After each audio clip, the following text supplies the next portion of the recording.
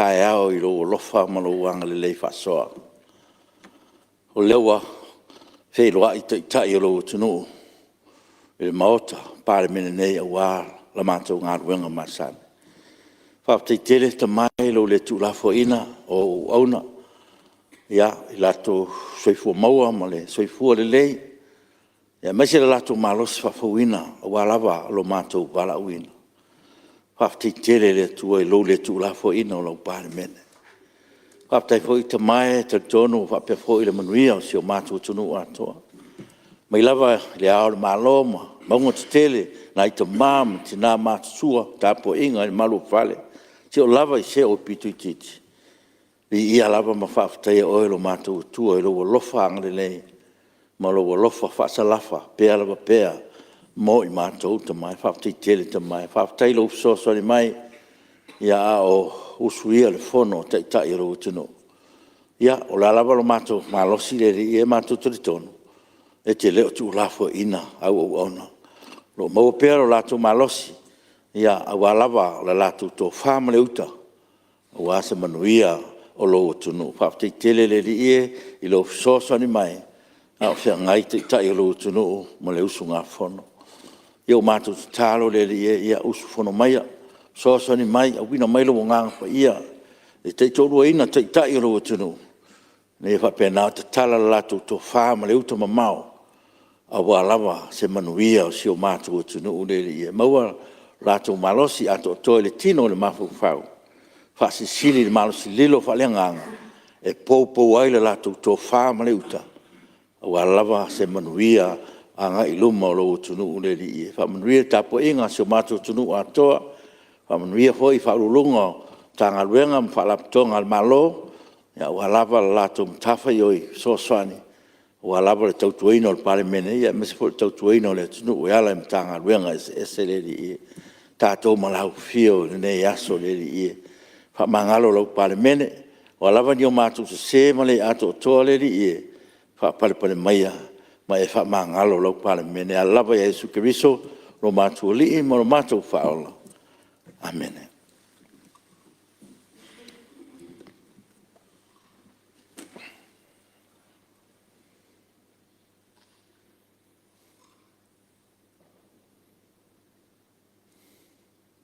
Of time.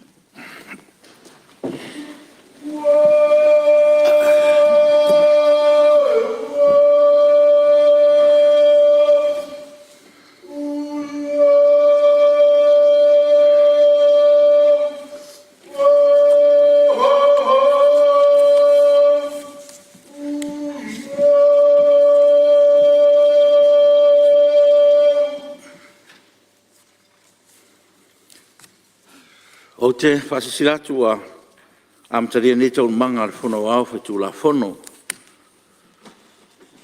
Ia wa te lava upu manu nei tai au.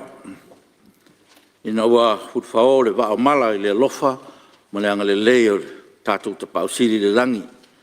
Leo tātou toi pisi whaiai le manuia. Fui pe ia le vi inga ia te ia. O te whatu rima whatalo whatu. Wai pa ia whalangia. O tātou Palemene, tae au manuia, ma lo tau sui fua manuia, ma le langi mamā. Whatalo whatfoi pa ia o tātou maota. I ona tūlanga whalupea, sui o mtanga ruenga, whalap tonto moti.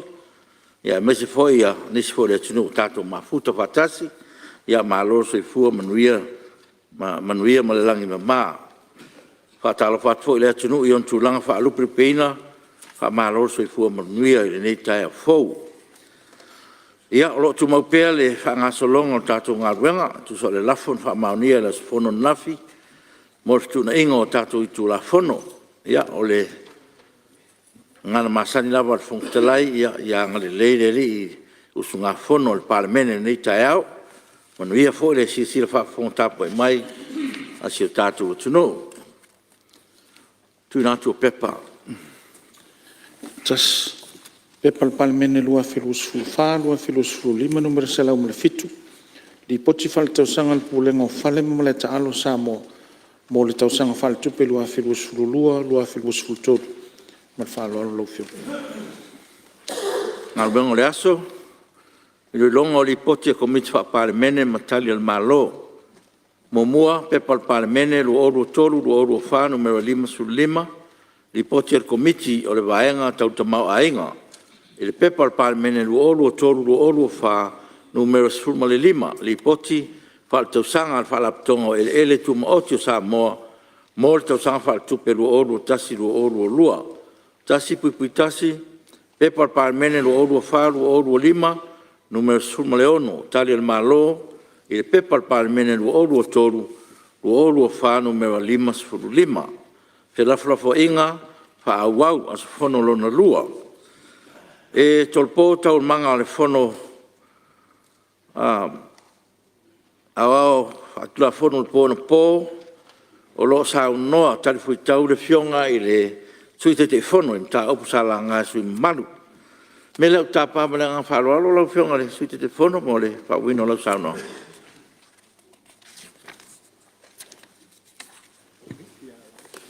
Patai atu lau fionga le whawhetalai. E tono le ua.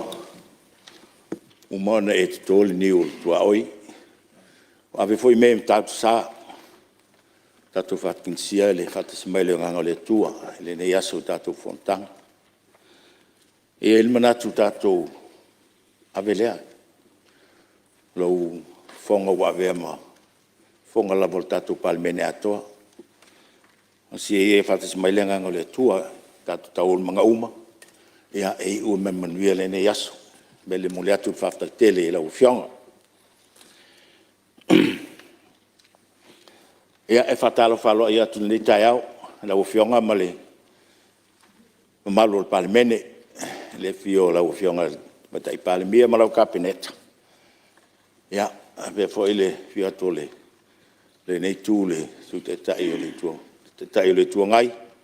Ia tai nane sui malu lava o Palemene ne Samoa. Malole tawatai, malole sui fomalau le lei.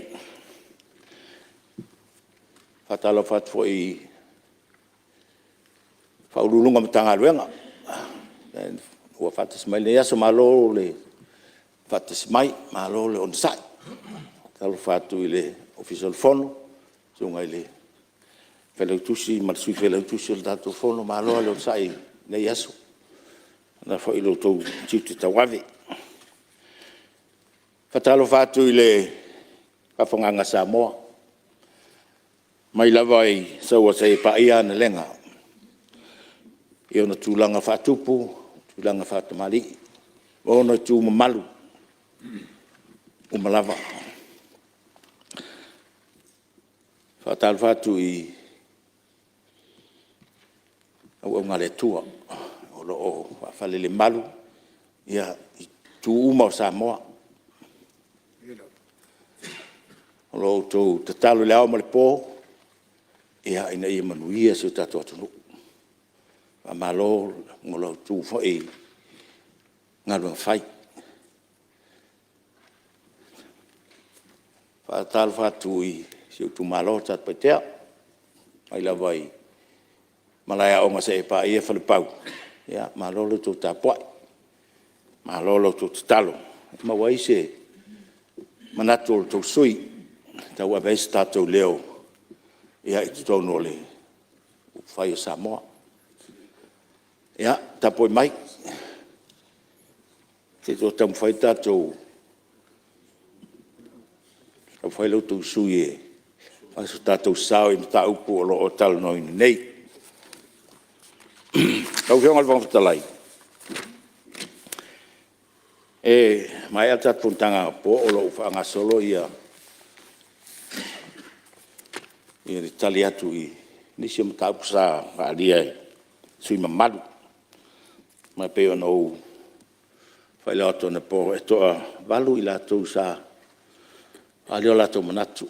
Lea fo sa moli atu la wala u whawhatai I lato sa fali manatu e loa ilta ua o li poti nei fali yo finangalo sui mamalu o Palemene ya e tapu e ai ngai ngal tangaluenga le minsta ma pele tangaluenga ia mo le anga ila vai luma le unga lava ina ia le leila unanga ia ma mo le manuia mo tanga uma o le tatu atu no o lo mana mia le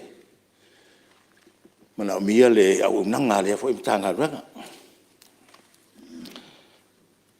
e o mela te mo mai tatu fontanga po o tu la u la ile se va nga sa fa ali se ta sui e nga tatu mala ta polo ia tamu fai ina ia unga ipea ia le atinai ina i fale leia ia le unanga e ala le toi amai nisi ta val ta polo ia mo la to ele o man malamai ta longa ni ta polo e mana o mi ala ta vale le ala na tilot ia e ta vale fo le nga mai furu e ta vale fo ia mai si mena fa tau tele ia expenses for le tu peru tono at tau na fa le wa le mau fo la tu pe mau mai le fo fa tau le palau fa tau ia mo ia fa pito ai mo ai ia medio greens tele la ti na sa tau fa il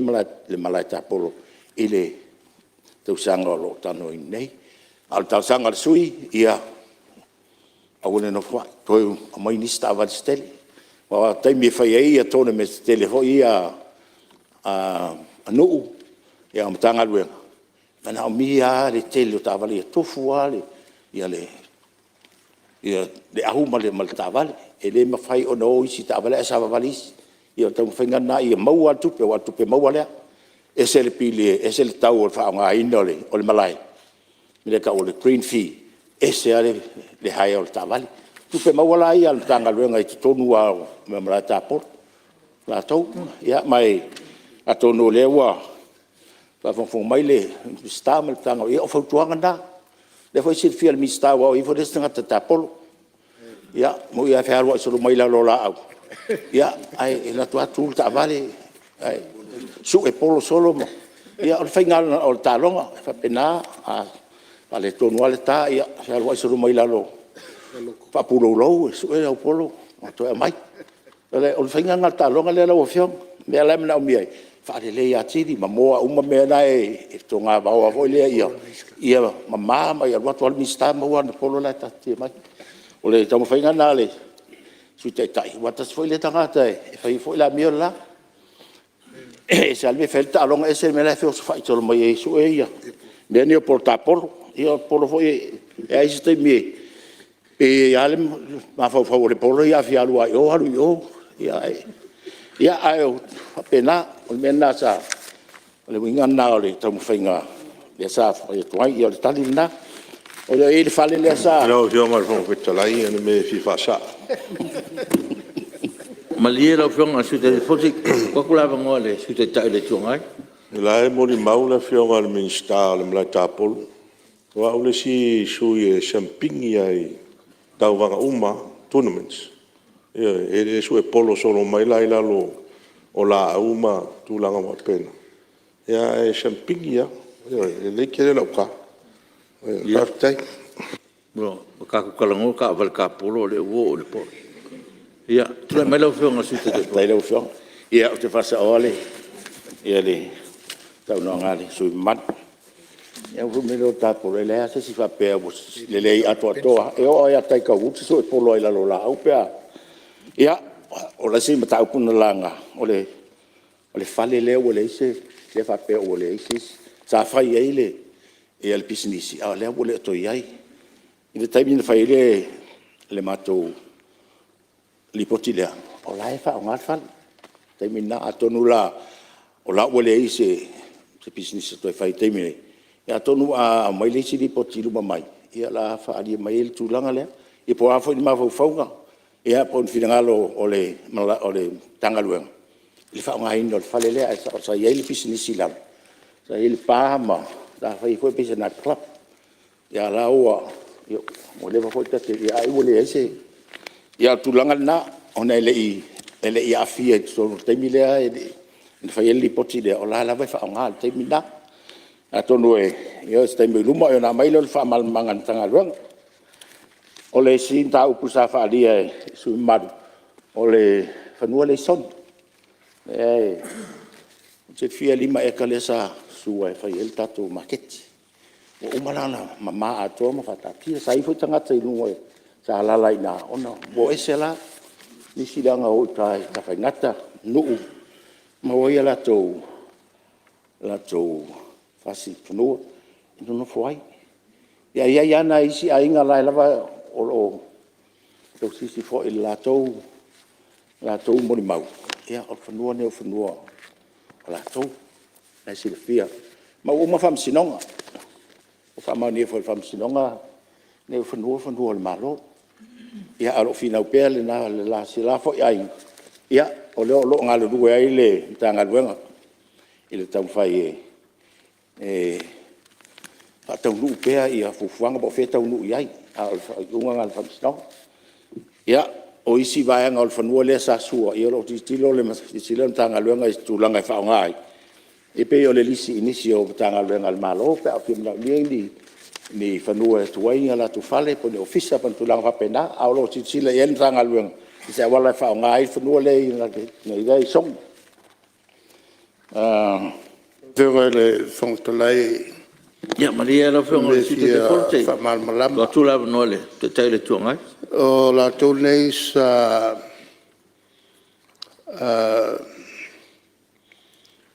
a fia le tulanga le mafa sa o ia ele nei o ele o malo sa fa ia la to sa fa ele tatu fala tonga ele ia no fonga se ia I ta fengata al mera le tupu o isi ainga o ta toru ta fa ia la tu ele I ta fengata pe wo ese fo ele ina e tele ainga la tu kota eka o le mela o motilo e tingana mo ele uta ale fo te sina wai lo no wenga e mana o I mana o ta a o uma na family ina ia le tulanga te tau o toai ina ia whalau ele malo moati na el malo. Ya, tu la melo fo ngale tu te fono. ia paptai le Lau whonga.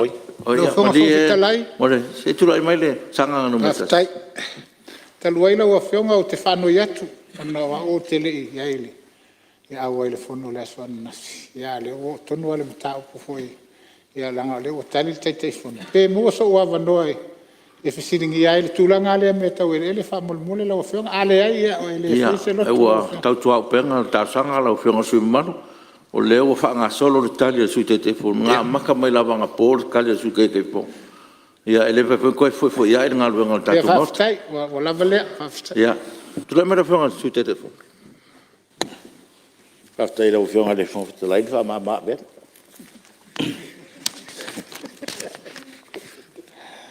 la mate no fo se uso ia te le ro e tau fo me nan ang fa mai ke ko pe ko ai ia le se o sa no le si suie FC ia pe fia ia fanuale al sala si le sa vatu ia ma fanua la ua whaonga uma o te pupu al vaenga lea o le ngā luenga matua lea le ta ngā luenga neo lo whai kasi sili fo lipoti o lui tau ia sili ona tu ngā o lo te ngai pēr mali ta ngā luenga nei o le vālea ma lim whai pule o nu ngai fo isi le fia nisi fanua I o le malo le ia tua oima ma lim fai pule fanua lim fai pule e fanua nai fai asi fa faita mai fanua nai o mal temine lai le o ele o fa ngai nel malo fai ni ati nai ona e ale ma ale la vale le vale na foi fina o mai le e ale fai pule e ale foi fina o atu le tangaluang e no fa te male ale le va fer lo ile pai fo no atu le tangaluanga ia ma mai fanua e fai na tina e si la foi e lim fai pule le va fer lo le va foi no foi ia isi I tu malo whanua. Ne foi sa iele, sui sa, ia, ta sangan na. I whanua foi lai tua e o latou, tu malo. Te lei o whanua foi i nā ere. E lua tu I whale lima, tau ai o iasau. Whanua te tele na amai la lor salasi. A lea lawe tau mawhai, i ala matanga lunga i mawhai. Ina I so tai, ma maua se marienga. Ma ri mwhai pule. E whawhengofi ai o na alua ina whanua nei mwha ngā malo. O nā I lata, o lo iai fo isi whanua. Te lei o whanua, sa matu woko I lava taimi. O le vālea, whangtālea. E se ia manatu o isi, e se manatu o isi o tu malo nei. Pera foi I vai maunga. Tu langa le vaia. O le tali lātou I whanua ia I nei le tau langa pe o tai. I nuu ta whaingata. Ia malfaso lotu na. Ua tofu uma a inga ma. Ma a whaeka. Ma uwha ngā ina uma ia whanua na. Ia te vanga nai nisi whanua fo I nuu tua.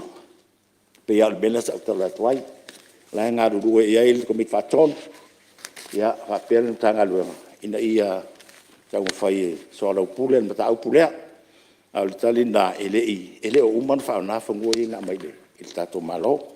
Ono tūlanga ia. Tūlanga nā. O leo whiunga pe mo sewa no. Mali alo whiunga sute te foti. Tuatura mo sui salenga numero tasi. Haftai lau whiunga whangwhitalai. Whamanu rua tui lau whiunga sute te ifono. Ona o leo o tonu lawa le saunuanga le. Sute te ifono le taupula saulanga na po. Ele fo ia le malo tua tu lo tu malo. Si wao ma whangwhau. O mali te mini.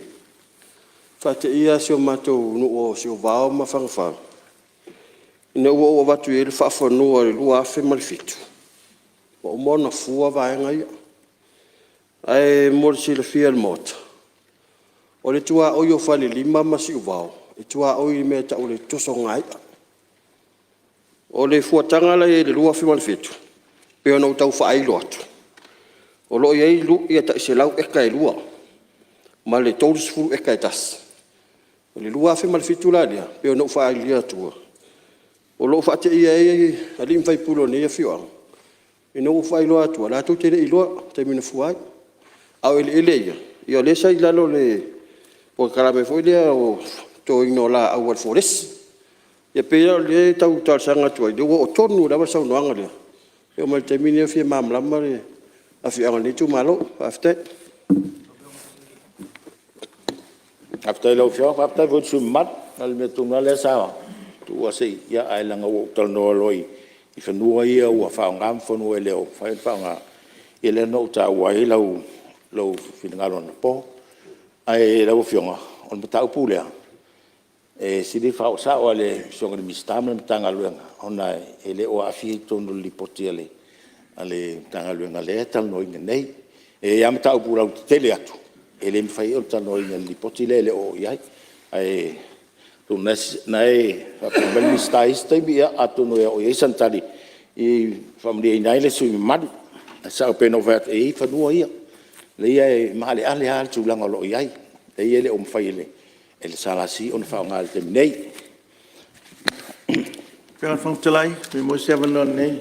Sunga whonu. Ia, mali alo whiunga le. Sui te whonu sei. Wapula mngoi, vai mongo numero tas. Ia, whatalo whatfoi nei tu malo ele. Maua lunga man mamalo le nei. Palemene le o whiunga whangtalai. Pena foi ni ngata langa atoa le whiunga mai le whiunga le. Tamaitai Palemene, e mese sui Palemene. Whiunga i lima tamaitai Ministar Kabineta. Le mo foi nei tu le whiunga le. Te tai le tuangai ma sui te tai. E mese sui ma malu umo le Palemene. Nana lele ase e le sui mai le tulanga I whanua.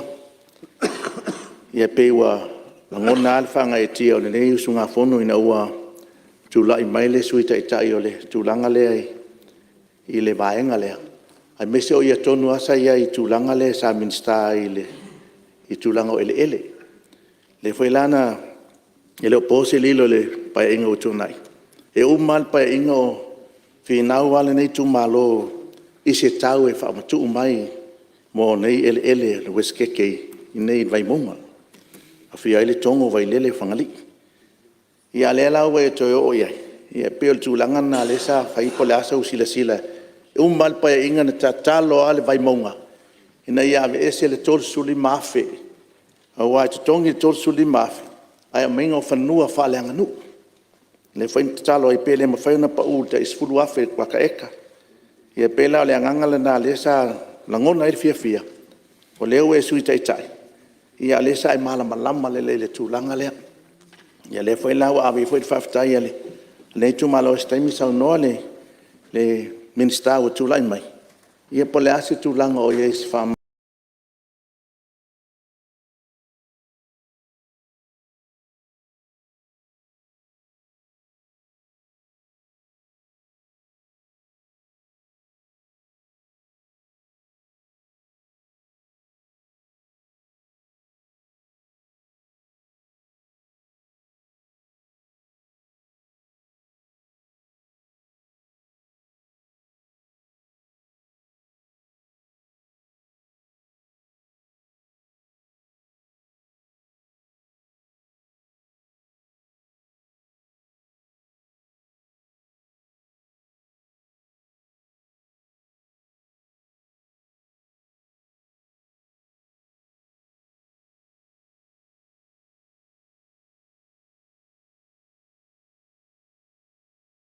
Ma venga wa le finawa se nei tu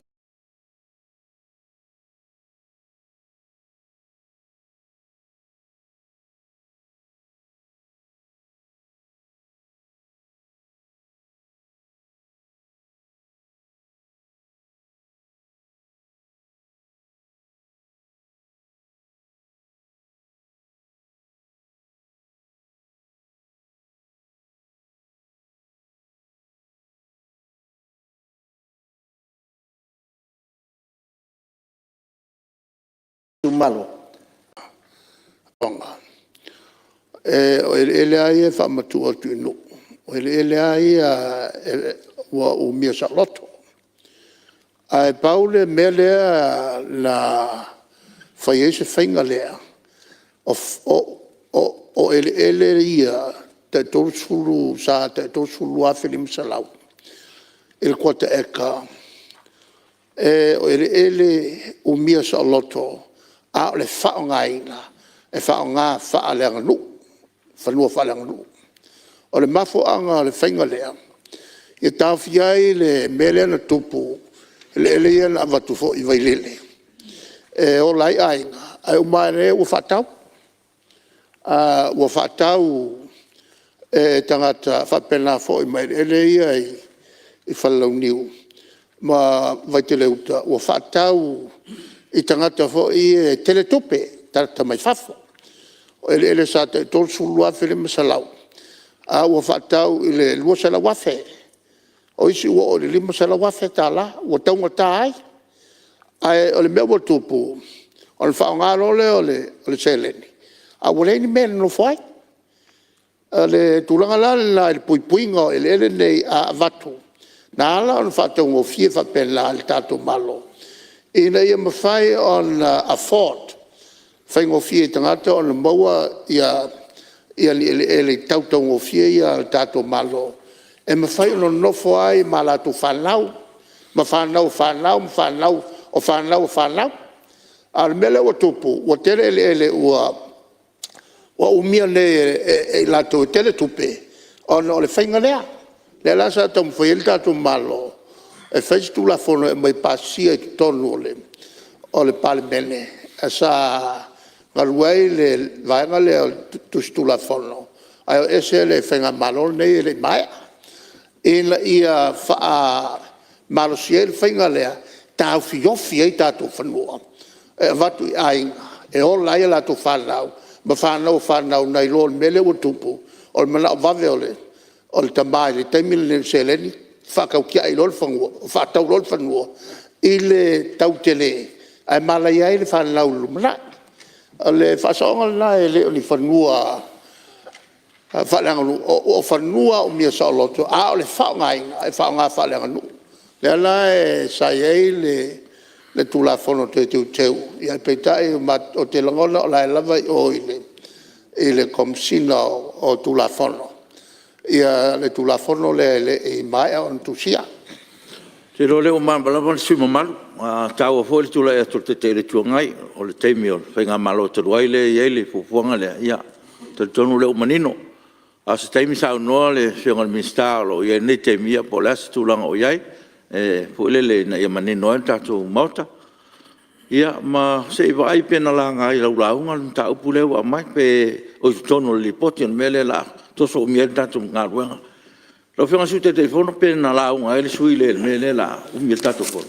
Io e la fiona. Ia faaftai ia lewa maua.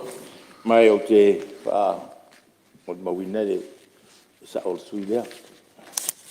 O le matau pual nei na la ngal sui nei talu la bon sa unu il Palemene o fanua ia mal tau.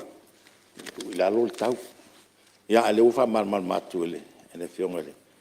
Ele tai le sa ia il nata mi fo ima mal unga le fai ia tonu ole fiona le mista ia male law reform ia po le do yesidi ia ton fa mal mamainga tu langa le on mal mai fo le su malu le tu langa lo ia o le ngoinga al malo pen fetale atu le ole lo fo tanga tonu ta ile ata mo fi fanu ia ole o le ngal na o langa o tup fa taui ia foi business tele tup ia no le ona tanga tol tata o no solo mai pu ia ai o la fo na ale malu ali fai pulo no wale la no foi ia ata nei fanu o fatau ale le la pasa fanga solo la o va le ale la pasa fanga solo se i o ti ia la o fa solo ia ale la o ia o mai na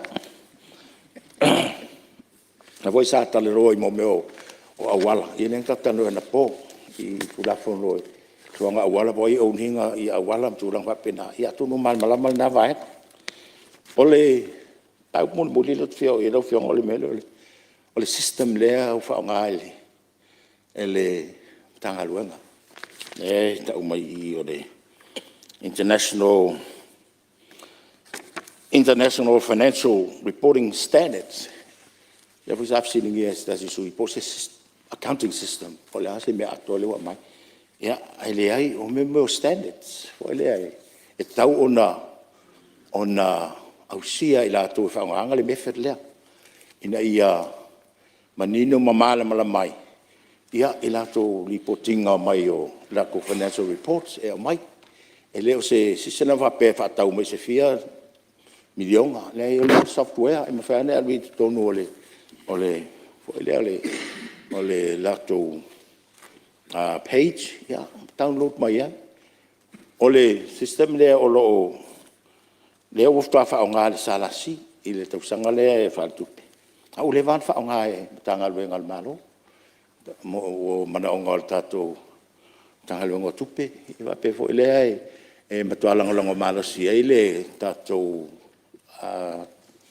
tanga le nga ole so tu simbal pusili le chief auditor ele so apela o se me foi le mo pasui ato ia le accounting ale matanga luanga ai o mana onga o standards ia to no le system me ta ona o ia e mal malamai uma foi ia ai nga tupe ta ona maua ele matanga luanga ile taimi mare taimi me fa ngota usam o isi vai nga e awane i tu va pe ai tala awane i tu va pe ia ta tia telefonga ko longa le mo e ya standards e tau pe 4% tu pena e tau on tam fai mo de la e fa bo fa nga le tanga le ma wala totala ia o tati le ale nga system ole method le la lo o la to nga luenga a me sel tau nga mai o me o lisi ia o fanua o tu lang fa pena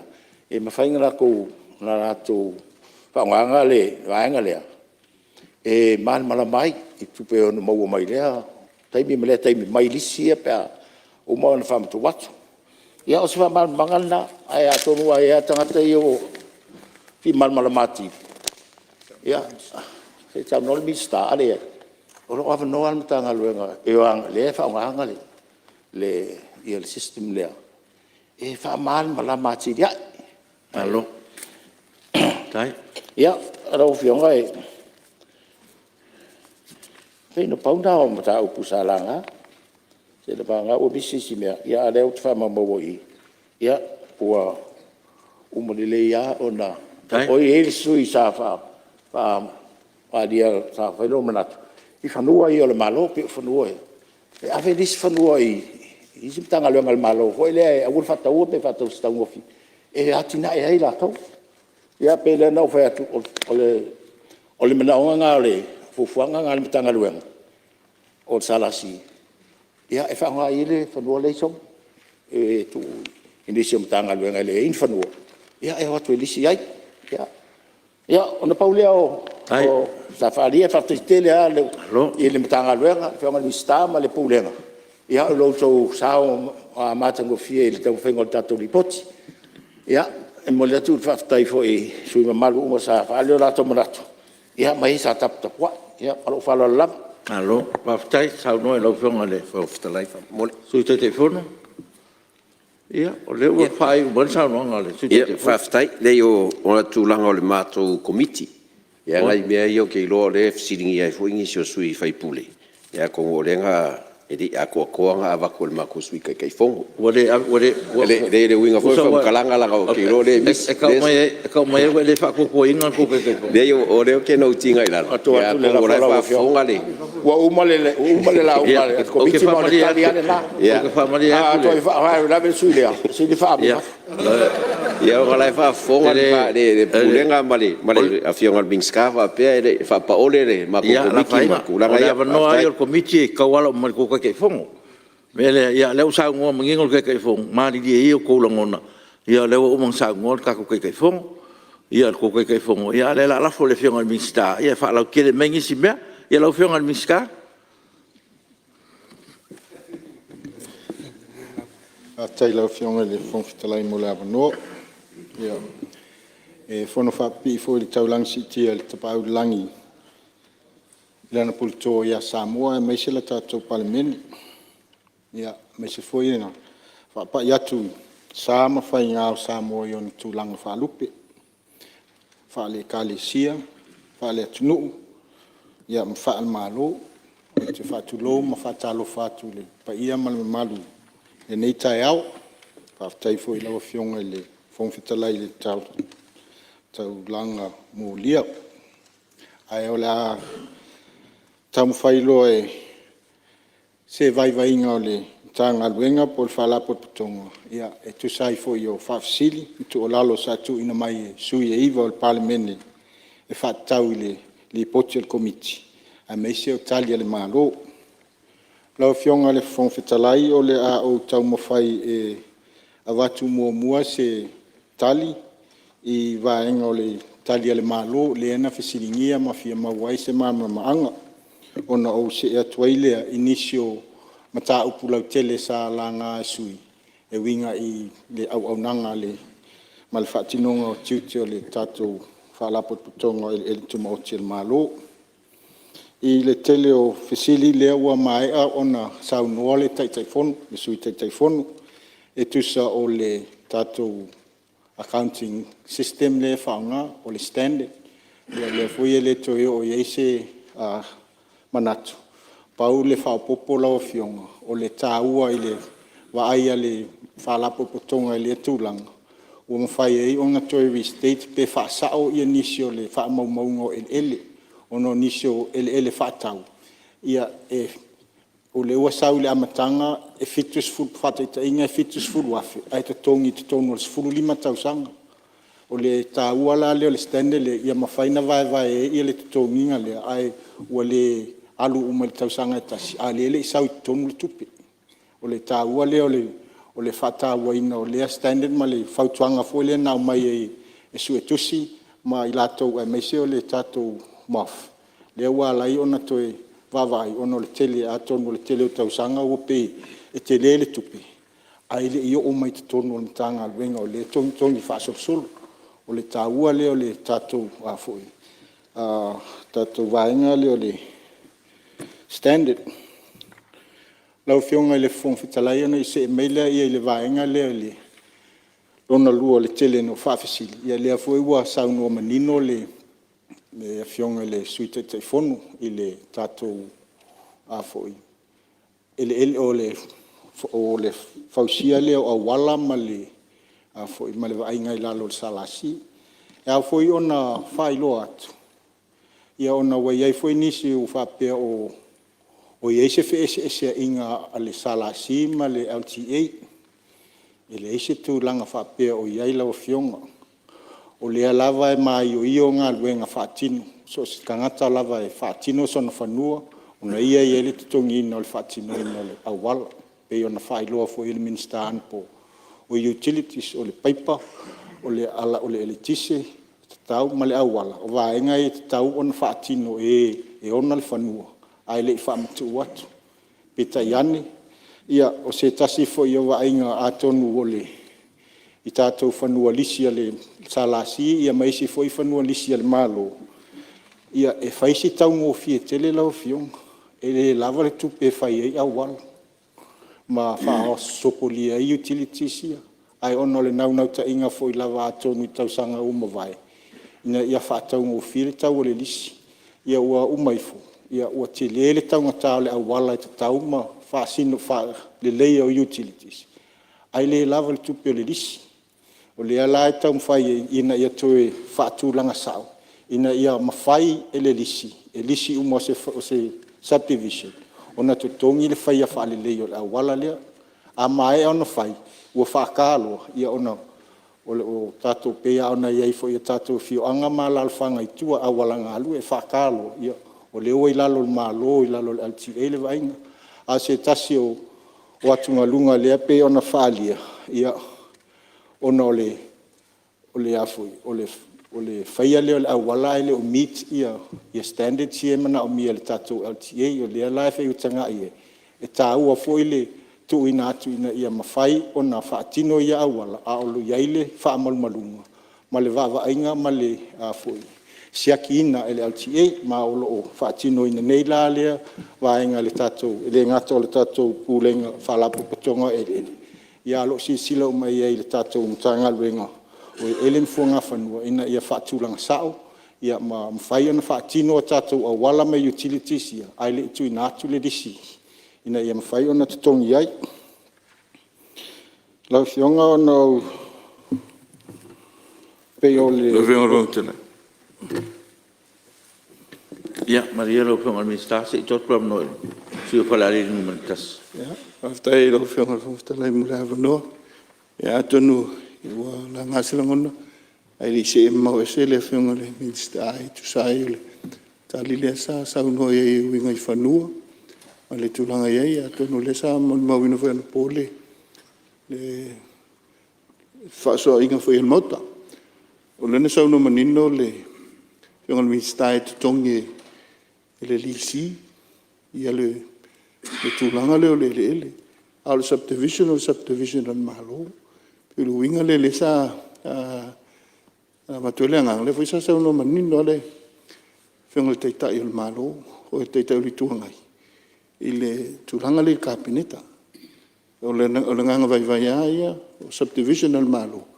Tauna wai ia budget implications. Ia ile budget al malo. No winga e te tau nei se condition va be. O me ile se yoenga al kabineta. O lisi al malo, ma subdivisions al malo. Ale la fole. Le burden di lungo.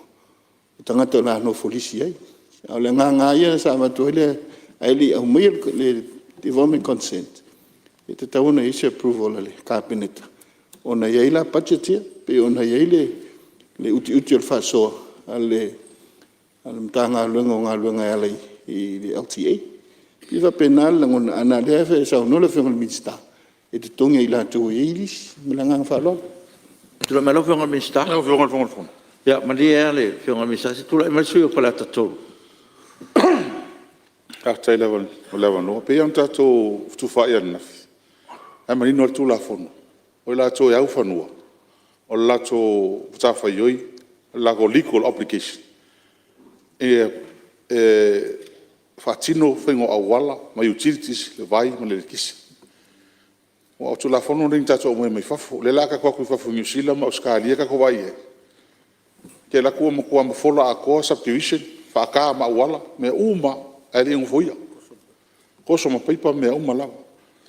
O na winga lalfa mtalanga. E safa tangata ye mo mofa atau whanua. Awai, e ok nei saka mo muli ne sfulpe tau sanga mo muli an. O le lei awala. Ale safa nei tangata ina at momo. Ale ka kongi umar kupele ai e o whanua. No winga la lau fionga le minister. O tam fa marsia tu la fon. Ava vai ro whanua. Ia matua whaata le awala langa le pion ine cost le tau whanua. Ale tu e ton mo tau mea ni. Ne fa fengo fia na fai. A o mai le so, ilo whanua fo ngai. E visa fa tau nupi fai ale sa. O mai le so. Wale, ango awa. A tala fa na mai. Fa tau fa tasi le tau le fa popo le tau awala me va pena. No winga. E tau fa marsia. A fa na alu tono tau whanua ia Samoa land. Fa tau. E tau ana mautinoa. E fai le le awala. Me umani. Ai le fa tau ina whanua. Ia so atoa lava le tise me ma wale e foi tangata free tangata foi tu mo ocho le fa tau la whanua. Al me lava le tas ole alo mai lato application le fa tu la fun. Man fa lava. Yo me lo fui a minister.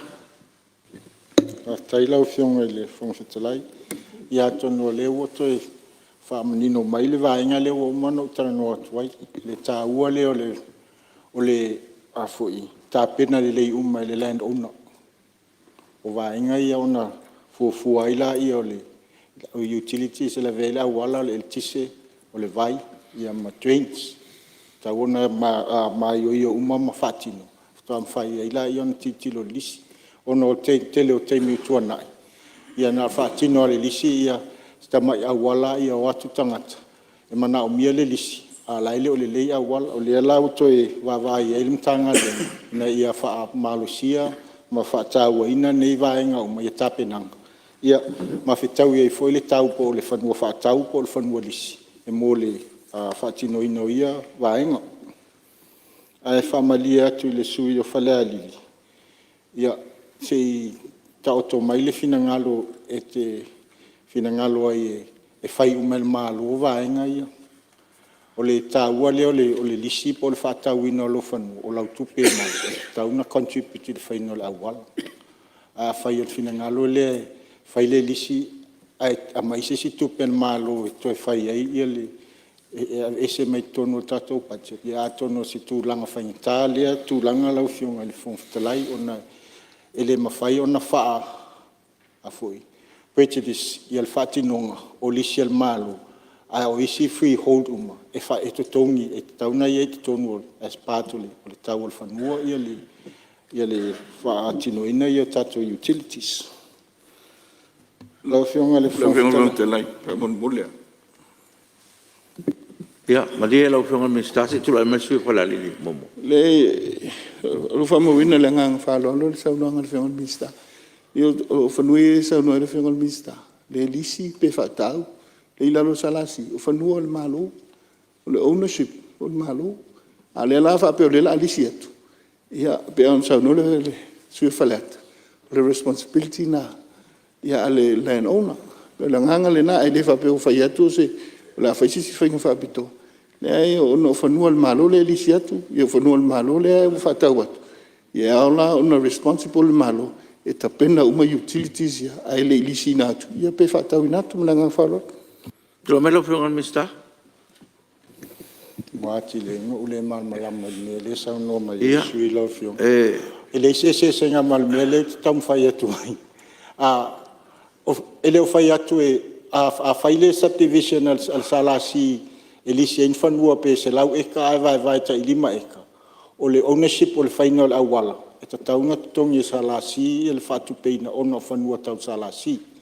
O le tau o le fanua mai le lisi le la fa ma tu e sa tuai.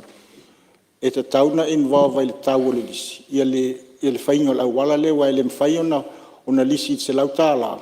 Ia le eka. I expect e fa kale awala.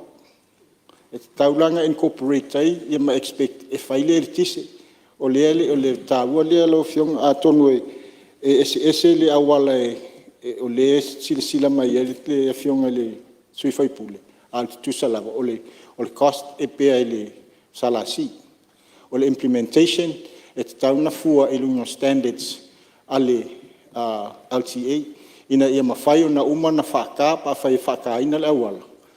A lae o atu le maintenance ele sa ele LTA o laua o lae le lei ina ia awane i toe uma le awala a whai wha ele o whai a wha le lei el salasi po sesi lava freehold ai uma i fuate le atualitinga ina o le LTA malmalo e toe wha tupe le tele le wha le lei le awala a le maintenance lea a o le peo la tam whai atu le lau fionga i le whongfitalai le tūlanga lea Lo fionga le whongfitalai e ua manatu a ia o a tātou fo ia i lawa leo sau minister nei to so tātou teimi o lewa sau minister a ia se si meo tutoe ia ele ia le talano ia se teimi o no tātou ngarua ia famawina lo fionga malanga falo ia na le sau no le fionga minister pe ele manino le mele tong fai tuai lo manino ala no sei fanua tangata ono le future selen al tulanga le awala ma utilities long term investments of that infrastructure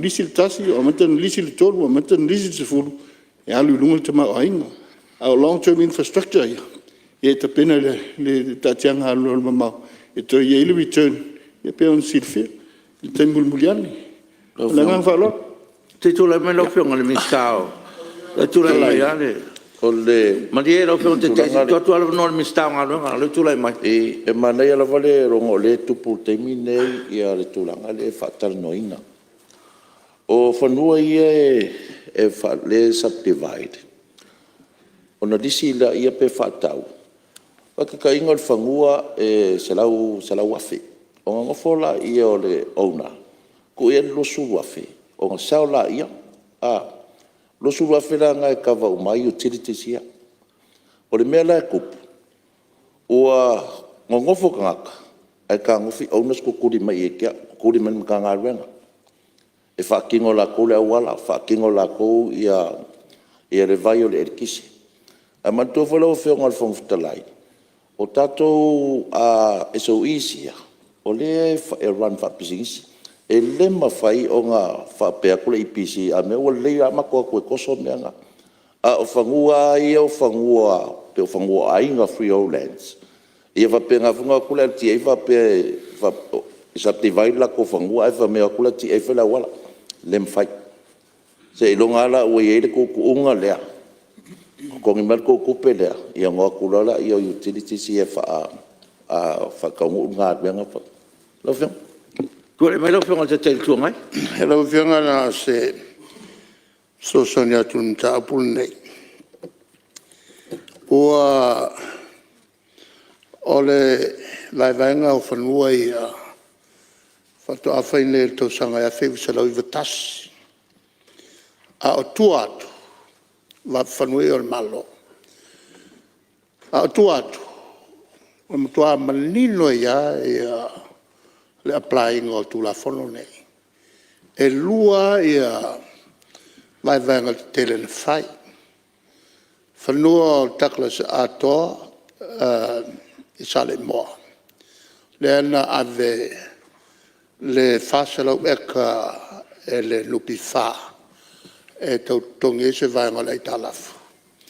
Ia ma fanua ia Popcroft le ana fatau e sui vai. E le tau sanga e whai usalau i wasfuru. O le whataunga la whanua nei, le ana awala mai nupi wha, e lava se leni. Al nupi wha lava se leni o Popcroft. Na whaiai vai vaenga ia, e le teimi tūna mai sui vai o il na lea sa a vea ma agent. E lei alas whawhitau li tūla mai teimi na, i le applying o tūla whono lea. E whaia e la tō e vai ia whanua, ia awala, ia whapefo e male tosa tu le tise. Wai ki kele ia tupe na whata wai o wala nupi wha, e ui e le na whai.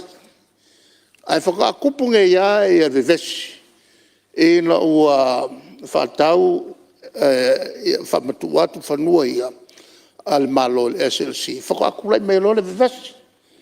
Ona o leo ua pe ua nini atu le malo iai. Na pe leo le a whaisa whainga whapitoa mo le malo. A le mea ia. Sa taua na alu pēr tu la whano. Whaia el whalapotonga. O iana el whalapotonga. Ia, o le fisili le la. A whai o le malo iana el whalapotonga. O le malo e pau iai. So el whanganga le common sense. O le mele tupunei. O le whinga o minska. O le body whai o le authority whai le whaiunga. O le kabineta. Ia, te lo le umanino le tulanga, lau whionga minsta, leo e sang no tulafono, ia, te lo le umanino le tulanga lea, mo le silfia le tatou mauta. Wha sau no? Dai lau whionga le whongfitalai. O se mai lole i inisio o whautuanga foi po o tua laloa sui o le tatou Palemene nei, na amata mai le songi lau whionga le. Ia le ua mai a foi o na saunoa le sui tai fono ma faali foi ia le terminei ia o lo ta oto ai ia se a fo lo ta oto le o fatino le market ale le songi ia o lo ua ta oto nei se ia se tai me fai ia se fo fuanga le kabineta ma ta malo ai o tangata uma ia uma na fa pe na sa ngoni sio sui ia le ua mau la to fanua ma se e atu i vaenga i o tafa ingata ea. O le foi ua mai e alfa masinonga pe ona saunole sui tai fono. Ia le ua whapea ona lapata i ai a inga i o tutoe ina ia mwhai ona si tia loa i ese ma le ele i ele u whapea ona whamatu uatu ma whaatau ai lato whanua fau. Lau whionga le whongwhitalai ono se meile se tasi foi ofisili e le whausiaina o le tātou maketi. Le e whapea pe wa iaise 5 miliona whaopopo. O le talipopo e le ai. E le ai se tupe whaopopo o iai. O le tala salatua po se manatu ua whapea o iaise. Ia o le saonga lau whionga. E le aise tau whaopopo o iai. E iai le assessment sa whai e le au konkarati. Le ana iai le lato manatu. E tatau ona toi whaopopo se si vaenga. A o le tatou engineer po le company le project manager le o mana toi fai ai o le ito tonu lava o scope o le tau tenda i le fatino ino ngā wenga ia mai o lo tu mau ai pia lava e le se fa poponga o iai o le ala lato li poti fo i nisi fa poponga o le awa uma na fatino ino le geotech study le na au mai le lato tenda ia o le fua lava i le fatino ino lau whionga le whongwhitalai o nau se e meila ia le tūlanga leo le malaita apolo i whaleata. Ia le anwhaalia ni sio sui ia le sitasi o whale lea ua le oto e whaonga ina. Ia ina ua whaamalo lo foi ma whauma le konkaratia le sa ia waia le malai le whale lea. Ia le ana whaasala lau ai mo tolu masina. Ia mao le ua avatu tonu ia tenda ae e lato te o lo ilo nei ele whala potpotonga ia se o le amawhai ona whaamatu ua tiai e tau aveina le tūlanga. O le tūlanga i tātou malaita apolo ia meise foi o le tālosanga i tāwale fau ia o lo sila ia le tātou whala potpotonga pei ona sila fia ia meise lava i latou ia na whaalia ia atonu o latou tangata fia tālongo le tanga apolo. Ia o leana au mai tausanga o te anisi leana whaafou le tele o le fleet o lo iai fo inisi o tā vale tuai ia o lo taumwhai pe to en whain whale lei ona pe to e fisu ia ia al teminei o lo o lava tā pena ia ai iai lava le nau ta inga o le tātou whalapo patonga. Ina ia mawhai ona si itia e le ngata o tā vale. Ia whapea fo i le si itia o le au nanga i le ala le malai tā polo.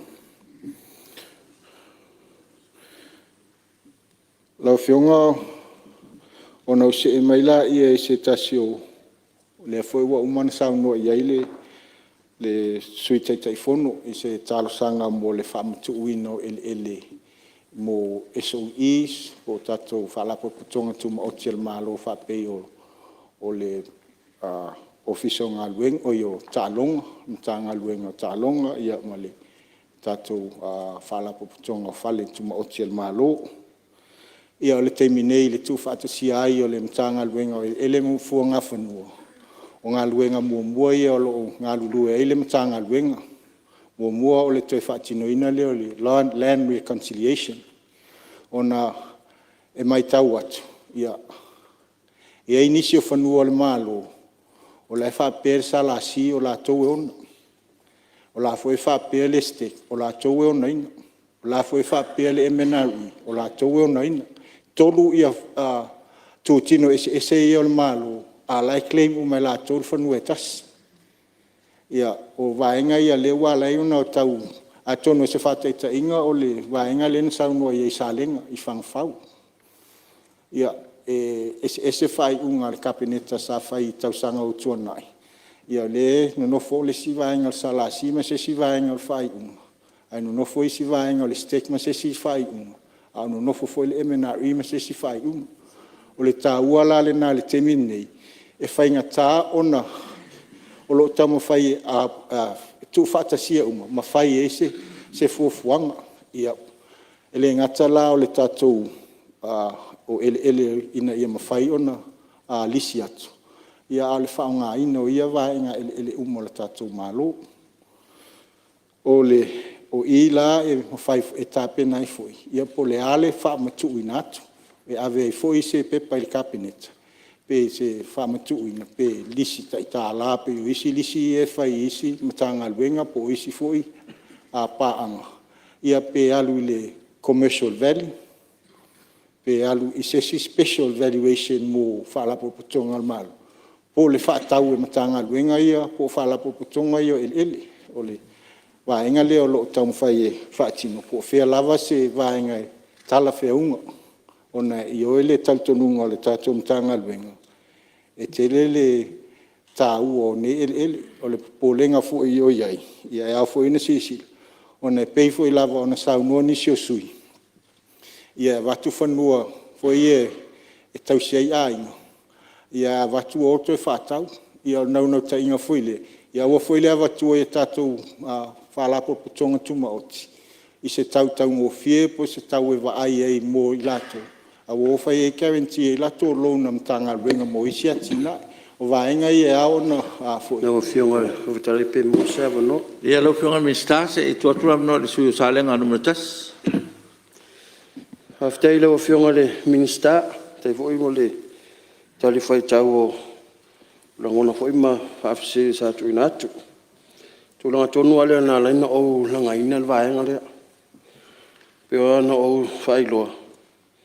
O mal te mine o maua se file mo nei tu malo ono lo afe mal fitu no to sala si fo no ia ai o ele ia o ele fasino tonu lo tu malo si ubao fangfau sa lenga ai a sila lo fionga mi stata wala tu lo fionga li oftala ele onga lu ina si ubao fangfau no o la uma tele na ave falima o se mea lai whaano noai o le angai mai o le sia fiu anganga lua ele whaasino tonu i lo utu malo au le mata atu ma se la atu o le mwhai pule ma pule ngā fiu anga pera le ale no whai lo atu lua afe ma le fitu na fuaina i le salasi ele ia lua ta i se lau eka ma le tasi le tosu fitu eka a se sila lau fiu anga i le minsta ele el watu ai tuo sa lenga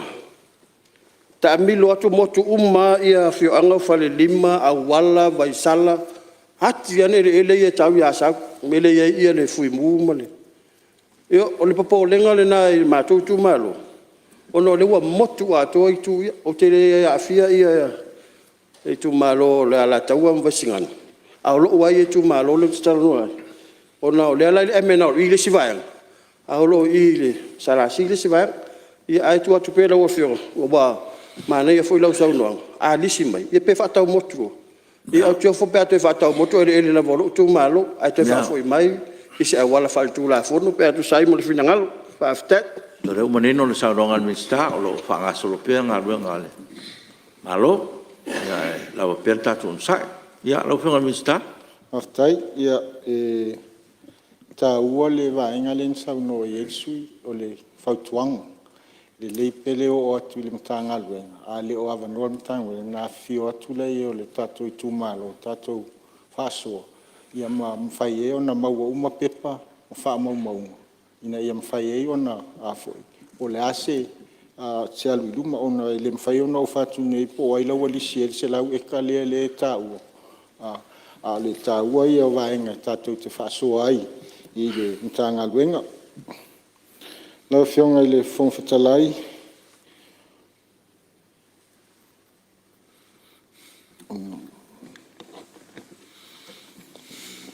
O na o mai le e se whawhisidi e se tasi o sui na whapea e whai i ele e mana o mia development consent ale puma.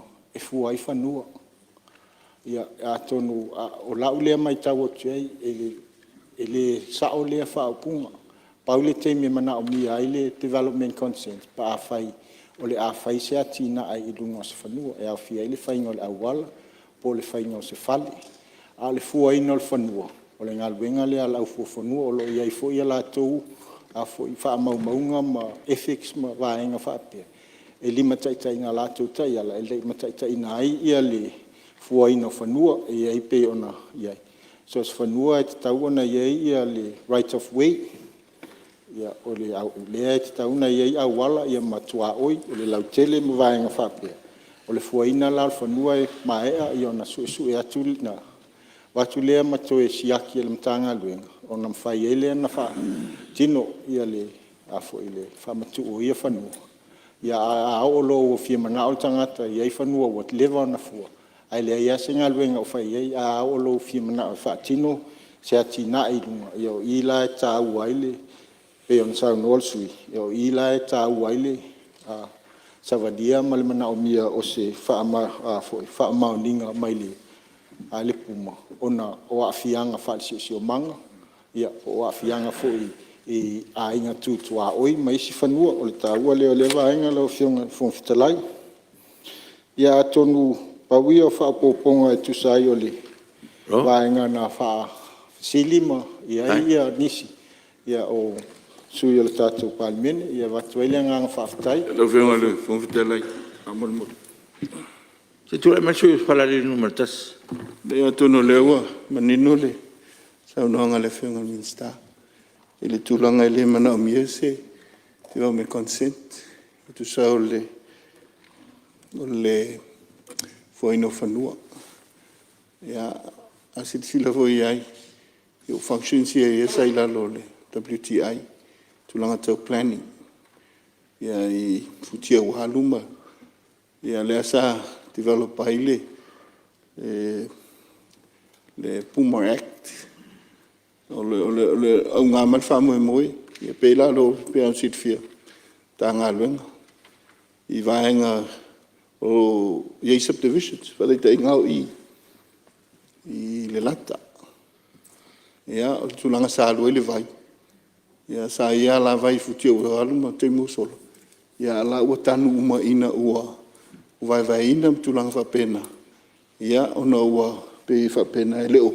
Amana ia le tūlanga tā ua. Wa la vai pe msau le whionga minsta ngā luenga. Aina o se tua lalo a whapeo o le i tue leo iai. E sa wilo tanto dunga sa iai, ya to sila iai. O le mea o ngā. E tā ua le whetau i le leo tūlanga i tā tia ile ala vai, ma tā tia ile awala. Ia, na ilo le umai fose awala se tasi. Ai se fulu ni awala lau papa. Ia ono le tūlanga le nau subdivision. Peo na watu e whapena. Ia so sone to ile. Tātum tā upo whamawina si ngalo me whamabista. Tu le mero whamabista? Na whionga le whongwhitalai ia nā nau toe. Whaftaimo le manatu ma whautuanga o le ato e sisila iai. Ai le whamanatu atu fui. O i lātou o fuwhanua. I tai tolu tai whātau sanga o a onga whatoa maua lau whailonga fuwhanua. O ai fuwhanua. o le vaenga uma e sila ia le ifuaina le fanua o le topography ele o a vaenga ma isi e vavai mai e fua ia le fatinonga o le fuaina o le fanua o le ala foi le o lo ave le fatutuanga I fuafanua o le ua uma na latou aʻoga ma latou silafia uma vaenga ia ae ele o tuu ai le fautua pea ia o le tatou matagaluega I fuafuaga ia ae o le faatuatuaga lea le ua taoto ia I le au fuafanua ona o loʻu iai foi lo latou malamalamaga ai lē na le nofo mafua atu totonu o le fale o lea foi e latou te savavali I tua I vaenga tono iai fuaino ia fanua ae faafetai lau fioga I le fogafitalai ona faamae atu ai lea ia o se faamatalaga Tulai mai lau whenga te whono mo le lafu.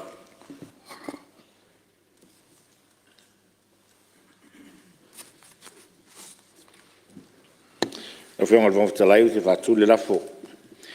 Nei e whamaunia le whanau au li poti o komiti e pei o nei le loina. Na fulela o whiong.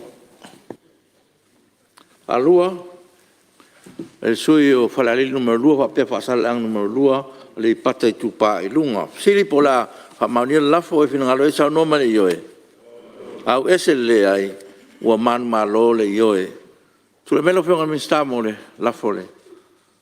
Tali le malo. Aftai lau fionga le fogafitalai ae leʻi faatuuina le lafo ia o lana leʻi umatu lata taua ia watu le faafetai I sui o le palemene sa latou fesiligia ma tuʻalalo na tuʻumai ia watu foi le faafetai I le komiti sa latou lauliliuina ia le nei a lipoti ia watu foi le faafetai I le matagaluega po le faalapotopotoga I le latou galuega auā le tautuaina o la tātou atunu. Ona se mai le lau fionga I le fogafitalai. O te whātū le lafo ina ia whaamaonia le whanua au, tali al malo I whautuanga al komiti o le vaenga tau le tamau ainga. Whalua, mistao whatuanga, mistao sotainga, mistao aonga, mistao pisinisi, mala manuia. Siri pala whaamaonia le lafo o e whinangaro e sao noma le ioe. Au ese le ai. Ua manu malo le ioe. Lua, pepa palemene lua tolu, numero iwa suruiva. Ni poti al komiti o tūlafon tū mau, tau whinga palota, tau sanga ma tau whinga whaavae, il pepa palemene lua tasi, numero se lau tosu malfa, ma il pepa palemene lua tasi, lua, numero ono sfulu, ni poti wha tau sanga, ale ofisa al komisi, o whainga pālota mō tausanga pāl tupe lua o te siwa, lua o male lua o tasi. Lua pupu tasi, pepal palemene lua wha, lua lima, numero sumal fitu, tari al malo pepal palemene lua tolu, numero iwa suruiva. Tolu, pepal palemene lua tolu, lua wha, numero selau lua wha, li poter komite tu la fon tu mau, tau whainga pālota, tau sanga ma tau whinga whaavai, pepal palemene luolu tolu, luolu wha, numero whaas fulu, ma pepal palemene luolu tolu, luolu wha, numero se lau ma tasi, li poti wha tau sanga, ale official komisi whainga pālota, ma tau sanga wha tupe, luolu tasi, luolu lua, ma luolu tolu pui tasi, pepal palemene luolu wha, luolu lima numero whaasu wha. Tari al malo pepal palemene luolu tolu, luolu wha, numero se lau luosu wha. Tule melo whionga te te whono, komiti o tūlafon tū mau, tau tu whinga pālota, tau sanga tu whinga pāpāwai. Whaftai atu lau whionga te whangwhitalai, mā lor pale, mā lor whalau. Lau whionga te whangwhitalai o te whātū le lafo, na ia whautangia e whono au li poti e lua, al komiti o tūlafon tū mau, tau putau whainga pālota, tau sangam tō whinga whāwhāwai, o lo watu ina tuai ana sa i linga whautuanga mai una whongo.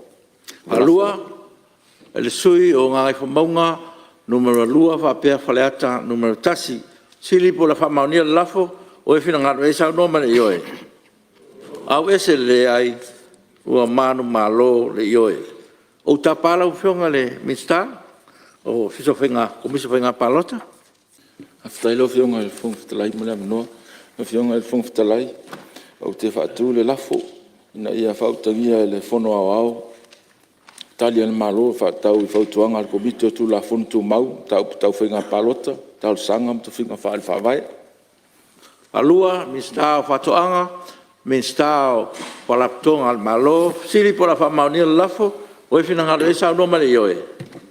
Au ese le ai, ua manu malo le ioe. Ia leu mai a whautangia e whono au li poti al komite, e pe no whailo atu, whape fo Italian malo. Ia, te loa leu tātou taunu tātou taimi malo lo tai au.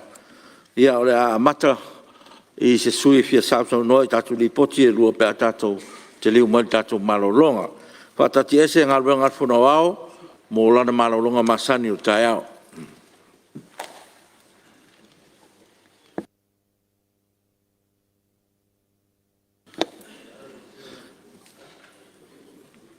Ia, ele manatu ole komiti o ngā ruenga fia wheloa I nei pe a whatātou malo longa, se I tau whaanga solo le tātou ngā ruenga, mo le lo toi mo tātou asofono nei, man whaaloaro.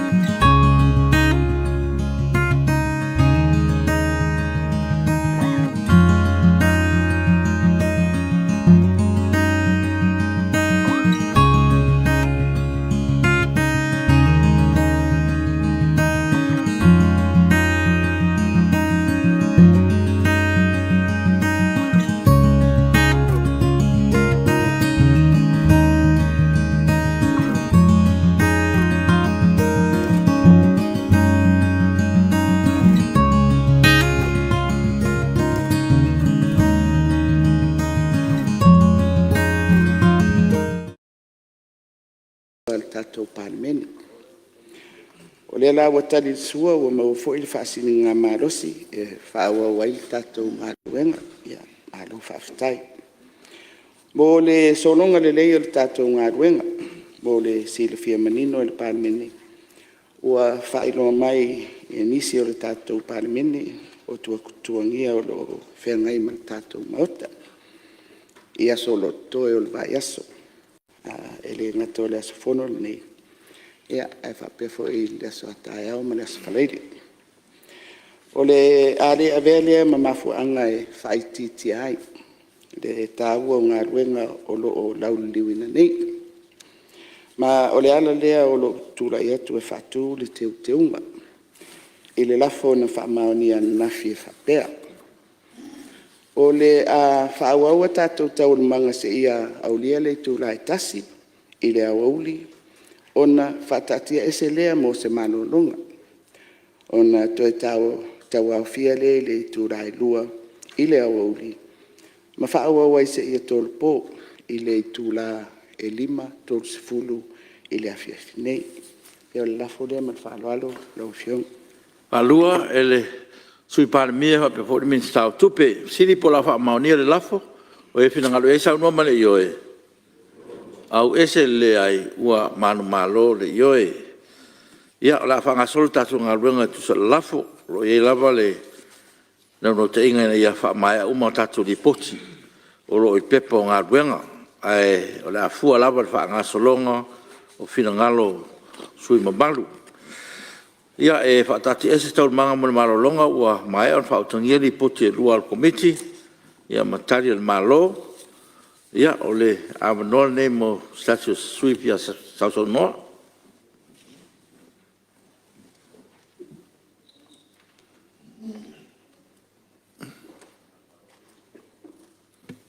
Ia ture me sui o whaleata numero tōru.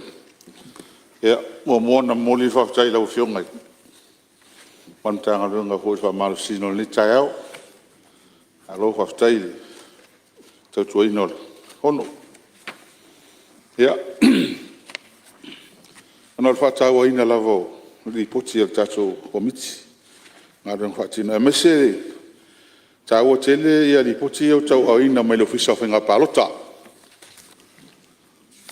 E lua li poti. Tolu ia whautuanga lesi li poti e lua lesi li poti. O li poti o whautuanga la ia e lua tusa leia. O le tau whaifa marusia tale le malo. Ia ma le se template. Wa mai am tanga luenga whautuanga ia whai atu ia se template. Fo lea o se whauili. Fo lea whaili poti whatausanga am tanga luenga le malo. Ia ma le tasi lisi whautuanga. Ia o le tapenanga leo le lola ma le kiringinga o le lola. A o lumana i le whainga palota o lumana i. Ia mesele pēli stalai na atoa Samoa lo whangasoni. Pei o le vanga tonu la le lefi alu ele se manatu. O le ripoti le ale electoral commission. Mana ia, he manifinifi ia. Tolu sulu lau pepa o whapalangi ia, o te lai ditu Samoa. E se lua sulu lau pepa ia pe sulu walu le imo tala. Upu hoi. E sulu lua pe te sulu imo ata. Ia. O te lau ripoti ia mai pengi au pon foi le. Ia alo la tonu. O le au mana ia, awa sa o le mtanga luenga. O le matou foi le whautuanga komite o tupe. E le PSC, ma le MPE, e la tau ia le regulatinga mtanga luenga le malo. Provided la cosa template. Ya wivi o meni. Ele ai ma se a ngā te tele ia li poti. A mea ele tele se teimie. Pai tau ima ngā wa mea pe mai le tausanga. A le whautuanga sa avi iei. Mua. Ngā luenga whaatino le tausanga. Wa maea. O achievements. O lui tau. Challenges. Ia. Ma le ngā ilum. Pauana. Ele a tosa fulu o lau pepa. Ia ai whaftai o le ua whaaluana amai komiti. Nau nang o ina nesu. O le vantan whaatino o le tūlanga. Ia wame kako kisi. Eki se lau mo kupu ia. Mau anu repoti e. E kaulanga amese me whengo whiang whai tau e tātou mamla mai. Ia. Ai, o le manatu au tu. O le tātou tapenanga o le tātou whenga palo. Ta tele fina ngalo ian whaalia ini. Pe ngā whatia le mitanga ruenga. O na whaia le listala atoa le Samoa, ai le o maili. Au mana ili tau sang a palo tau sang fo. A maili sa noa le whionga le mista. Ta tia tolo ngalu e, malo, paftai. Ia wai li poti. Li poti elu. O le take le ngalu e le ofisa. New registration i kausanga. Lua se lau lima se lau tau sang. Lua se lau lima se lau le stala fo tau sang. Lua o lua tasi lua o lua lua. Au whai o tangata le stala fo nu whai. Al tolu se lau iwa wha. O le lua lua lua tolu. Tolu se lau tolu wha. Ia. O le tūlanga lea lau whionga le mista. A whai ole tūlanga le whata atia mo. Ere ato se lua whi lima tau sang. Le stafo. Ai a whai o le ta amiro lai tua. Wai tūlanga wa pena. Tūlanga na o le whia manino mai. O le interview lea le na sau nei ale komisina whainga palota masinin tene. Saf siringi ai pe fia ni le stala oia. Ia pe futu ator suru mo tupu a fea. Nto siringi ale pe fia tangata fui ofa o le stala mai online. O le tala na o mai. Online, so far. Na le valu se lau lima sfulu. Valu se lau lima sfulu tangata. Individuals. Valu se lau tolu rua. Samoa lava ia. Na o le tasi mai Amerika. Valu mai New Zealand. E fiku mai Australia. Ia. O le tūlanga. A le valu se lau lima sfulu. A mai lea valu se lau lima sfulu. Na le tolu se lau valu tolu. Ua mahe ale lei le stala. Tolu se lau valu tolu. Mal numela le. O ingo tanta mai fafo ia o le skala mai fa ngai ka ko mea ia le masini ni. Nga sfulu ono. Ma le taimi a tole na amata mai ese ia o mai masini tene. Fafa o monga ia le watu fa monga. Man tanga le. Le ala le to e fa manatu o tua ni tatu tala noai. Tūlanga le. Au fionga wa. Na tu e tiro leila o fionga tanga e tūlanga le o ye tatu. Il fa soloina o le stala. E lo tali tonu. Al mea le na matai o na tu fatasi ia fa ngale.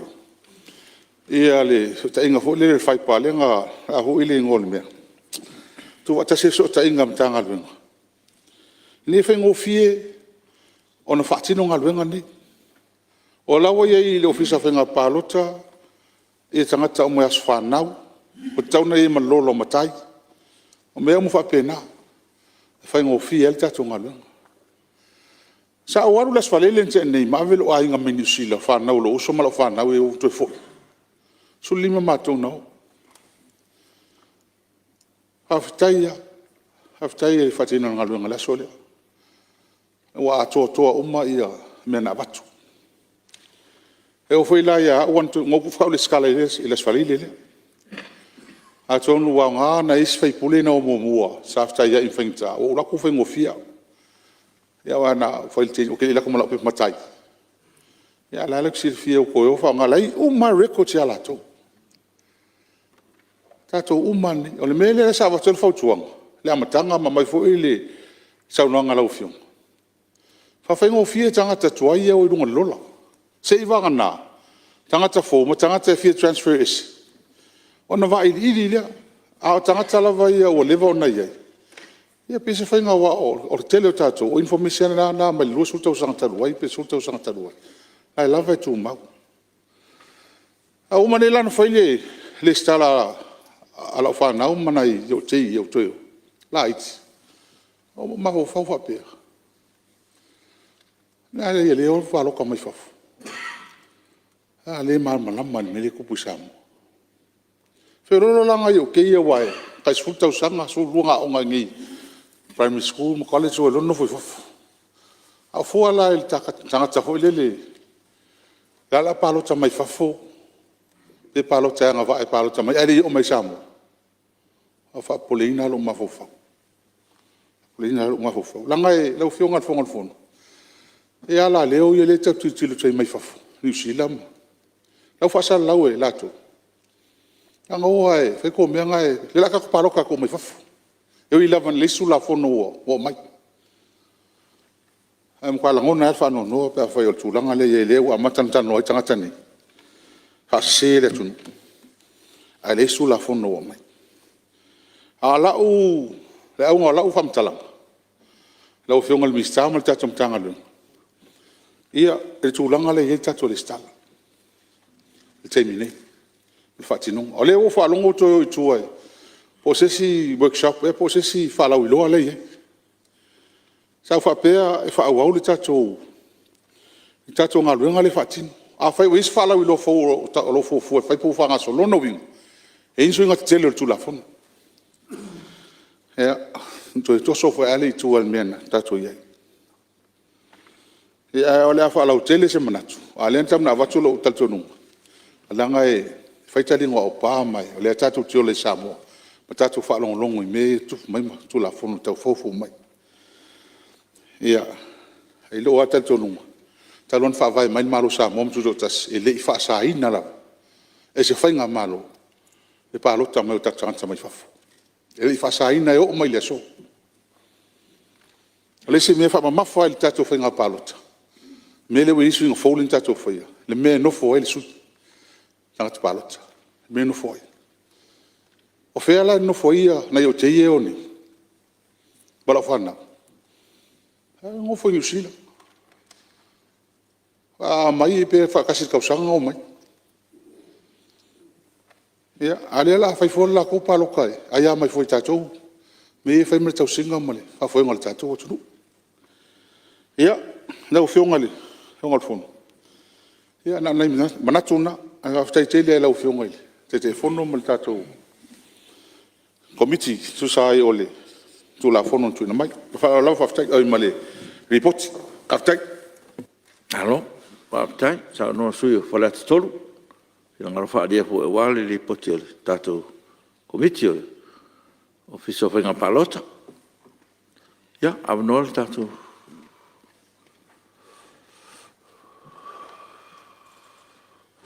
Ya, le o mai tau atua, tō no ai whaamneina le, tō te re tātou mauta.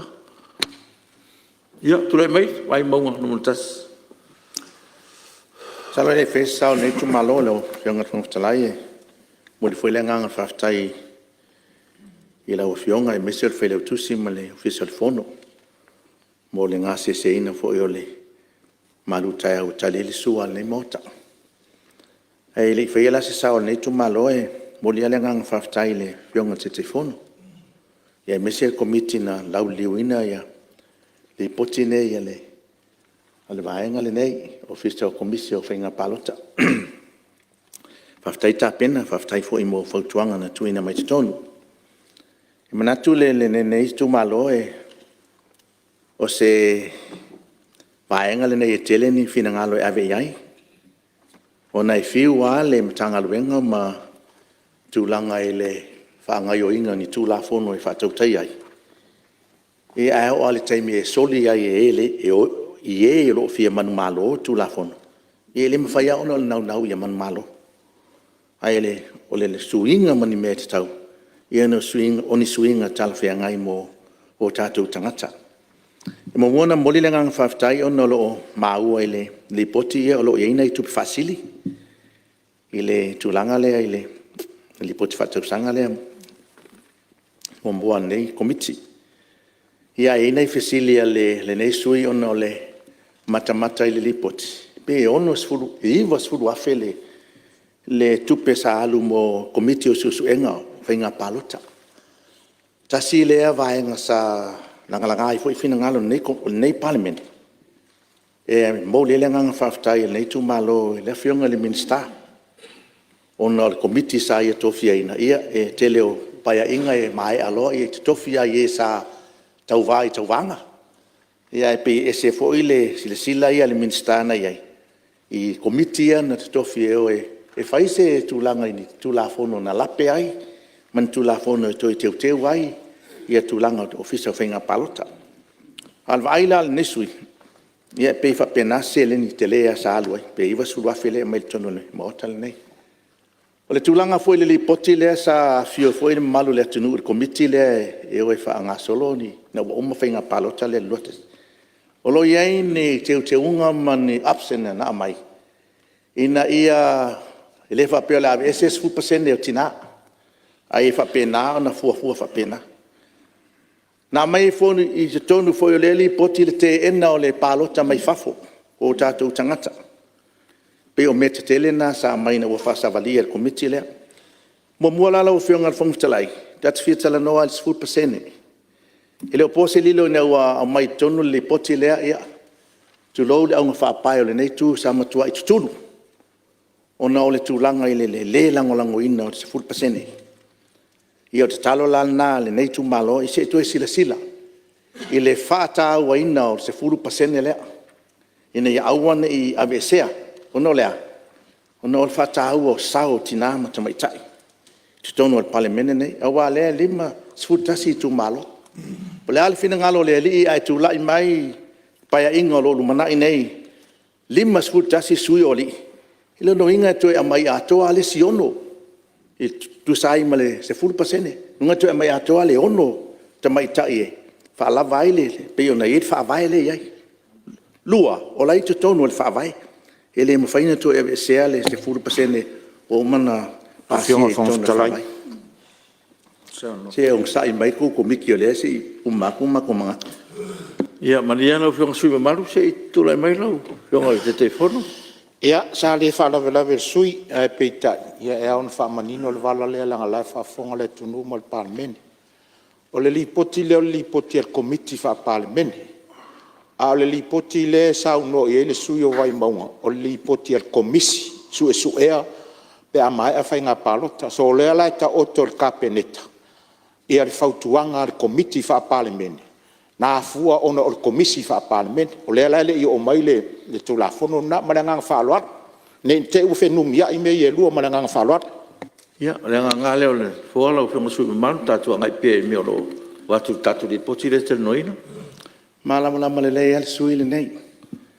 Pe komisi fa Palemene pe komitia au atoa i tonu mtanga luenga whainga palota.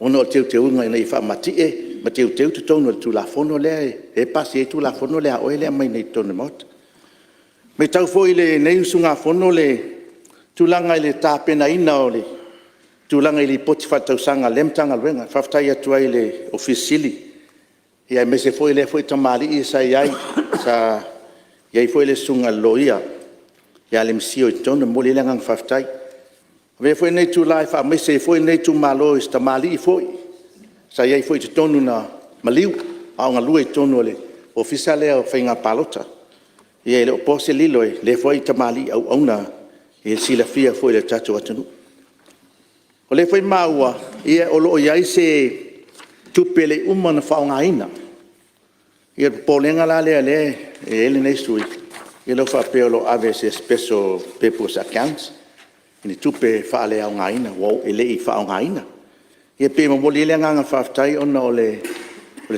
pena ina ma le fa au ngaina ta tau ia le manatu o tulanga fa pena ia e tau fa pena le manatu sa tau na fa au nga uma le seleni na ia fa tino ini si o fuanga ma au nanga le na komiti o le swe vaenga lo ta ua ile nei lava tanga venga pole komisio fainga palot tu langa yo tatu tangata pe le foi sa no ai le sui ile le sta la ina ia ma faina fa faingo fi le leila al sui le fa le ata fa to uma na su ma ya ma faina fa atino ana au nang le sta la no au ai ia wa ina mai se au ai ngai ma tu fa mo na fa ile ma se sina faina le sta ona fa mai le taulia tu si le polenu ai wa ma le luas fulus ni na yo ai nga na mai fi le sta ai fa mai se longa mai le tu si fa fa au ona al taimina ia o lalo fai malo longa ala o fai ngalwenga i nei fu e kalesi e malo lo pe a umal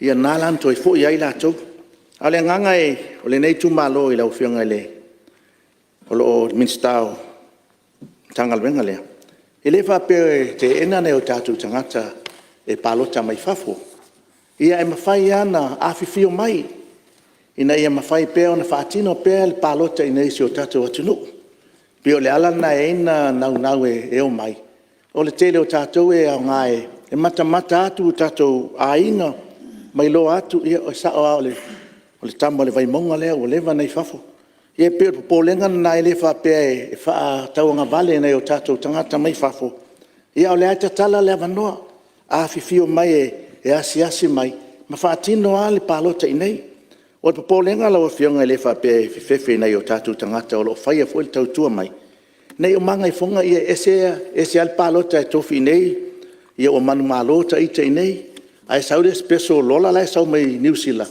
ia lai malota ngata lai no fo pe tau fa pe nasi anga ai tatu te le nei sui le fa pe fa tau nga vale nei a tatu a inga o lo fai mai le tau tua na ina fio ma papa a New Zealand o lo tau tua vai mai asi o tatu atunu e mamoli foi lenga nga fa ftai ale nei usunga fono ona ole fa nga ina le lei ale nei committee o au nanga i Fonotaga i mo meo training ma me fa pena na ia fa malosia i pela o fainga venga i le poto e foi inisi lu tau o ta o nei li poti foi mai ele o saunga le mbu ia fa mo monga i lunga tupenga fa ilangi o lo la matia le saunga le mbu o fa mo monga i lunga o penga fa ilangi o polenga na ile le nei tu malo i le stala le ma palota mai fafu afa pele mai lu tau le tanga venga ele o malu puipuia ma saunga le mbu ia fa mo monga i lunga te penga fa ilangi o polenga le na ne te wa taimi ne le sawa o le malama i lunga o te penga fa ilangi ine te ua yese me tupu si o tatu watu nu umale whainga palota.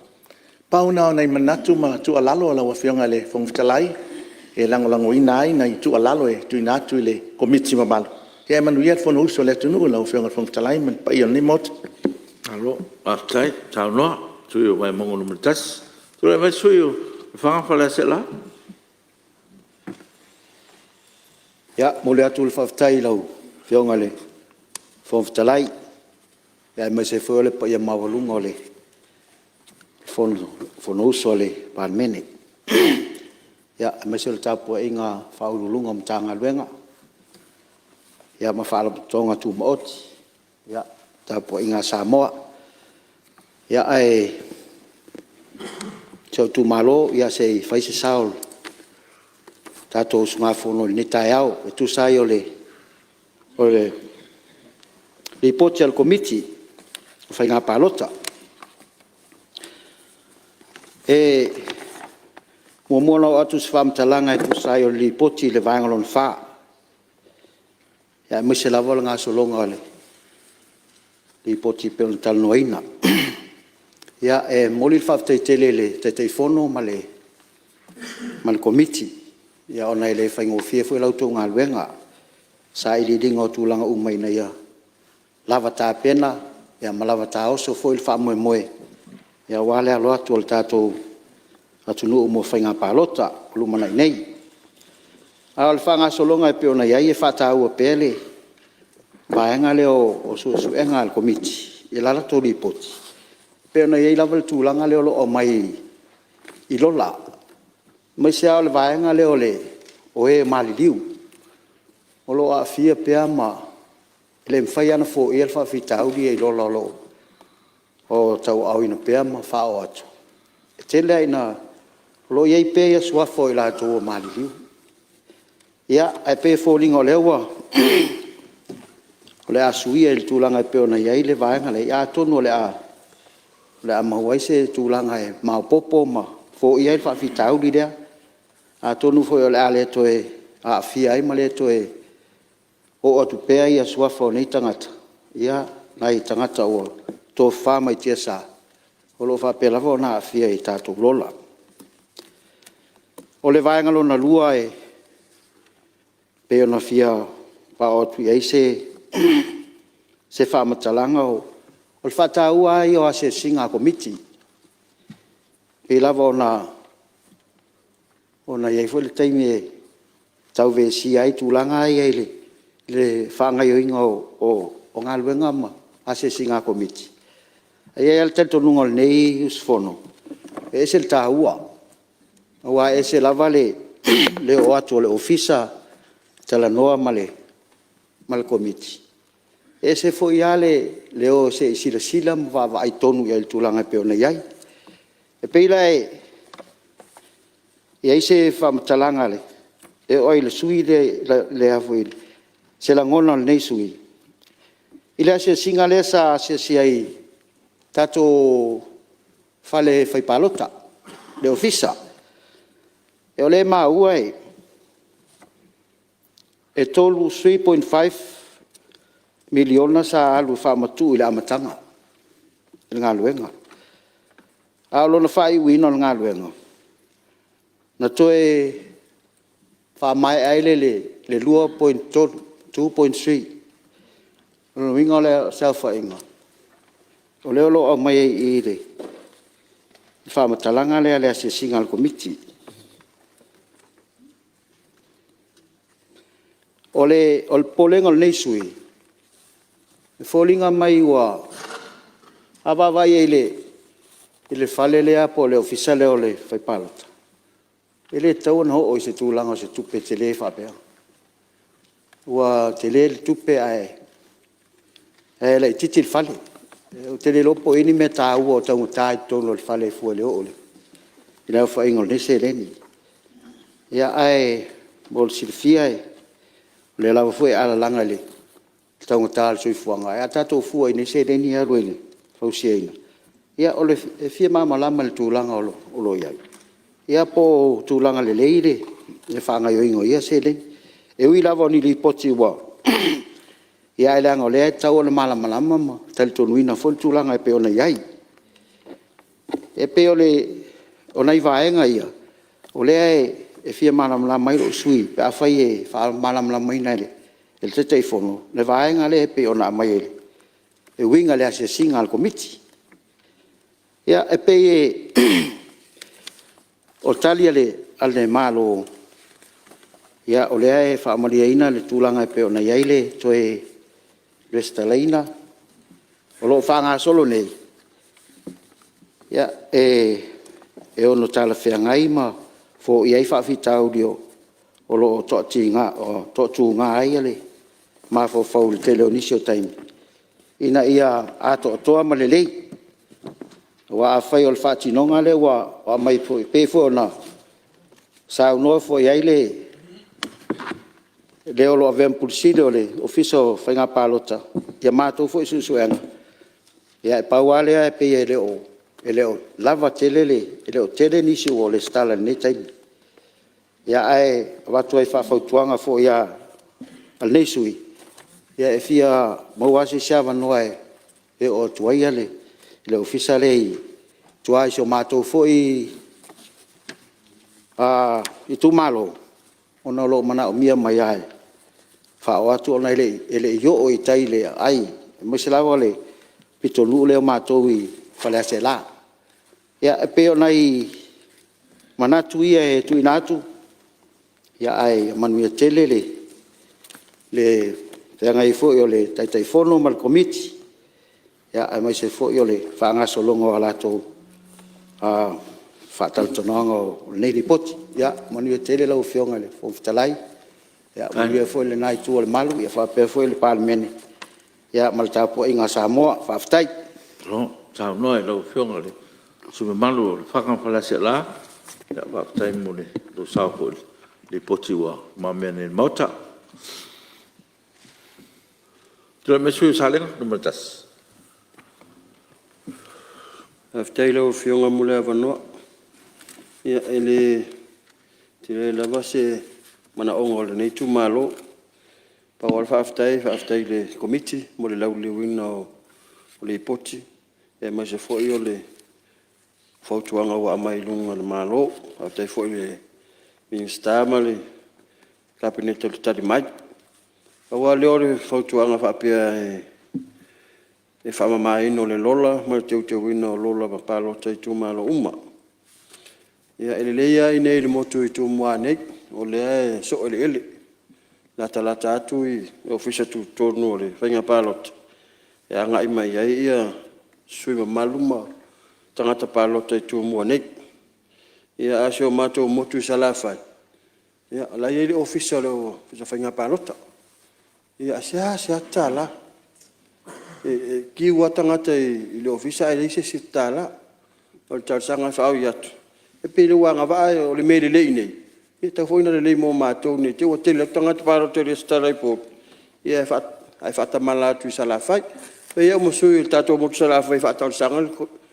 O fionga i le minsta. Ia tu atu le si vaenga o le wenga salafai i. Ngā lulu e mai le stala o sui palota le motele. Whaftai. No, sa no ni, fionga sumaru, a tai fu mo le. Sa fu wal li poter committee. Alo, waftai. Ya, lo fionga telefono. Lo mai tau atu. Wa mai ho sa no sui. Ya, ma lo waftai lo fionga lai mo le avanoa. Malo tu foi sus fonon falio la tu finangalo i poti o talanoina nei vai no le aso. Taua uma auto finangalo na falio. Pa o le fia fa manino. O li poti fal tau sanga nei e fa. Ia o le o tu fa tasia nei ai o le si li poti mamao ai tu o tau sanga fal tu pelu o tasiva luo o. Fai asi mamau tu sili poti na fasolo mai ale lu tasi lu ma lu tolu. Ta ua fina ngalo faalia mai o fa mawina e to a fasu us fono mauta na se itala noina le li poti mfaalia la to fina ngalo. Fina ngalo mua o faleata numero tasi o i numero tolu. Ia ona saunoa i mo templates fo nei po a wivir fatino ino ngaluenga. Ia e pei foi ona watu te leo li poti ale al committee nei. Ia ole anganga le tasina ia langa tasia uma le li potia mai e matanga luenga. Ia vaenga kau financial reports mai si li poti tu ina mai. Ina ima nino ma ia manifi ma ia malama le committee. E peo le vaenga la vale o le tau tulia tu ina ia whaonga mai traffic lights. Whaingo fi ai sui os fono ai meise o sui o le komiti. O na malama le budget tu pena avatu. Po le ale achievement, o le targets, o ausia pele ausia. Ia pa o le ale vaenga o lai to ali ai. E mawhaila e lanu i o na whamtala mai pe o na tato mamalama o male lanu green. Ia lo na winga o se lau psen. Ia o mai leisi lanu lea e pe empa. Ia tau mai e o le ngā ruenga ele. Uma ia se i o lanu mu vole. Ia ole indication na ta mai e nga luenga la tolia ia ona fa matala mai le polan mafuanga e pe o vaenga na ole tulia tur committee nei i matanga luenga ole lalo committee nei ia ma le fautuanga fole ave pisasi na ia lang katsia uma ina ia fa faingo fe committee ole si vaenga sa no ia sunga malu o faleata tolu o tato restala ai mai se vaenga le restala online. Ia malta penanga o paloto lua o ono. Salo le vaenga lea. Le a maua ele a toanga pe a wha pe tani le fionga ni minstaia ia ni tanga luenga lea. Ele na tia o le vai aso nei. Ana nafina o atoe le utu malo le official fai ha palota. Ia o la fato alu le la ko consultation. Na ia au fina ngalo le atunu. Ia wastu la fono e fatino le tato palota lua o ono. So tulanga la le pe talo mai le sui flat tolu. E maua la le atoanga o lo finangalo pe atali manino le minsta. I le taimi e tali ai le malotua i le vaenga lea. O le si vaenga tā ua na whaalia le fionga i le sui faleata tolu. O se tua lalo le sota inga o mtanga luenga le malo. E mawhai ai o na ngā lulu e whaatasi mo le restala. Ia po le restala ina o tangata fou, ia po le avesea o e o mali liu. A o lo lungo le lola. Mana ia fautuanga, ma fautuanga fou na sa matou tu, ma matou tala noai. ma le ofisa nge whainga palota le nā tia. Sa ia le taimi au tāpena au ia i lo u tāpena ina le wha moe more nei. O te lei tua i seisi ano o mawhauwhaua au ia i se au wala whaingo fia i fo. A wapi le uri. No ula sia lo leo pule nuu a fio anga umalo i tu malo. Au mai sau wha maunga i e ua mali liu mai o soifua mai. So ta ili le ia lanto ai ngā awala nā pe o le sau el fautuanga lea. Male ofisa o le pepa whanau e wha mauina i e o soifua mai mai o mali liu. Ona o whaia lea e au ia la o homework. O wala tu lea a mai le lisi al pule nuu. Sui o le nuu lea sa ia o whaia tu lo ia saini lo a o wha mauni o mali liu tangata ia. Ona o sau role ave anga i or komsina o whainga palota. Wa ona wha mauni o saini lea al pule nuu. Wha whaingo fia ai. O lona winga, o se ngā luenga tātou te ngā lue whatasi. E le ngā mata ngā luenga. A o loo iai fo isi mata ngā luenga le malo, ma isi tūtino. E mwhaila na so ta ia i le vaenga lea, ina ia whaamama a venga fo.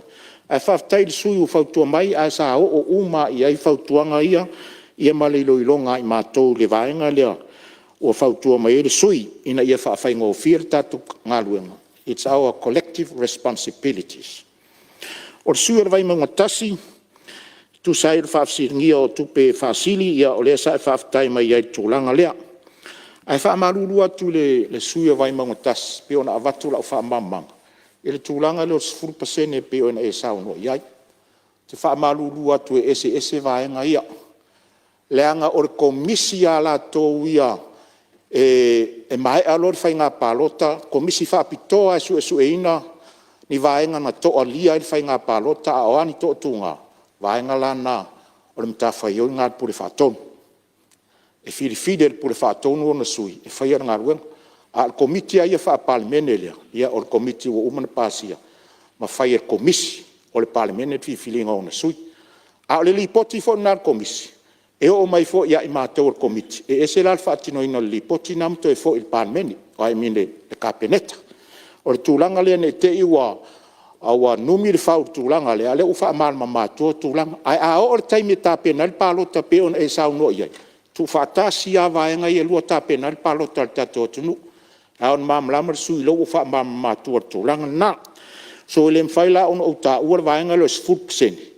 Le anga lele ia mai ale lipoti ale whainga pālota. O ia le ale minsta e o tūla fono.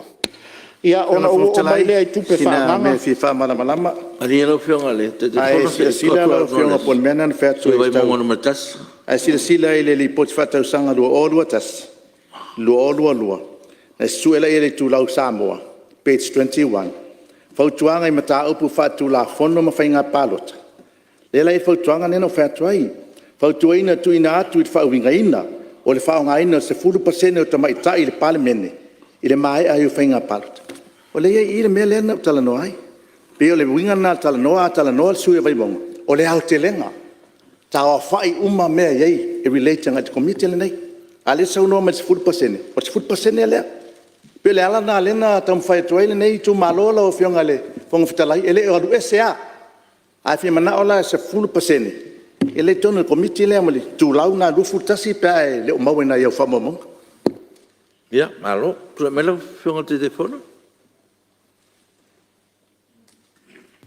Ia, nā rosa o no lau whionga sumban, e pea leo wha mātua tūlanga na. Ai le lei ano tātou whātali la se i o mai la le tūla whono whai ngā pālota. I le vaenga leo o whai atuai. Ai o le tūlanga na leo o tā ua tuama o whai atuai. Ia o le atuanga o mei o le tū whātasi o li puti e lua. Ona ua o mai le vaenga le tā ua e le sui o le whanga mwhare ase e la.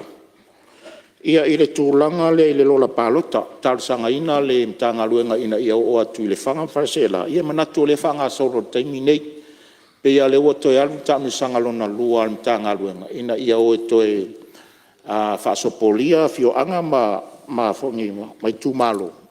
Ia ina ia tau mawhai ina ia ao uma ia tangata pālota e taun pālota. O le tūna tā ua ai le tolu te sima le 5 miliona o le se lenin faalu e tusa o le asisinga al komiti. I le nofoanga fou o le ofisa o whainga pālota o lo iei munu. Ia o te whamaluru atu o le tupea ia na pasi e whainga luenga e tolu te simalilima miliona. A o le tupe le ta ua i le whapea o lo i eisi tupe whaopopo e 2 miliona tolu se lau onu sfulu afe ma le 2 se lau ma le fitu tala. O le vai ngā tupe le na muli muli mai le si tala o le tupe. So ele o se variation la o le whainga ngā luenga. A o le whainga ngā luenga le amatanga ngā e tasi miliona se lau tolu sfulu fitu se lau iwa sfulu tolu tala. Whaopopola e mar se leni le na muli muli mai le si tala le tupe. Ia o na mawaila o se leni au tu e whainga ngā luenga. Tolu te si malilima. Salo ma malama le vai ngā tu sor finangalo whaalia. Ia o le finangalo o salenga tasi, siringia le whautanga mo le whaamamaina o le lola palota. Ia o te longa lena utari manino atu ia i la uho muek sa whai. Ai masalo la atali folia whionga le minsta a le tūlanga ana ia i tātou. Salo le aia se iso i tātou le maota ne pa ia le Palemene. E le aise nau ta inga ina ia whaamamale lola. O e o sui tu malo ma e o mariliu. A olo avatu peo la to sua fai tono le lola palota. Se lu itau fo ina mo le malo a mai se ntanga ruen. Ina ia tatu ta pena le fai ngā filifilinga le atu nu afe lu suru. Ia o mama umatulanga ia. Ina ia aria e mai ia le lola la to ia tangata o le a ia le sa ilia o ni fo lona tu malo.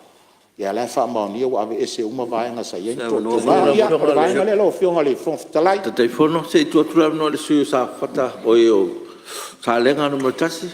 After lo fionga te telefono. E matango fiel tali mai. E ole nga tonu na rai no ula yatu le. Pata sanga le fionga le minister in faiona. Fa wa pel tala nga official sa le longa. Nga i fai matu sala fai no le official o tala. E yengi tangata whātotonga ina le vai. Si matua nga nei whaingo whia mo mātou. O le ngana tār sanga lewa whionga te teifon. Whaftai. Ia, tu le mera whionga te teifon. Ia, whaftai rau whionga le tofio salenga no mertasi. Ia leo whawhonga tu le minsta. O le ngana le winga le teimine. Ia o le ātari manino le minsta. Ia whaangaina o le ofisa mo o tau sala whai. Ia o tau whina ngalo whaalia uma. Ia e taulia uma ma e wha e whaonga ina te tauara komiti mo le anga i luma. Ia, awatua lea mas whaamtalanga, ia, alo whangia na maota, e ano whai atu, e le whai ngō whia ngā luenga le nei. Ai mai se lavo whaalau te tele nei, tu la whono whai ngā pālota o tātou walo, ia il sa ilia o se Palemene whaururua oruonu. Ia, e whaapea ngā lea nganga le ia nei, au io lea, ia olo o mātou ngā lurua ar komiti, ma le whātua tua i le tua, whoa i le mālosi i suus whono. Ia mai se so tangata vai vai manuela o fionga le fonga talai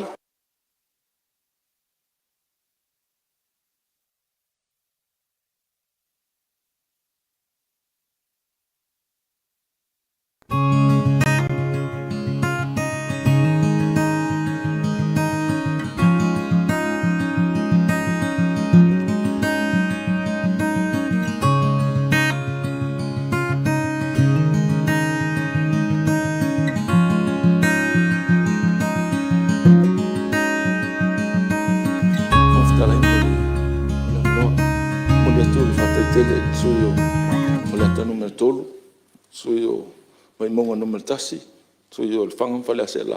Ia whapel suyo salenga numero tasi, mo manatu na whaalia li poti e wha, le ofisa o whainga palota pe na tau au mai le komiti. Whaptai tele mo manatu langa, o lo whaponga atu fwoi le ofisa e tunga lunga o sui. E whenga le sui o whaleata numero tolu.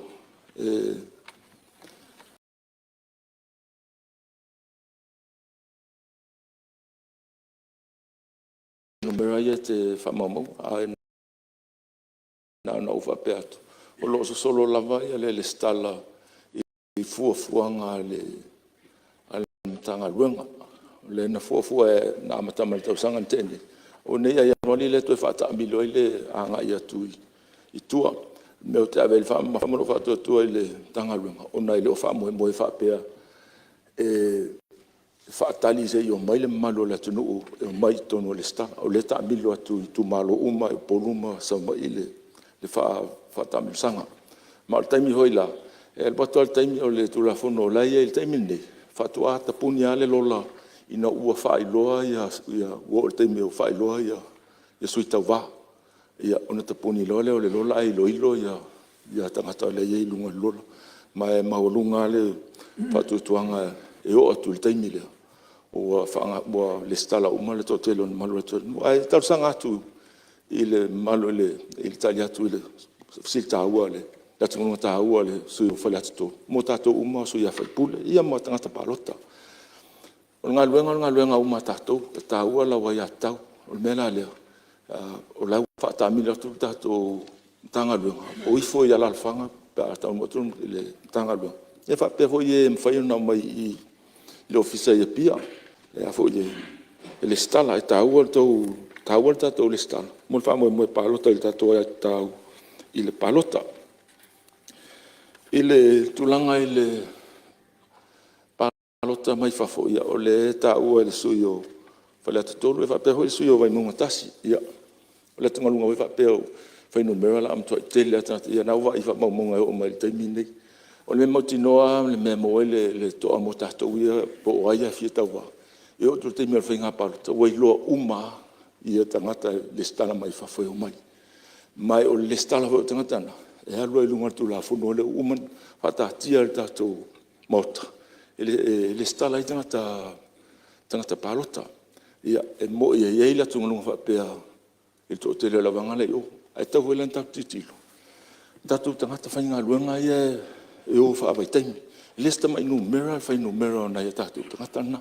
Ia mai si wau tangata hoi o le whai malanga tu nei o le taimi o le whainga palota. Tau hoi lan tātou titilo e sao e la tungalunga. Ai tātou titilo hoi le situ. I tātou wa tangata leo atu nei ai leo nei la so le whainga palota. E tāua la toa ia tau. Le pe ona tāua le sui o le whangampale asa ela. Le o atu to tamiro tu tātou ofisa e lo fionga. Ia whapso ta i fo ia mea o lo tamia toel tātou ofisa ia o lo fia le star. Mo tātou maia lima su tasi tu malo. To tamiro tu le tātou ofisa. Sui o salenga tasi. Mua uman pasi al kapeneta ia le tau sanga antanga luenga. I le ofisa tu mau isa vai tala tu mau isa vai. Ma le lai masalo ai o fofo ngam tanga luenga mal fainga lato paketi taimi tala ai te tala fa solo ato tai pe al ofisa nei pia to mole to ile fa tai tele to fionga i ta upulanga ya malira o fionga mistate tu lai mesuio para to sai alo fionga i mistamo tan mamlam le o lo tonu so sanita songa luenga o le bona ia ile nei. E tu la fono sa fai le mtanga luenga i tu atu. Fa sa ia mātou mo komiti hoa atu e la o tangata e le stala. A la o tala sa fai ei. O tātou, se li tai a tātou o le nāmea. O la outreach tātou, a kako leo e awele ka ia o. O la sa o fai a hau ia. E mo ia lano so tu la fono, na o fai a hau. O na so sani a o tō. E o fai la le mele le whamai, e o le whangaka a wale la ukaka e o e mpiki menga ke la so paloka. O fai akul mako komiki. A kako fai inga. Nga kong fo o piki me ngaka. Ia no me fa nga fo ilma ho fa ho common sense tano so ini so tatu sui. No wingo la tala. O lima va yaso ni ma ko ainga menusi. A o le fisili e le so sa ma ko ngai. Ko ke o afia. Ko ke o le sko.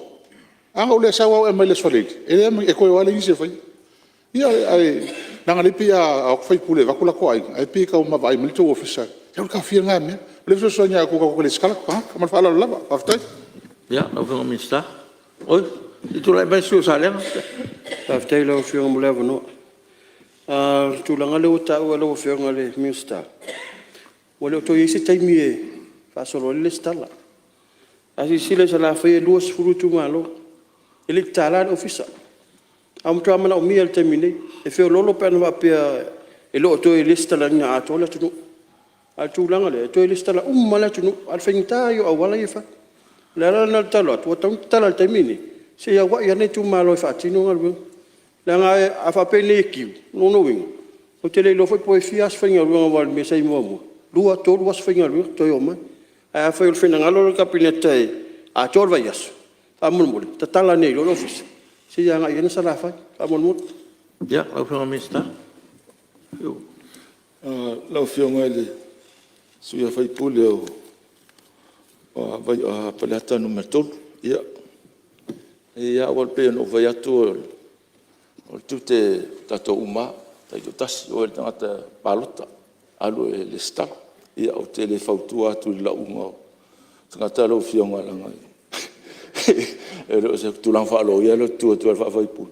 Ia ai tato o tu la fono, solo al mele i lunga tu la fono, o mena mo hui tato whainga palota, e tato e whai mai i whai pa e leo whaasinusino, lima le sin mea seres.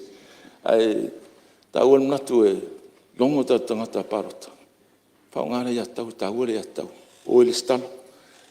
Tau an le stala ona. O la he maua le apano. Le au fionga le sui o sa nenga numeltas.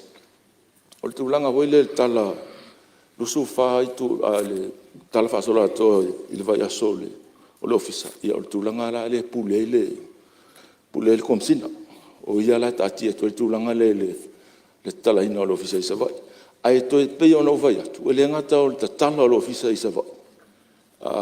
Ai, e toi tamilo uma tuane matanga luenga, wha solo, i tu malo uma o sa vai maupuru, i le listala ino, ia o tu teimia tato whinga pārota. Ua maua numera o tangata pārota e taun listala, ua listala. Alo, tai, sa nonga lau whionga minsta, tu no leo manino te rem ta upsala ngā sui mamalu. Tu lai mero lo whionga, si mea upa uwa mole, pa malulu toi. Le fia mole toa whaftai tele whionga tai whanoma le malu al komiti. Taro se te sile o li potile i amata ma le lua o suwi vai o ma le tau sanga tene. Le ua uma mai ali poti an tanga luenga i li poti i tala tupe. O le laua up to date ia le ngā luenga am tanga. Whaftai ere se ngā luenga whaingo fie, whaftai atu lau whionga tai whanoma le ma le komiti. O le ua atoa li poti le tanga luenga. Whaftai atu li tanga luenga mo ngā luenga ia tau whai. Leo wa tau whaafonga mai le atunga lunga o suia whaipule i le tato le stala i o atu le teime whaatino ai le palota. Ua le stala umatanga te taun le stala mo le palota. Haftai te la lau whionga whong stala i mo le no. Tu lai mero whionga le, te whona mo le lafo. Lau whionga whong stala i, te whaatu le lafo. Ina ia whaamau ni e whona aoli poti e lua le nei komiti. E pei o na iloiloina, mua pe Palemene lua tolu numela iwa sfuma le iwa. Ma le lua pe Palemene lua tolu lua wha, numela se lau lua sfuma le wha, ma le wha aloalo. Alua, e le sui o ana alofi numero lua, sanganga lua, ia whaleata numero tasi. Siri po la wha, maunia le lafo e whingalo e sa noma le ioe. Au ese le ai. Ua manu malo le ioe. Tu le mero whionga minsta mo le lafo le tale malo.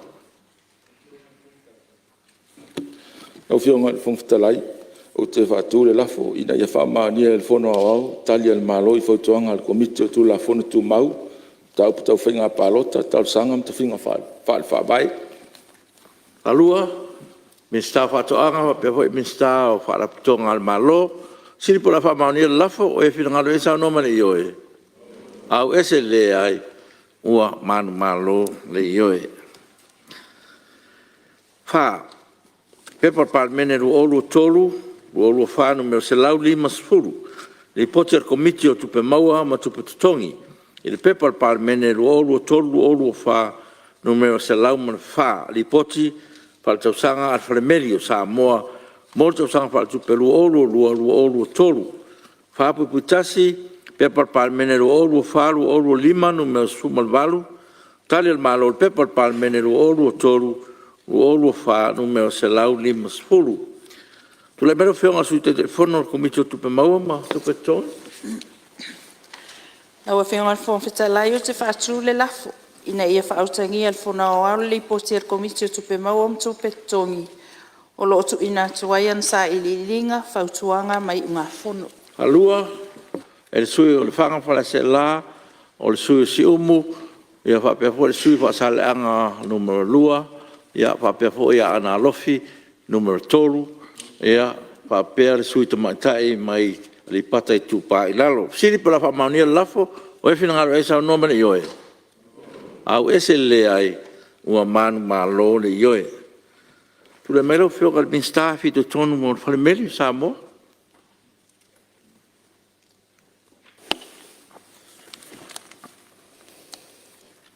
Lau whionga le whakaftalai, o te whātū le nafo, ina ia whautangia e le whono au tani e le malo, i whautuanga le komito tupe maua ma tupe tongu.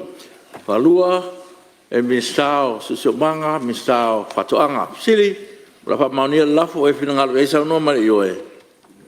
Au ese le ai ua manu malo le yoe. Ia leo mai a fautangia e fona wao li pote komiti e pe ona failo atu fa pe fo Italia malo.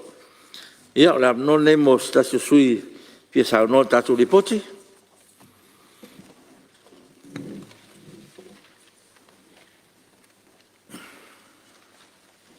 Oi, ia, tu lai mai le sui le tai le tuangai, ia por sui malu foi mai ano ama numero lu.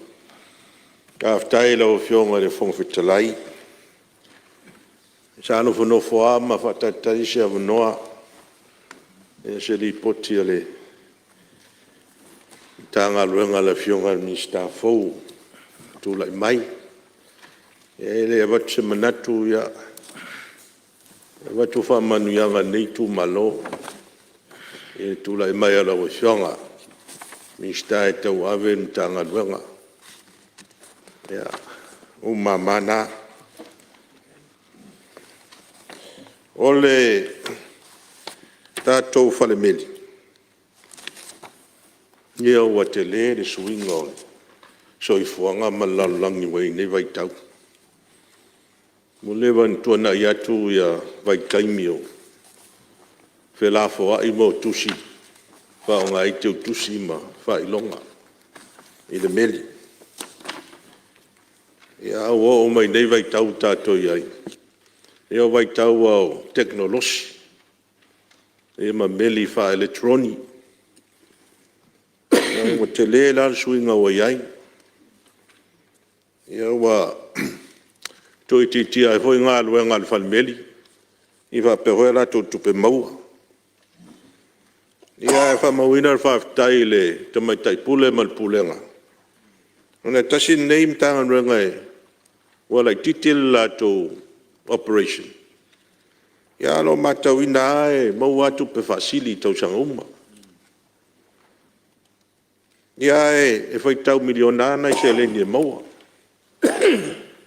ia o faailoga i o pulega lelei mo le atoe le faamālo ma le faafetai ua e le faigofie tele o luitau mai le tu o teknolosi nei vaitau o feagai mautou peitai ia o loo ai lava i tu e aogā i lenei auaunaga tono tatou atunuu o le matau e pei e foliga mai o lesi vaega e tauna ave i ai le faatāua ma le faamamafa o le tatou falemeli mo me o afifi po pasos foi e lafo i atunuu e mamao ua pei o mea ia e faigatā ona lafo i luga o interneti ma faaogā i tatou kompiuta ia e tasi le vaega e auā loo manaʻomia pea le auaunaga i ne foi vaitau tatou iai ia tulaga ia e tauna ave le faatāua ma faamalosia le faalelei ona vaega o le tatou aunaga ia ma tulaga o isi aunaga ia pe ona matau atu no faaogāina le tatou falemeli pe foi le talaina i tua o pensione nai tamā ma tinā matutua o le atunuu ia o apea foi le faatauina atu o cash power o tatou e tise ia maisi nai auaunaga faapenā o lo maua ai ia le fesoasoani ae maisi a ia tatou mo tele salafai a le si vaega o loo matauina o lo iai ana i faafitauli o lo tulaʻi mai ma matauina i tatou aunaga lea o le faaogāina lea o le meli e lafoina ai ia mo meo faalaau faasāina o faafetai ia le komiti o le maua e lua cases faapena o lea na maua i nei tatou atunuu lafo mai le meli ia mo faalaau faasāina tūlanga tāua la, I lau mātau. Tāua le ngāru lue whatasi ma, whalapotu putonga. Whawhatu le tunu, o lo o, la tau ia o lo ngāru lue tonua I le vaenga lea. Mo whalau whasaina. Matai tū ia tūlanga le whatauina ma le. Whelafo ina o whalau whasaina e whaonga ile meli. Tātou post. Ia maisi tūlanga tāua la le ngā lue whatasi ma tātou pora security. Mai ngā lo waia tātou pora. Ia maresi vaenga fo ilea leo lo ngafa ma le tūlanga lea. Whatasi aila ma tātou taifau songi. Wow, leo ngā nao taifau songi nei. Ia e mawai ma. Ia mo meo whalau pui le tātou pora le whauluina mai o nei whalau whasaina na ua te le lava ia le whale tonu. Te le whawhitauli o whea ngai ma tātou. Ia nei a meo whalau whasaina. A awhi ai tupulanga. Ia ma tangata o le tātou tunu. Ia ore tūlanga le tau na pui lei. Ia rau whionga whongfutalai. Ia no nai motunga awhanai a mata puende li poti. Whaftai mara mnoa. Ai more sao fu lo fiongale. Wale li poti tatu. Palemene tu la mesu I sot petea. Whaftai lau fiongale whongfutalai. Ia o nai manatu pu ufo lava. E winga li poti ale. Kaya si lewa plata vai, so le li poti ale. Amo post. O te whalo ingale, manatu sui matu. Lau fionga le temi fo o wa ia vanga le o SOS. Ile palaputonga le al Palemene. E leo se palaputonga te le, to longa o lato wale palaputonga le titi. Le ia, ila lo mei palaputonga tu o te malo. Au tausanga umalama. E ia lato tu fasili. O te I credit the management sa iai. Te mai tai lea ua whamawai. E le mwhai o na whale tonu. E song ngā lawa. Ina ia o ngā lawa Palemene. Te mi whau ua o sau ia pa teknolosi da o whionga pen sau nosui. Te lea I o le fret sa iai. Tau tāpuni. Iai fo ia manatu tau lo ka pungi. E le koengi se la fun kusi ma fainga ai fina nau alta mai tai tule na sai fai tali ai ola anga so mai lava mea keep the service going ile la wa le ngata ile survival a wa ngai lunga le au nga nei o le nei a wo nanga lo fio taimile nei ile saunga le mur tato tunu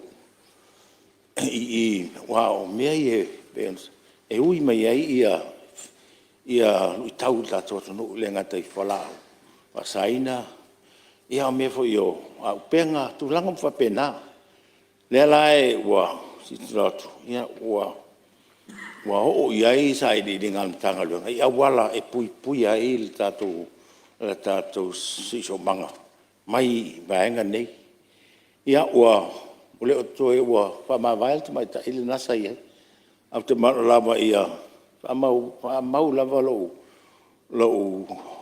appreciation ole courage ole te mai ta ili al teimina na whapea ia la tapuni Palemene ia leo tu le baile e whionga ia tavu ia te wawele ia le nemtangalo le whaua ai atu ala fua tau ave ale fainga lea o ia isi vaenga la o sila ia le pule malanga matanga luenga le ina ia fala tele atu le lato au nang ma ia tu mau pele au nga o le nei o nanga I tongo Samoa le fo vatu pe isra fanua le tau fatau to faila tu fale salonga o vainga le ia la ufio si rei tanga o le la fatau el maro ia na o manga nei le o tu ia ma Western Union o Pacific Easy o service na ma fai lato te le ia le lato au nanga ile tunu pe no fai atu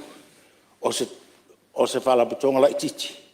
A le ua amata on te le lunga o ngā. Il tūla i mai o whawhitau li e pui e tātou borders mai i paanga i e pe ona. Ua tele mai nei vai tau, whamalo atu i le i te matai pule sai ai, ia, en whamalo fo i le whionga ia, tavu i lau tūle mai, ia, aloa na i e, whai o whaiva. Ia, ula nai manatu nā lau whionga, whaftai lava. Halo, sao noi. Sui malo se paitea, ia, awa ho le sao tato, ni poti e mese foi. Ia, o le amana e ina, o e o lo au na matau tua, e lea foi tutino tato malo, whaftai. Ia, tūlai mai sa lenga, numero tas. Whaftai mo lewa noa. Whale ina fo ile ngā whaftai whamalo le te tei whono. O le komiti o whaasino tonu ele nei le poti. Ia, whaftai fo le pūlenga o le Palemene. Ini manatu e pēta i telo to e statu Palemene. O le whata asaudo se le poti. Ia e malo tau tua. Malo fo e ono sai whawhita au le ngā ruenga. Ai tasi nei la la le malo wa fa solo ngai la lo ia le ia tulanga tau le marketi ona wa malo si tele ia tulanga fa tenu kolosi nei vai tau ai ole tau sanga pe ona wa toi fautuanga al komiti ia lewa ana le umana fe le suita ita ole tuanga tulanga le o meli e tau foi ona lava o ino tau whainga luenga i ingo me o medi e tau foi na i se vaenga o leo e tau wala mai e ni whala whasainga sa manatu foi i leo no o mai e a manatu foi le au wala i whaatino o tangata foi le e mana o lasi e ki liva se me o whasol tulafono i te le au wala tong fiti leanga na te whaia i a whaui mai i ona tau walea i rola i a leo leo nanga whaafale ai sa ile lua felus fulu lua felu atas no waloi la fo ira pusa koko e se lau koko sa i tonu ia o le tau o le pusa koko e afeta ala tu penal wa e la fo la ni usila fa alua no waloi la fo pusa koko ele tala le lima se lau tu pe Samoa na la fo ai ai avatu fua yon avelo la ile tele yo tu pe alua e na watu rol pusa koko le whaatau yo watau ngata no le tau fua le tangata le watu e i Palemene le tupere na watu e nei ai si sila lau a whionga le te fono ma le minista o le walu la lol marketi le Palemene pe le tau ona whaise si whainga whaatau ngofie awai o te iloa e tasile au wala e waweina ave meo tangatalo pe ama whai ai whahalu i Pela to ngal wenga wele wai watu wa le maru vavi ia po pusa o fo yoni si lo fa ta to me ta lima sa mo va ve na ave male tuai ona ave isi company ave fa fo lo ai pe tasile awala po tasile me tutia e fa va ve le market ma wol tu pe maua ai tu te si la lo tau o tu langa na wa ta to wo le tau fa mo ia o le mautau ave ar sai ele leile palasi o le sene ia so ai le anga fatal tale palasi le tanga te tonu ai a palasi o le sene ia so pe ia le me le paipa vai tulo ale maule nguto le paipa ai sina te tu ele pultaia o tu la fe wa tumu pio se anga fa pena fu le marketing o le fu tu langa nga lueng ne ia tu la lo tau va ve sa sa fu le lo le al marketing ma wol tu pe maua o na wa fa solo ina tau leini mele tangata ia so ia wasa tato tu il kiu ia mai fa ilonga ia fa pil tu se malafo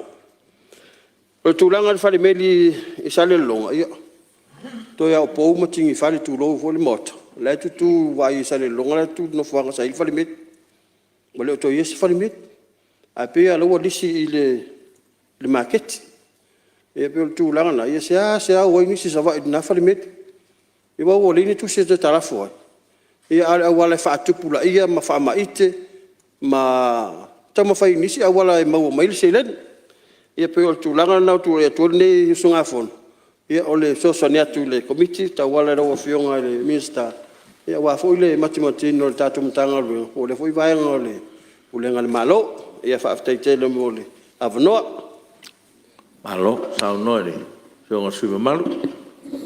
Ya, tu lai mai sui o nganga monga na malua. Dai rau o fionga ere, kung tunai mo la manoa.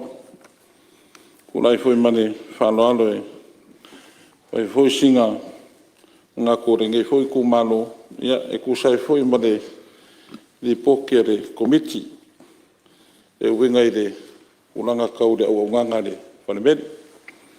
Whakalo whaku ira o whionga i re whongwhutarai, a mese o le pa ia o le maoka whongo, sui mamalo o le Palemene, ia, ingai fwoi waengo le aso, mese fwoi o le whaururunga mkanga luenga, ma wharapu kongku ma oki, sunga i re whailau kusi ma lau fiso le whongo, ia, a mese fwoi o le kapua inga Samoa.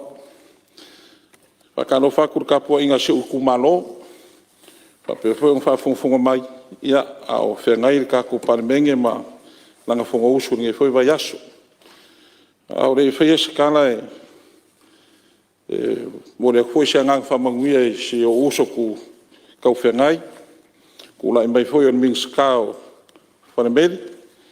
Ia, whionga kia kongko inga man kanga ruenga piesa. Ia, me se foi ole kanga ruenga lukufanga ma le paka. Ia, upu e masangi ai e le kungu e ngai makere le apa e ngā loiru kako sokanga. Manguia o lua kofi. Lau whionga le whongwhitalai ma le pai o le Palemene mo le akule ngang whawhikai. Whionga le kai whongo ma le sui mamalo komiti. Ia e kusai ma le lau diri winga o le ngeili poki wa kaungu ia mese foi o whaukuanga ma le kani mai o le malo. Ka ruai o ngau le makongu ma le ngai foi ku malo o iei le Palemene. Nalo foi leo le kula yaku e wako foi singa vai vai. Ia e kusai foi ma mako foi parwhenga iai ma le foi wharapu kongar kako malo. O le Palemene le whanga malo e o se Palemene e kere songa kamau ainga e mawai. O ngai e peo lokoro koide o ngā kongu mai ngā ngaifo mai ngā ngā. Ia le alawa peo ngā mai li poki. Ngā le lua ia wharekupe lai o risi ai. O le isi mane ma le commercial bank. O le kāua foi o le Palemene rea. Langa e sokua oi ma le mkanga ruenga leo leo. O le ila ua kilo whale whaipisingisi e o le kere o vaenga e whakau ma whea i le Palemene. O le kere foi i o kupe maua le vaenga leo le Palemene. Ai peka iange, ia peo ngā maua ngisi. O aso ia o le makua kumu a le vaenga lea a o iei a wharekupe ese. Ai mese foi o kupe lafu. Ia se vangala au nganga le isi mane ma le commercial bank. Ia o ke ronga le pau i o vaenga e. O lo whapeo ngā mauainga i se lengi e risi. Mai le vaenga leo le Palemene. Ai kulanga le konginga o le pirion mori. Kulanga le katke le fongi. Ai mese foi o le pirio soa vai. Ia o vaenga umai e kaunga maua i ro ngā kongu le. E au ngoma le koe o mai sa le longa. I ro le kar kongunga i le whanga ingo le vaenga leo le Palemene ma le au nganga le Palemene. Au kulanga i me kaumeri. Ia, le ai o le lava ua kako i soka inga whaange o po i soka inga i kerifongi ma. Ia, o le ai fwoi sia me o le kusiako kusi mai. Pe o le mea sa ia aso e ngofo mai fafo le uo ai ngofo aku nge ia au nge aso. Ia o pe o wheroa ia i kerifongi ma. Ke un korosi nge aso o le koe ia ingi kusiako mangi kusi mai. Au kulanga i le au nganga Palemene whawkai keri lava. Le ua maua ia ua ngarua ia se kasi o ki ngā ngei ngu uire. Kulanga wa ingar kako Palemene. Ia o whiwhianga i o le loko. O le waaya ka ngā korangu ma le kumalo. Ia ua pau i o vaenga i mamalu ai ia le kulanga le au nganga i kongo le. O le ngu lava ia. A o le whamoe moe peo ngai ia le ua whaiak. Kulanga peo ngā ka ko Palemene ke le whangua o mo kwa ke le ar whangua le ia i le Palemene e o whangua foi o malo e foi e fio mai le fionga le miskar si o manga ia me se foi o kulanga o whangua le salasi ia po e kongolo ka o ko ia whangua ngei la foi le o whai aku e ka kaunga whakele e kulanga le leiri ka ko Palemene ia o ngā kere le o ngai pisingisi o ako e risi ma o mauai ia me so ngiso vaenga e a femo mi era kungu le foi vaenga le kako kungu e pe o se nganga le ile lo su ro kula yaku e kulanga ile au nganga kako farmeri a kulanga lo ia o lo ko hadi le ia le kulanga le farmeri wai kulo nga kongo ia e kau fai ke pakau lai pe ia ile ia silsila ko le kuala yuka ia e pe o se nganga le o kulanga foi pe nga ia ile foi e fio mele fio nga miska e kau foi silsila la fio nga miska e wa nga kumu il farmeri isi mane mar commercial bank ia e kau mo mi se paku nga e fa de mo ka vale mo finga so lo ia ku ka kia ku nga e fio nga miska de vai ia wa foi ia o nga ku o nga ko nga ku po fa le lave vai akulo ngu kumale nga bali wai le si makai no makongu ia o ke topa luma kongo le farmet ia me foi la le wa mangule o mangku le fio nga miska ia se musumusua e se uso miska nga wen ia wa foi de kulang ia e pe o se nganga le fa fongo mai foi o Samoa le fio nga le fongo talai mai foi le fio nga Palemene mar kapineta mar pa io le Palemene ia wa foi ngai kuaso ia madanga fa lo tai no suyo kana mo no lua ya pa tai mo lo sao tu me suyo le pata tu pa no ia whaftai, whionga whaftai mo lewa noa. Ia te ilo fo o leo ua tele na ma ua fo i finangalo nisio sui mota ia tūlanga fo i peo na ia li poti el komiti. Ia o se awanota ua fo i whawhilo e tuai le whionga le Minster. Ia lo whapea ma lafa ma le tātou whalapo tonga lea. Ai o le manatu vai o le nei tu malo. Ia lei o leo ua panga ia tu e tanga tutu salava manisi o finangalo o maea. Tūlanga leo le whaonga ina leo tātou pusa meli. Me se ai i mo wha mo moli ma tūlanga uwha pēnā. Ia o lea ia i le whautuanga pēna au mai ia ngā lulue pēna tali fwoi malo. Ngā lulue ma le kei nai. Ia vai ngā fwoi lea ai. Lea ngā wha maka ko borders control fwoi lele. Ia o ngā kele o ngisi o wha mo moli au me foi lau kereng kula i mai nisi a kungu ia ukerenga au meila ia wala au whasainga ma kulanga au whapea. I re foi sa ia i le case whapea sa kuvola langi ori. Ora me o ke ukusi ai whapauka. Me foi o pauka ngā e a fia i kangaka e me o mali wai me whapea ngā. Iangi ke u whapea o se kusi o lai mai se kupe se o kai. Ia e kalkala aku o lai pauka mai pauka rea sa lauroi i le skea whapea sa kupu se ngai kausanga o kua ngai. Ia foi la wai ese wai o e foi e loko pa a ia kam fai fale anga se si o filo ar kusa media ave ese ske o kusi va pe ia pe o ngai mea ia foi le fa fonga mai foi fa la pu konga ia inga ia makala pe ia o ko puipuinga ia i kulanga fa pe nga ai mo le ko le nga fa fkaile ka ko fa meli o ile fa kupula ia pe o le kulanga o lai mau wala va se lengi e ui ko kere foi le malu le ku fa pe ai o kapungi de o lai fa wa world service o le kwala fa fa de Brasilia me se foi pulenga ia o lo ko nga pa kia e sa ilim fingau ia ngisi o kulanga fa pe nga o nga kupu ai pe le o nganga ia ma wai se lengi ia le pulenga ia wa foi le ko ko inga si o ka ko malo e ai se fa ka va ngai ku malo o le au kei loa e kere o kungu i fafo o whakupula ia mengi o whamomoli. O le ua iai mo mea online retailers fo ilele. E ke le anga whao ngā e oka i lunga le internet. Whaoso pusa meli. Ia, i fo piki lau ki pusa i pole are mea. A whai o ua ia mire ka kere ngai mo mea ko i ngā whala au fo i e. Le ai whao ngā e ngisi fo i o a whalapu konga i whakau. Ia e mise fo i o angi me la iki tois me o vapenga io ke ro kasi rea o afu o ala nga o apo o ala kupe ia e o mafai o fa la ukele ia kulanga fo le o le fa nga inga pe o nganga ka ko falmeli mo moli mai fa moli fa pe e mai se ia ke le o afu o fa la ko akele nge la langi le o kele nga yela ko workshop malako centers ia so se kula langi fa ngofinga o ka mai ai Le kai pe o le Amazon, o le Alibaba lesi, o le eBay, ia o le Trade Me, ia mai sia mea whapenga. Ia o ke loa la a iai kūranga whapea kūlai mai. Ia o ke loa le a whao Sofia fo ile, a kele ale, ia me whakau le malu la kū. Ai whao ngāle o nganga ka kou whalmei. Ia o ke loa fo ile, a kele angai se lengi e maua ele. E kako o nganga lea ma whakupula iai pea le kūlanga. O le lako o nganga e meisio se lengi maua. Wa whapenganga whakupula ia le lako kupe maua. Ia o le lako kaukua fo le lako dividend lea. Ia ware kaukua inga si o kako malo. Ia pea ngai whaukuanga la iki ia mai ngai ku malo. Ia wale ngai luma e meisio le puipuinga. Ia ngai ke u whakari a kola sa le Amazon le. Le a hori kimpusa. Ia o mai nge o lai o mai ngi pauka mangisi mea fo ile le. Ia ngwa afiai ia. Ka koi fuala au whasainga. Ia e uila o lai ka kala le avangoa. Ia whao ngai le o ngwanga. But at the same time, ia ma ai whale le kūlanga le i kele fo e risk. O le a afiai. Ia malu puipuia si o kākoa ku mai kūlanga o me whapea. Ia mara ang whaloalo whaftai. Alo, tau noi. O pionga sui malu.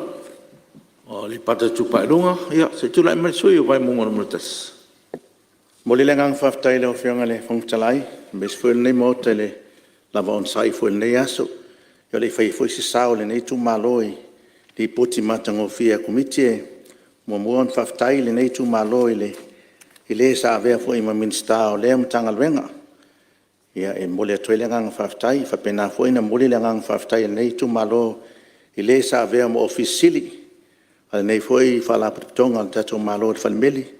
I whapena fo ina tu ua fo i au nanga pia na sao noa fo i le fo i sa avea fo i ma minsta i ala sui o sakpaitea.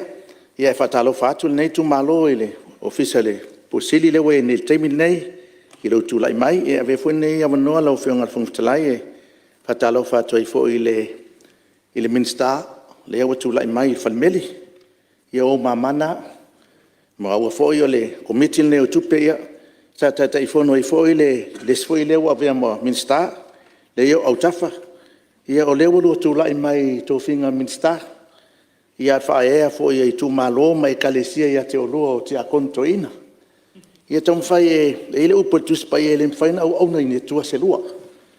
O le ulua ti a konto ina, sa le le mea sa e sa lua minsta lango lango. Io e whaatino au nanga le kalisi. A le ulua minsta, e le mwhaina lua. Au e whionga whong fitalai. Ia. Wari e sui malu se tūlai mai lau whionga te mate palme. E asino whanoa noa i sa noa ngā suile. E le whatonua mai e le. E se whaipule le tofio le si whaipule mana ngā ruenga. E le se tūlanga le reile le tātou nono fuai. Mai awa fo i le whaieni upu pe o le atangia ai. E nisi fo i o tofio ka le si o le alo o tau awe nisi o le mauta. Whala tara tātou le mal whalo alo. Ia, au whionga sui mamalu. Ia, o leo e whawhonga mai. Le anga po i le. E fo ile le fa le vatu se tala i lau whionga sui malu patonu atu ia nai nā to fa ia e ele manatu i se tūlai mai a minsta o ia afta ia tu mo le avanoa pesinesi malama lau whionga ili fong fitalai e ilanga u te tautu o lai atu e whaisina whamtalanga ia ua tūlai mai le whionga te itai o le malo mua aua le avea lo tātou wāna ofo e whesopoa i hei tala aua fo i i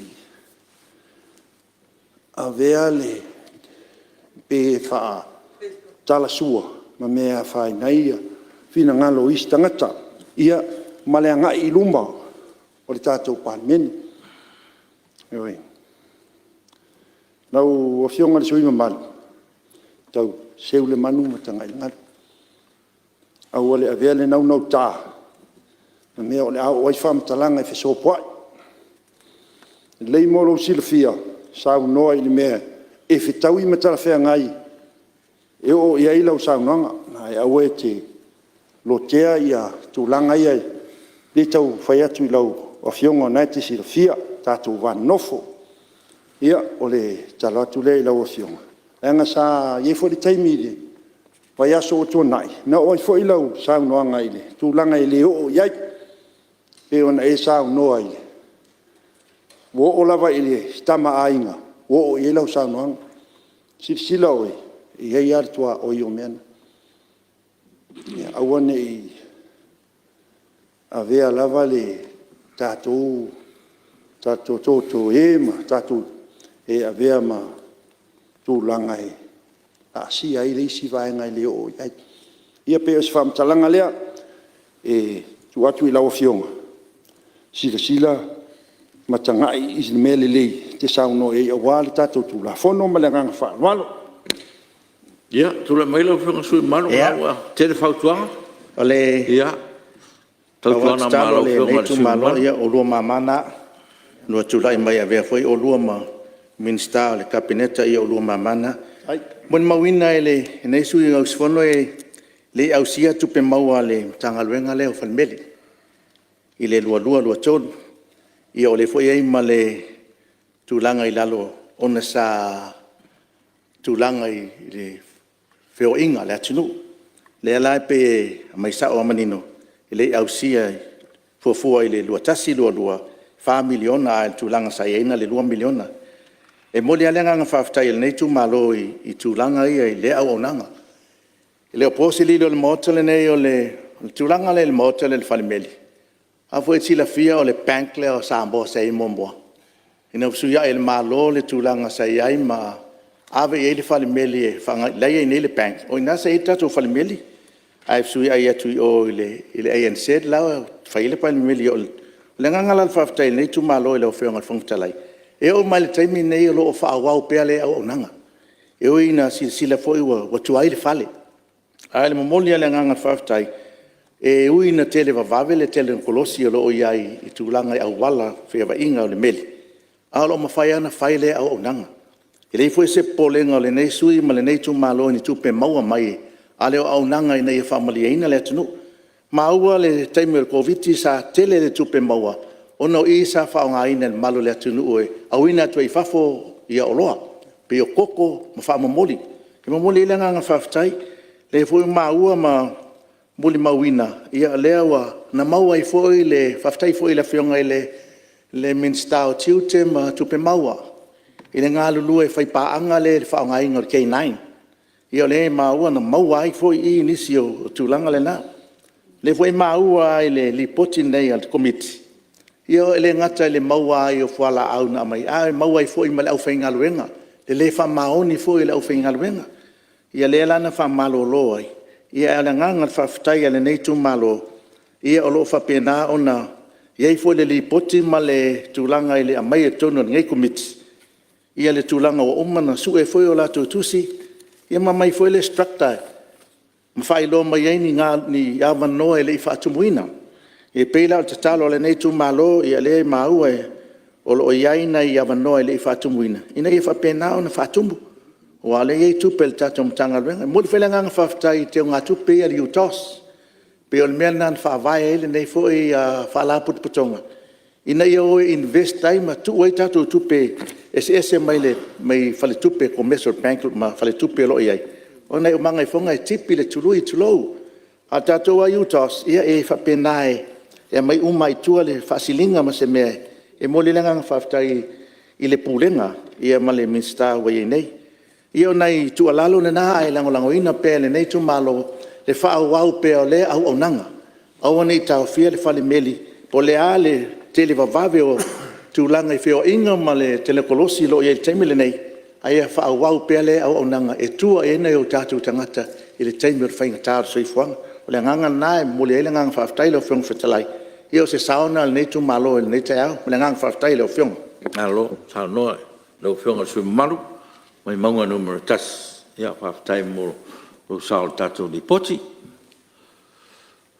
tu lai mai sui vai maunga numero lua so le ma sui o sanganga numero 2 ia faftai lo fionga fon fetalai sai foi mo le manoa ia mo se sao foi nei tu malo ia mo mona fa le voi faftai te telefono sui te telefono ia me se foi komiti malu ia me se foi le pulenga o fainga ruenga ia o tātou ofisa ia po le wharemelio. So tātou atunu, malo whaftai. Ia lo fionga le fong fetalai whalong nongo atua mo le toa. Nisi o pautuanga pe ona vatu. Ia o le foi o manino ma malama foi lo nei sui. Pautuanga pe ona whatatia mai foi le komiti. Ia e fia pi iama foi se manatu. Tūlanga lea ina ia tātou mata alai. O lea mai le pautuanga mua ma le lua. Ia o le mea lea nei i fe avea ina ia whala au whasaina. Ia o pōlenga lau fionga.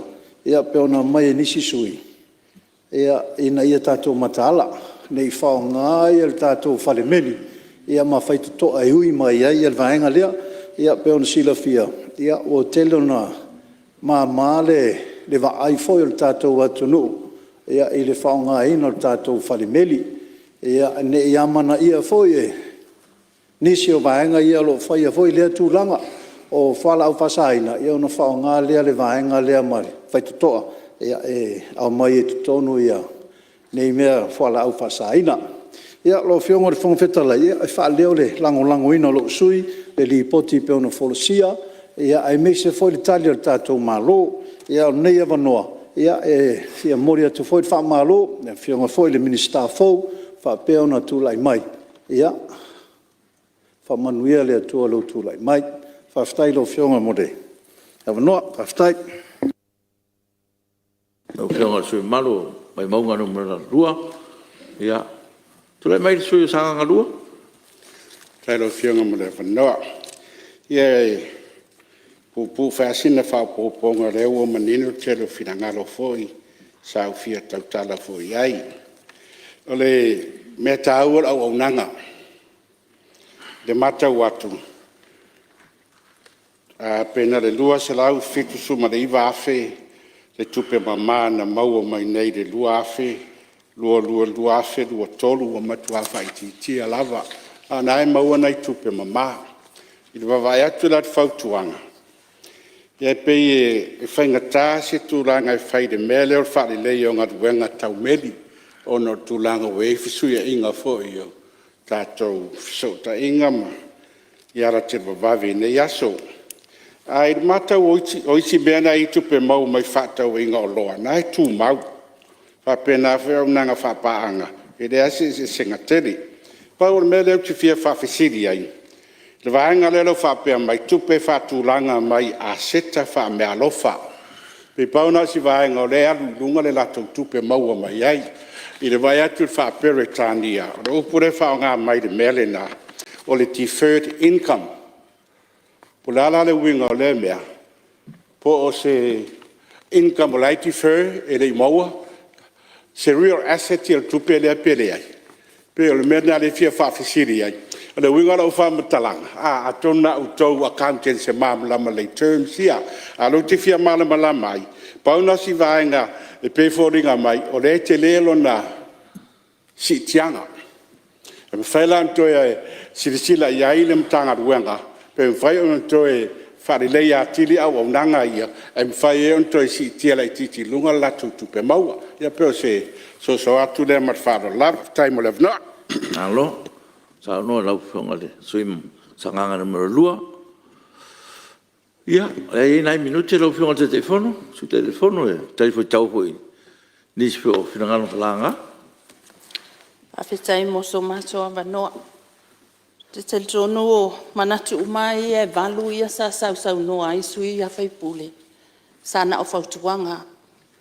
Vanga nale sui muli lea fatua o macho na sau no so tali atu lan fasili lea. Ia ona hoteli atu waila ia lea o se tala. O lena fasili le me lea o le deferred income. Ia po tupe fatulanga mai aseta fa me alofa. Po tupe ia. A o in wha mea lofa se aseta I se whalapo tutonga. E le mawhaiona au mai lotu I tutonu o lato aseta. O na whailoa lea e le au taustusi po le au accountants le mele ta o le deferred income po o le whaonga ino le aseta. E taifori tu sama depreciation whaonga ino le aseta. A whaila se aseta se lau afe a le fuafua e se fulu tausanga I whaonga ai. Ia lona winga e se fulu afe le whaonga ino le aseta. I lea tausanga ma lea tausanga ma lea tausanga.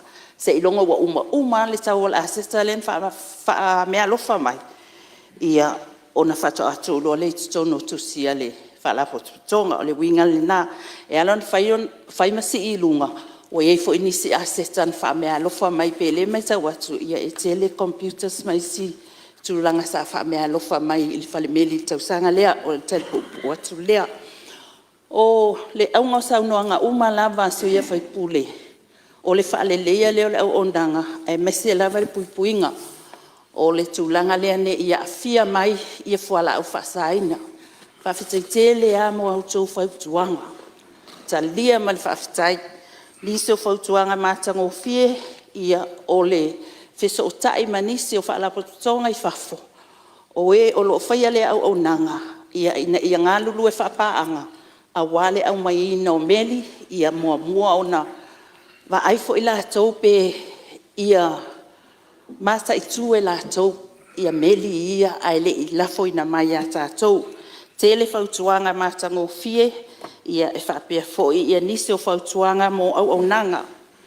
I salafai, I nganga e maunga numera lua, ia whapea foi ia salenga numera tasi. Ia inisi o mea po au nanga na whautuai e whaalele ia tili ai. Ma ia tele nisi tupe maua ale tātou au nanga whawhalemeli se si o whautuanga I mei o tangatalo ia ele o la iai ia le au nanga whalemeli I le tuai ngā te lele iai ia tūlanga ia e lafo tupea I le pulesili ia male au whainga luenga pe iai nisi a lato metotia e whaala iti I fuai lalo ia pe o pusa koko ina ia mawhaiona ave ia tātou whaamomoli ia la o fionga fonfita lai. Alo. Ia whawhitai tele lava moso matoa manoa whamanui atu le minsta fo ia la o fionga ia fia lava le komiti tupe tātou te ngā lulu e whaatasi manui al fono. Ia, malo sau noa lau fionga le te fono. Ia, o lewa tātou taunu tātou tei malolo pa o ngā singa. Lau fionga Popola titi. e fonfita lai e asi vanga taua lea. Ia, saunga. Fia whapopo atu li poti al mātou komiti. O le vaenga tere lava al tupe sa masani o le maua o le toi maua.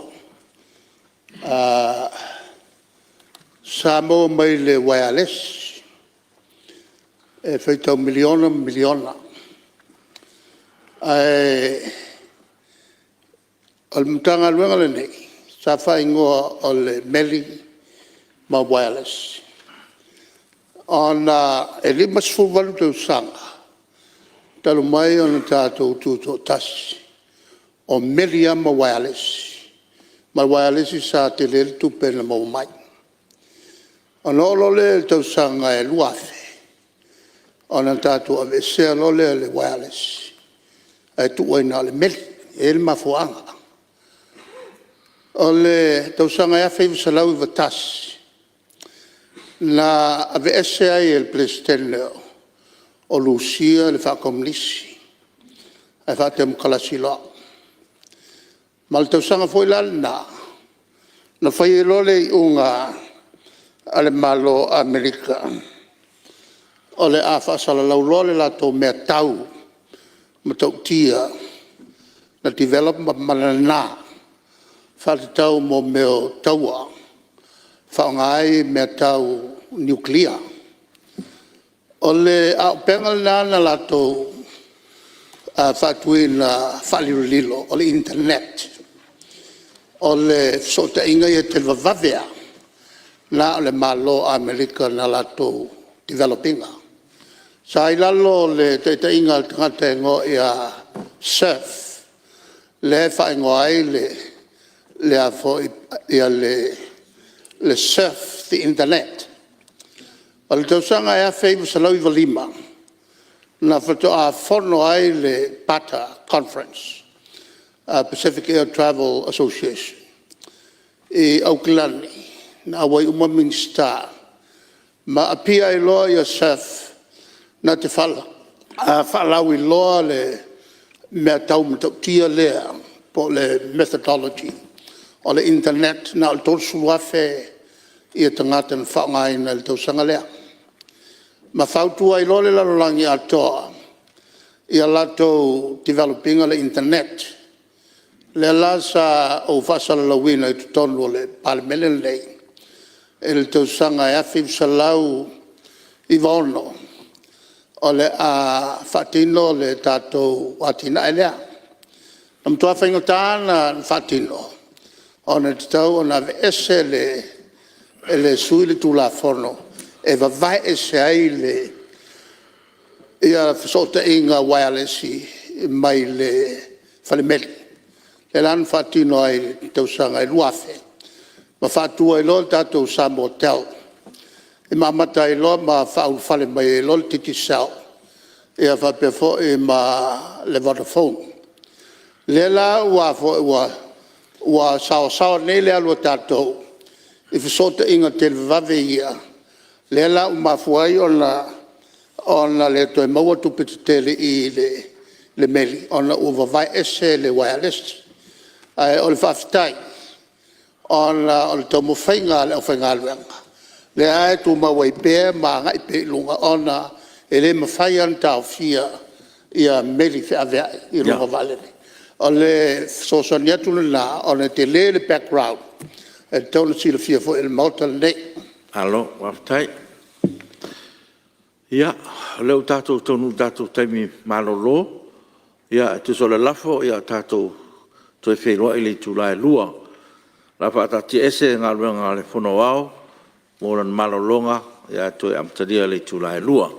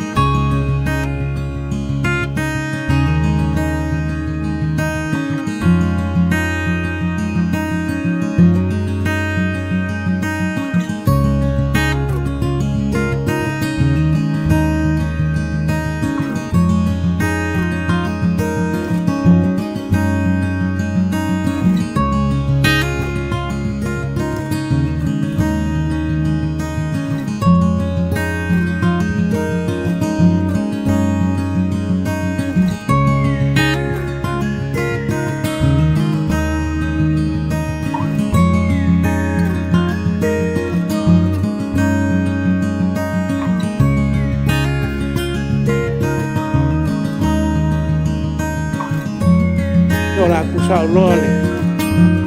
Fa moe moe o le game ka ngā ruenga. E kusai o le poki ia e pe foi o fonsia. O leo wa mai ka winga e ko manu lei sui ma manu. O leo sa sau ngoa ma fa ali o la ko filangano. E kusai o le poki ngei al Palemene. Ua olu lua lua olu kolu. Le foi o fa fonga maua le pa ia le mauka. Sai o le saungoanga maka ngofie. Au saungoanga fo i mala malama. E pei fo i o ngā whikai kunga iai le whionga i le te whono. Lea fo i wā whao popo le sikasi o sui o le komiti. Le whionga i le kikai o le kungai. Whapula ngisi o maenga. Mai o le makau iai mi kulanga o whelawhela whoinga. Ia wale ia se maenga. Ele i o iai le kali le whionga le te whono. Mau ki ngā whoi ua mangingo ma ua malama lama whoi mauka. Mai mori le kanga whaakai sui sa whaalio lako whika ngalo. I le ripoki ngei le Palemene. O mai kawinga pea le i uleo lea e whapea. O se pulenga le kiki. O se pulenga le kiki. O ngau mangkua leo le upufoi lea. E la kiki ai mainga. Ma fuisia. E la kiki le pulenga. A lea lava e mai kawinga. O lo maua pea anga kupu whasiri. O lo maua pea na kupu whasiri. Mai lea kausanga, i lea kausanga. Iwi lava e whape ngā ia leka lafi. O mea ngei o kupe maua whala pupukonga ia. Ia le au kele lava. Ia o lea o lo iai le kupe whasiri. Mai lea kaimi. I lea kaimi. Tau whiongan whongu whikalai. O leo ki kele o whinga ngalo e peo ngawhaalia. Mua. O le kulanga ma le papolenga ma le kunga lungo sui. Inga ia aua nge i sauwha ngā mai. Fuala au whasainga e peo le pauka mangiso o fuala au e peo ngako mo winga. Ia aua nge i sauwha ngā mai o kongo e ala mai meti. Yo se kulanga e le kele. O whinga ngalo whau o wharia. Yo kankong waka oso ai foi ia le ovisiri. Ai mese o le pulenga o Palemene. Wai le ngā kia. Kasi ngei o whawhika au li kele o lo kulai mai le lang. Ai mese lava o le awhia ai. O alo ma whangau ma kupulanga lalwa. Le lawa para ngolongo foi kusai o kele o whinga ngalo. Ia o le au ngā le kasi. Ia maa le pumong o le awa. Ia i le fuafuanga ma o le fua mai au ngā whakingo au aonga. A leu whainga ruenga. Ma o lo wha au pea. Le fua iwa ia i le system neo a la ku whainga. O le Ionics. Ia whaalau ilo ai ngiso kulanga ia. Ia mai o se kulanga e sili o ngā mawa e o leo si iki ai leo au nganga. A le kanko o Palemene. O leisi maenga lau whionga le whangwhikanlai. He ngiso sui mamalu. Leo lo sau ngoa ma o lo lako whakau inga. Kulanga o Palemene. Ai mese lava le Palemene leo lo mokele sa la fai. E whainga ia nka wasa mai pe foi o maua i saunga sui manu. Ia le kaupaki man ka wasa mai e pia ngei pe kai. O le o nganga ngei loa fa wa pe le mokele sa la fai. I o fai le ma so sang. Fa whaingo fia e foi le mamalu le ka ku kungu e o lo fa penga o nga film pa au e mo kele sa la fai o ngisi mai ngai lo fonga kalai e hi fai lo foi le manuale pa menga me se foi fa fonga mai al ka ku e ngisi o kulanga ma fa mo nga wa usia ai me se lava de kun ka inga lea o fainga fa nga po ngai o lewa ka ku kirkong pe foi nga so ngoa ia le kisi foi o sui mamaru e fa nganga o meri pauka pa leo lo nga lue va lua ai le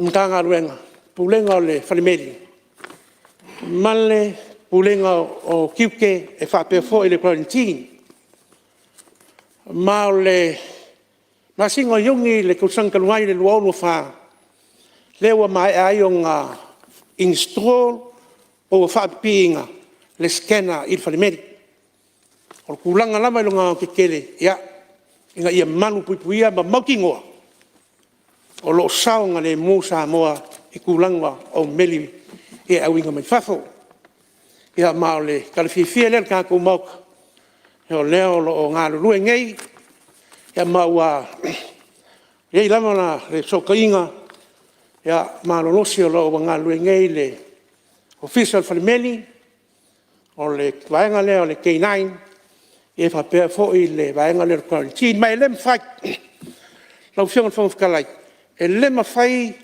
o nga kuinga ku se mel e se anga le mel pe a le fa maria inga uma vaenga ia mo mamalu le ku se longa lama ia wa maea sa iri ringa uma office o nga ka fai lenga release se meli Lei si mai nga la fiong fo kalai mo le silfia le foi wa mai o nga fa pinga ya ka ko security cameras yo le si le mai nga soson keli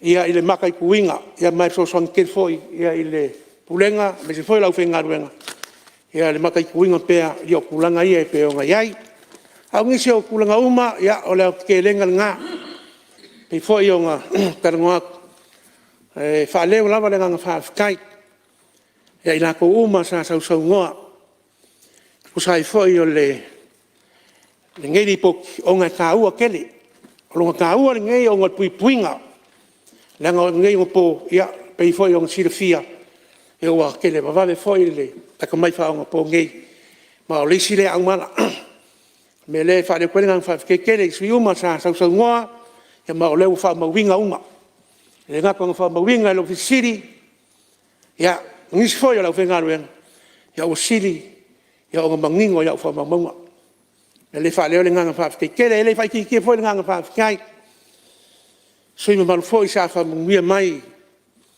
ia ile kulai me foi ma ko fi minska ya alo la gonga lava le ma fanga ma los ia fa piko nga fa se fa kele fianga le telefono e me se foi o le malu lunga komiti il lau ko nga ruenga sa ko fi kai kunga ia le fa ngofie langa ke o lo puipuinga ia ma le malu Samoa ia o le ala ngai fa le nga fa ke ia ilo ko makala e mese yo fo kuanga ia ma ki mai foi wa fa alia ke ka o so ngai foi le fa mo ngai aso sai foi o pepale ngai pulenga ia lo fiong fong kalai ia ele fai nga lo sa ma ko kala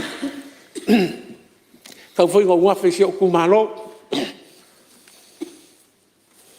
na ia i ma fong ki ia yo nga kupu mbongai ia se ona vai le na ma o kumalo foi leole pe foi le o finga ruenga kofi le kua so fa ka kulanga ya lo fa mo mangu ma ka kalo ile kua ya wa se manguia ya lo sunga le ma fa kong lo sunga foi le telefono komito lo toina e me so ka ko pulenga ya ma le pia le finga ruenga so fa ka kulanga fia ma lo kalo le lava wa kau lau kau kapuinga, le ko whanga ngō le kua, ia leo ko mo ku pala. Pio ka te kai pala mia ma le mano, ia na be foi whanga wa i lava le vai ma le ako kua, ia o leo lava mo le mano los, ia ngō lau ko kapuinga, mai so lau ko kalonga i le kua, inga ia e mungu whaiwa, ia me lelo whionga le whaukalai, e mungu kere le kausanga whau, pe i o le tāku kungu e me se foi Palemene, ia e whasi si lava si o kumalo, i o le wa e kasi a sa mo ngia le whau. A malo, sa no e lau whionga le minsta, whaftai o lewa, talfui tau ho inisi o tau salanga al pa i o le mota, ia atonu lewa o manino whafonga al pa i o le mota, tu sa foi o nisi o tau o salanga i whina ngalo whaalia, me rea malo whaftai i lau whionga le minsta. O te tāpala o whionga le sute te whono mo le lafo. Au whionga whonwhitalai o te whaatū le lafo, ina ia whaamaonia le whono o ali po te nei komiti, e pei o nei luiluina, pe Palemene lua whelua tolu, lua whelu sufa, numera se lau limas fulu, lafo re man whaaloan. Palua, e sui si umu, ia whapea le sui o le whanga whale se la, ia sui tamaitai o ali pata i tūpai, lalo e whapea sui o ana lofi numero tolu. Siri pela whamaunia lafo, o e whinangaro e sau noma le ioe. Au ese le ai, ua manu malo le ioe. Tu le melo whionga le minsta mo le lafo le tani le malo? Lau whionga le whongwhitalai o te whaatū le lafo, nga ia whaamaunia le hono au tali le malo i whautuanga, komito tupe, a tupe tutongi. Palua, whionga minsta o sisi o manga, minsta o aonga, minsta o whatoanga. Siri po la whamaunia lafo e whinangalo e sau noma le ioe. Au ese le ai ua manu malo le ioe. Au whionga whongwhitalai. Tula melo whionga le pāmia. Paftai o le ua mai ale whilawhilafo inga i lunga le tātou mata upu lea i le lipoti whaltausanga al Palemene o Samoa mo le tausanga whaatupe lua whelua tolu. Whaamaunia lafo taitai whono le komiti. Ia whapea fo Italia le malo, e pe ona saunoa ia le whionga i le minsta. Ai wo manatu e au pea ona a watu se mata upu na o maita wina le whalawhalafo inga i le tatou li poti lea. I le tūlanga e ali mai ai inisi o saunoanga. O atangia mai ai, o whainga whaapisi nisi, a sui o na mauta nei. E taulawa ina o whaamanatu atu i le mamalu o le Palemene. Ina te ilawa ua tilofia le mauta nei, ai mai se le tofi o tātou o whaipule. E whapea o tātou o mai tonu o le Palemene nei. E whai eini a tātou whaamitalanga. E una ia aini mana onga whaapitoa o tātou ini a tātou whainga whaapisinisi. Te manatu lau whionga i whangwhitalai. E le tala whiangai lea mo le tausinga o le mamalu o le whono le nei. Ai maise o le tautonga a tātou i le tātou o mai e whaile ngā duenga o le tautua mo le atunu lau tele, a e le o tuli loa ina o tātou mana onga. E nā alparu nā le mea o sa o nofu lava ma o ma whau pe taunu whai atu e sa upu. Awa o le wha leonga le au mai, mo tātou wha maumaunga, e whapea, no o walatu e totongi ia lau whaamomoli i le Palemene, taungatā, o koko. Wa avela le taungatā le Palemene. Wa taunu o tuai le koko i le mea ave iei. Wa taungatā i le tau. O lau whaamomoli lea. Upuna atonu e toe maua mai. O le si sao noanga. O a o le tangata whaipisinisi. Lau fionga i le fonga fitalai. O i tua ia e ao na tatou pui pui iai. Ia ai mai se fo ilo tūlanga o le taitai o le mauta. Ia le tilo fia al mauta le nei. Wa avea le tatou sa whai o tatou na fua. E tuli loa aini a tatou lava manaonga. Ai mai se oni manaonga whapisi nisi i le tangata lava ia. Ia lau fionga i le fonga fitarai o se wha manatu. Wha molmoli i le tatou mauta. O le ai maua. Le tāua o le tau o au au nanga. A tātou tala noa i le nauna lau tele. Nai le rei. Ai wha molmole i saunoanga. Tātou alo alo mai i le mai. O la umea lea. O la pisnisi lea. O le ala umea na o la tufai lea ofisa ma lea ofisa. Ia atonu o se whata ita inga. Ai tilo fia ai. Pe o leo uturi loa mea ia. O na lea tātou te sa whai tono o mautal ni. I o tātou lava whanau te inga. Ia, man whalalo lau fio. Malo, whaftai. Ia, tonu e tau hoi le se whautuanga o tuina mai le fionga te mai Palemene. Ia walawa le ngaso longa o tātou ngā luenga, meso tātou pilaflofo inga. Se sura meso i o salenga? Whaftai mo le avano, tai au fionga. Fongatas. Fonga fitalai. Ma ua fo sau noanga te mai Palemene ono e leo tā uolo ingoa. Ia ai lau te mai tau wina o autonu e ona le whamtalanga lea. Mo le whamanga lau tele. O lau whamomoli. E leo sao pisinis. O koko e ave seo angola i o e whailana whale o loa. Ai leo sao pisinis. Na lafo mali tupe e te au e batu ai. A lau tilo tilo. Ua taunga tā. Ai sa ave lava. Ia o le taimi mua muana. O le taimi muli muli fora tā. I le ito e lafo ina sa mea. A le whaawawina. E leo whaia se pisinisi whaapea. E o mai le taimi nei. A mla o wina whaamaumau. E leo ia sao pisinisi o whai le taimi nei. Le wa fionga fionga talai. Na ia ve se tu inga whaapea o whai se pisinisi. O se whaamanatu. Mas whaamaiti. Ina ia mauana maketi. Voi lea ia o le ini med. Ia tasi lea waunanga whaawawa le. Whali med. Ai whaamuri atu saunoanga. E le yes pisinisi a sui mat. Whaftai. Ia, si tu lai mele, pionga. Lawa pionga fonga fitarai. O le mea tonu alia. O te li ta uai le sua whao le whaipule. O na o leo te tala no atu le tūlanga lau tele. Ai a whapea lawa o leo wa sao no mai ina ia whaamalama. Li se mea a whainai. A o le upu ia. No o alatu e watu lau whaamoti. A watu i o watamuta. Ia. Pe o ia. Pe o sona ainga. Lei, o le visota ingalana. O oi o le whaipule. Lau fia. Ia, tono leo manino le tūlanga. Le whaua whae lor fina ngalo o le Palemene. Ia, whalau i tele. Ia, ono le anga ilumo o tātou filaflofo inga. Tā ua me uma. Ia le whau sao noa manino leo fionga sui malu. Ia, maloa whaftai. Me siri leo manino i tūlanga. Ia, ma wha manino foi.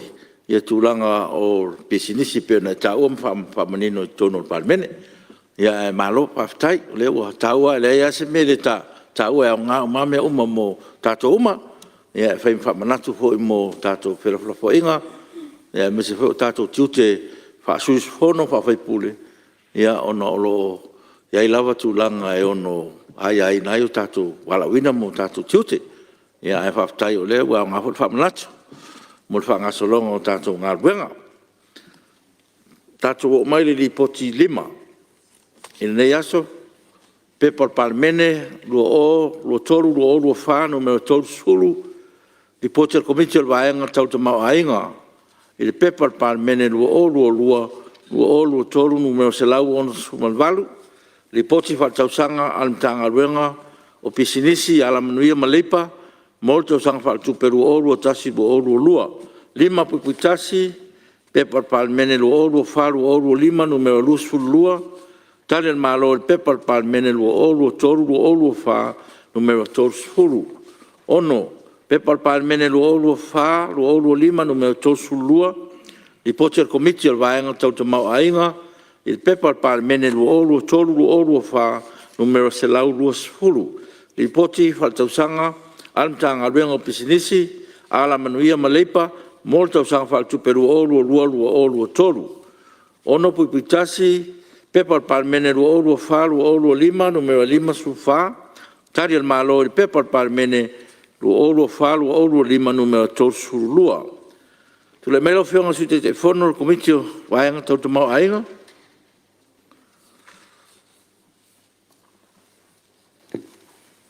Te rau whionga. Ai whionga rau te lai u te whātu le lafo. Ina i whautangia e whono o auli po te lua. Al komitio le waenga tau te mau ainga. O loo tu ina tu ai sai ni linga whautuanga mai una whono.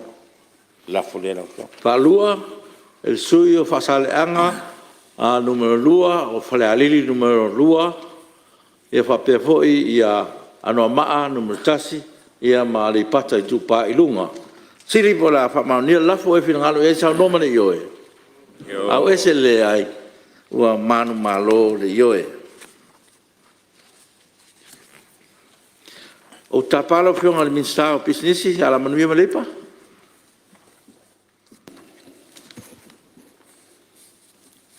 Lau fionga i whonga whetalai, o te whātou le lafo, i whautangia i whono au, tali ale mālo, i whautuanga, ale komiti o vaenga tau te mau ainga.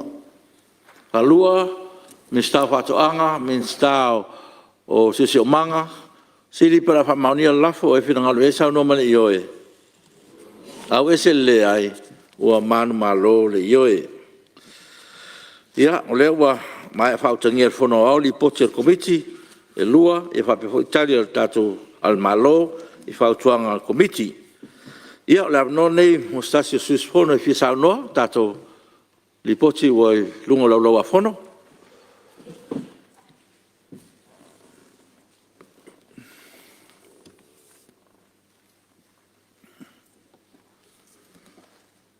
Ia ua mai tau atu ua whamari eina uma suis whono.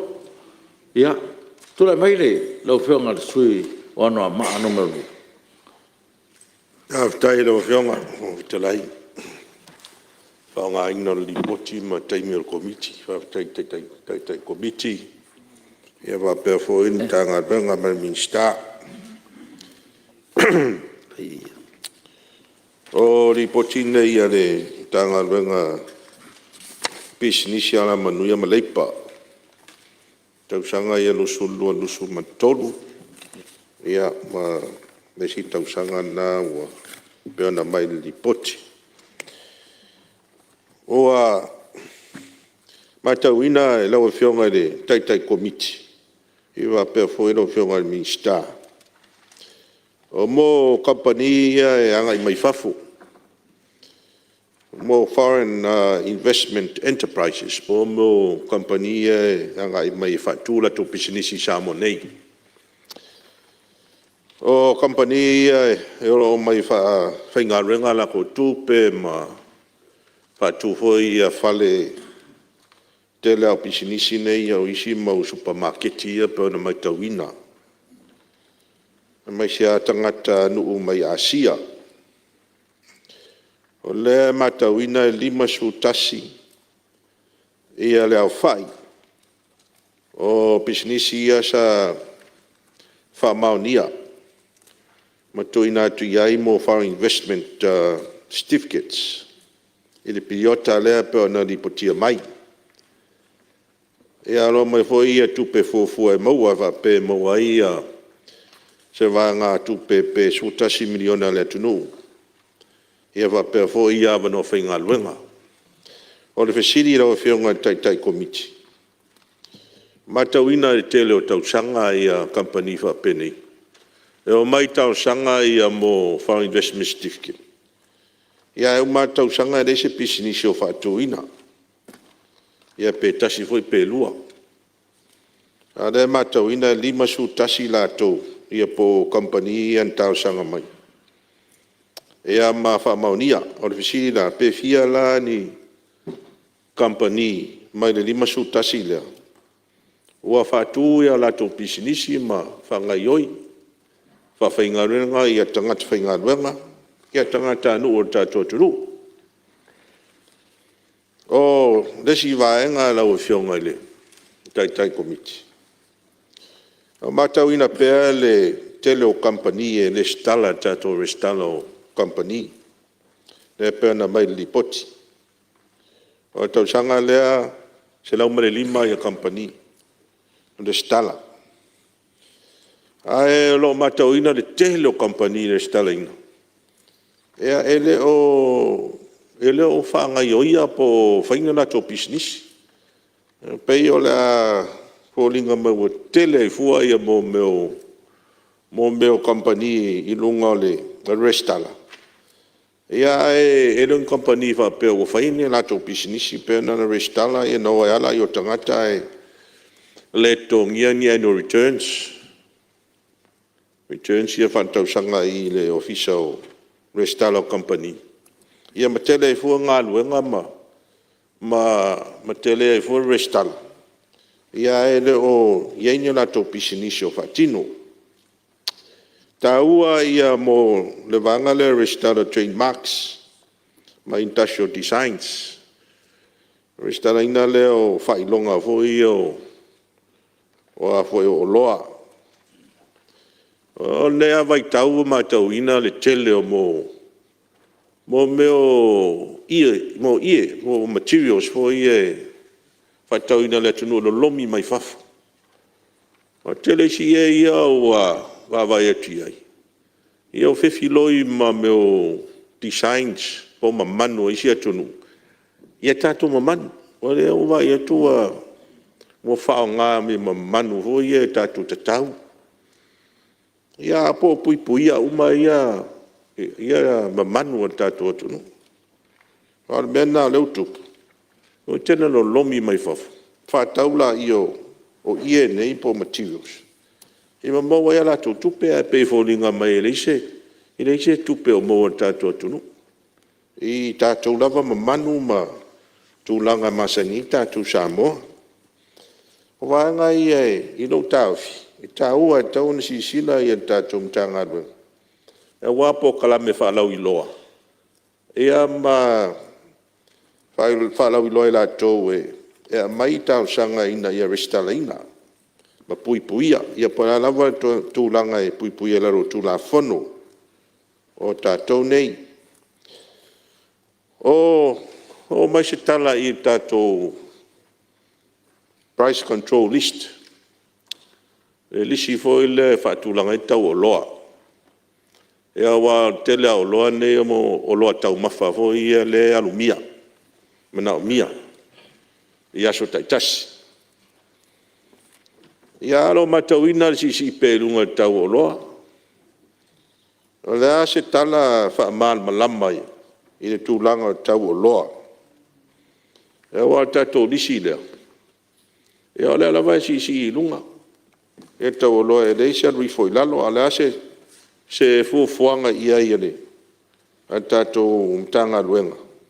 E tuwha te sia le lisi lea.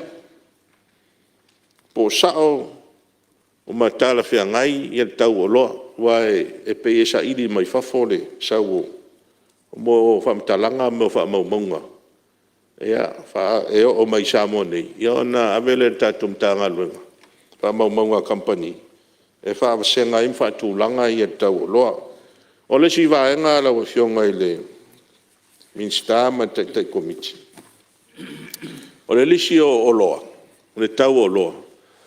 E le au fiai tau o mo mea faufale. O le a se tō wha. I mo o loa ia faufale ia mnau mia. Ina ia mo se fsoswani mo tangata le atunu o lo fia whaale leia. Ia pe fia fausia fo ia la tō maota malawa. Awa o le hoi alu i lunga tau o mo me o loa ia faufale. Mo apa. Ia tūlanga whapena. Tau tangsima. O loa ia alo mia. Mamanao mia mo le fausia ino maota malawa. O la se tofa. E le tau o na tuu iai. E pe e whapena se wa ai. Tau hoi o na tuu e ima. Mani o loa whapena. E fsoswani i le. I nei mai tau. Tau. O soi fuanga pe o na iai. Tau a tele ia mo meo. Inspectors i al mtanga luenga.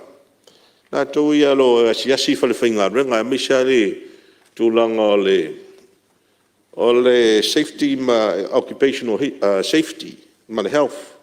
I tono o whale whainga renga wa mea lea sa unoi hui se tasi o sui lava yasu. E le tūlanga lea o mō meo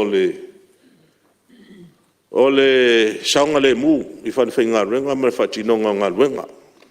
Inga ia le leia sia singa a tātou tanga luenga. Ua si whale whainga renga po iei mo safety kia. Ia wale le pui o le soifua o la tau lo ngā lue. Mai I ngā luenga lo ngā lue ai. Peila whataitainga o le tise ia mo meo o le au whawhale ia o vanga le whausia ina mo awala. Ia o tūlanga umai e tauna le lei ia le asi ia ia tātou inspectors. Ena ia mauti noa o lo sta ia tūlanga tausaunga le mū. O le au mai le lipoti lau e whionga le tai komiti. Tolus fulu ono company. Sa maua e tātou mtanga luenga. Whawhainga renga I tangata anu mai whafo e au noa mangi pe mika whainga renga. O lea se whamamla manga o le tūlanga. E wae I lena tia tele ia pisinisi ia o matauina. O lo whainga renga I tangata maisi atulu. Tangata mai whafo. Alela matau atu li pote komiti. E tolus fulu company business. Ia na maua le se singa. Whainga renga ia e tangata e au no mani pe mita whainga renga. O le tūlanga lea e whaafsiri atoi fo. Pe fia la, nā se whai numera. Fia I tangata, o la re se au whaingo tangata ia ngā rulu e la tunu e au noa mangi pe mita whainga renga. E whaafena uru whale mai tono la tunu. O ato I ngā pe mita na uru whale mai ai. Ia ma company ia la o whainga renga inga ia tangata nei mai whafu. Ia pe ole mo whaing tangata nu o Samoa e la tau te ngā rulu e whaongai ia no whainga renga nei. O le si tūlanga fia fsilingia. O tupe whaluina mtanga luenga. Whatawai ia mo meo o no foa makesi ia manai computer. Whaluina ele se lau sifuru lima afe. E tau sanga le. Se tupe tele le tupe. Ale mata watu ia na mo meo furniture. Sfo ia ma nai lau no foa. O lea se whamanigonga o lea tūlanga. E le tele o le tupe ua whaaluina I le. I lea fo I whaataunga o pēna iai. O le si me fia o iai se tautalanga. Lau fionga o whonga vitalai. O wā tātou mtanga luenga lea I tū la fono le iai le reserve ma le restricted list. O to inga pisinisi na o tātou tangata nuu e mwhai o na whai api to inga pisinisi ia. Whateita inga o mō meo whareoloa ia retail shops. Ia mō meo kompania po pisinisi rental cars. Ale mai tau ina te lo pisinisi ia mo meo whareoloa ia whaetau o loa. Tele ia o e whai tangata anu mai whafo. O la tūlanga o tātou reserve list. Ma tangata nei. E wa tele ia o mo meo whareoloa ia e le nātia o le asi sila ia te supermarket ia. O supermarket ia tangata mai whafo ia e te lea o lātou mai Asia. A po la se tūlanga po te tala le ia le tapu lea o le ale tūlanga o iai. E pe o vaenga ia lo fionga fonfutalai. Ia maresi mta upumuti. Ole tatou tula fono ho le citizenship investment program. Tula fono le na fatu ina pena pasia le pe anua fe suma le fitu. Ia fatu sinai la to o mai fatu ia mo falenga o si o loa ma business tele sa mo inga luenga manu ia mi si tia tama ai. Ia le pe mata watu ele ia se company wo o fale mai sa mo ila lo tu la fono le a pola se tu langa o ia. E tau to fa si te ngo tu la fono ina ia ma fai ai ona fa nga work up. E tu la fono le pa fa pe e le o mawhai o na whaonga nei tai. Ia ona ni tūlanga le whaupunga tūla whono pe whaintai fo ina o whale maingi company Samoa nei. Ia rau whionga le whongwhitalai. Mea tū lava ia pisiri mna ia manat. Tu sai maneri poti e whawhitai mulunga luenga whawhitai tai komiti. Mea le whionga le mista. Alo, tau noa. Sui malu, ana maan me lua. Ia mo whinangara whaalia po e tusole. Li poti o tātou komiti. O per mauta. Tula mai sui o whaasale anga numero 5. Ia. Lewa le toi wha longo lus. O re whawhitai lau whiunga le whawhitalai. Ia.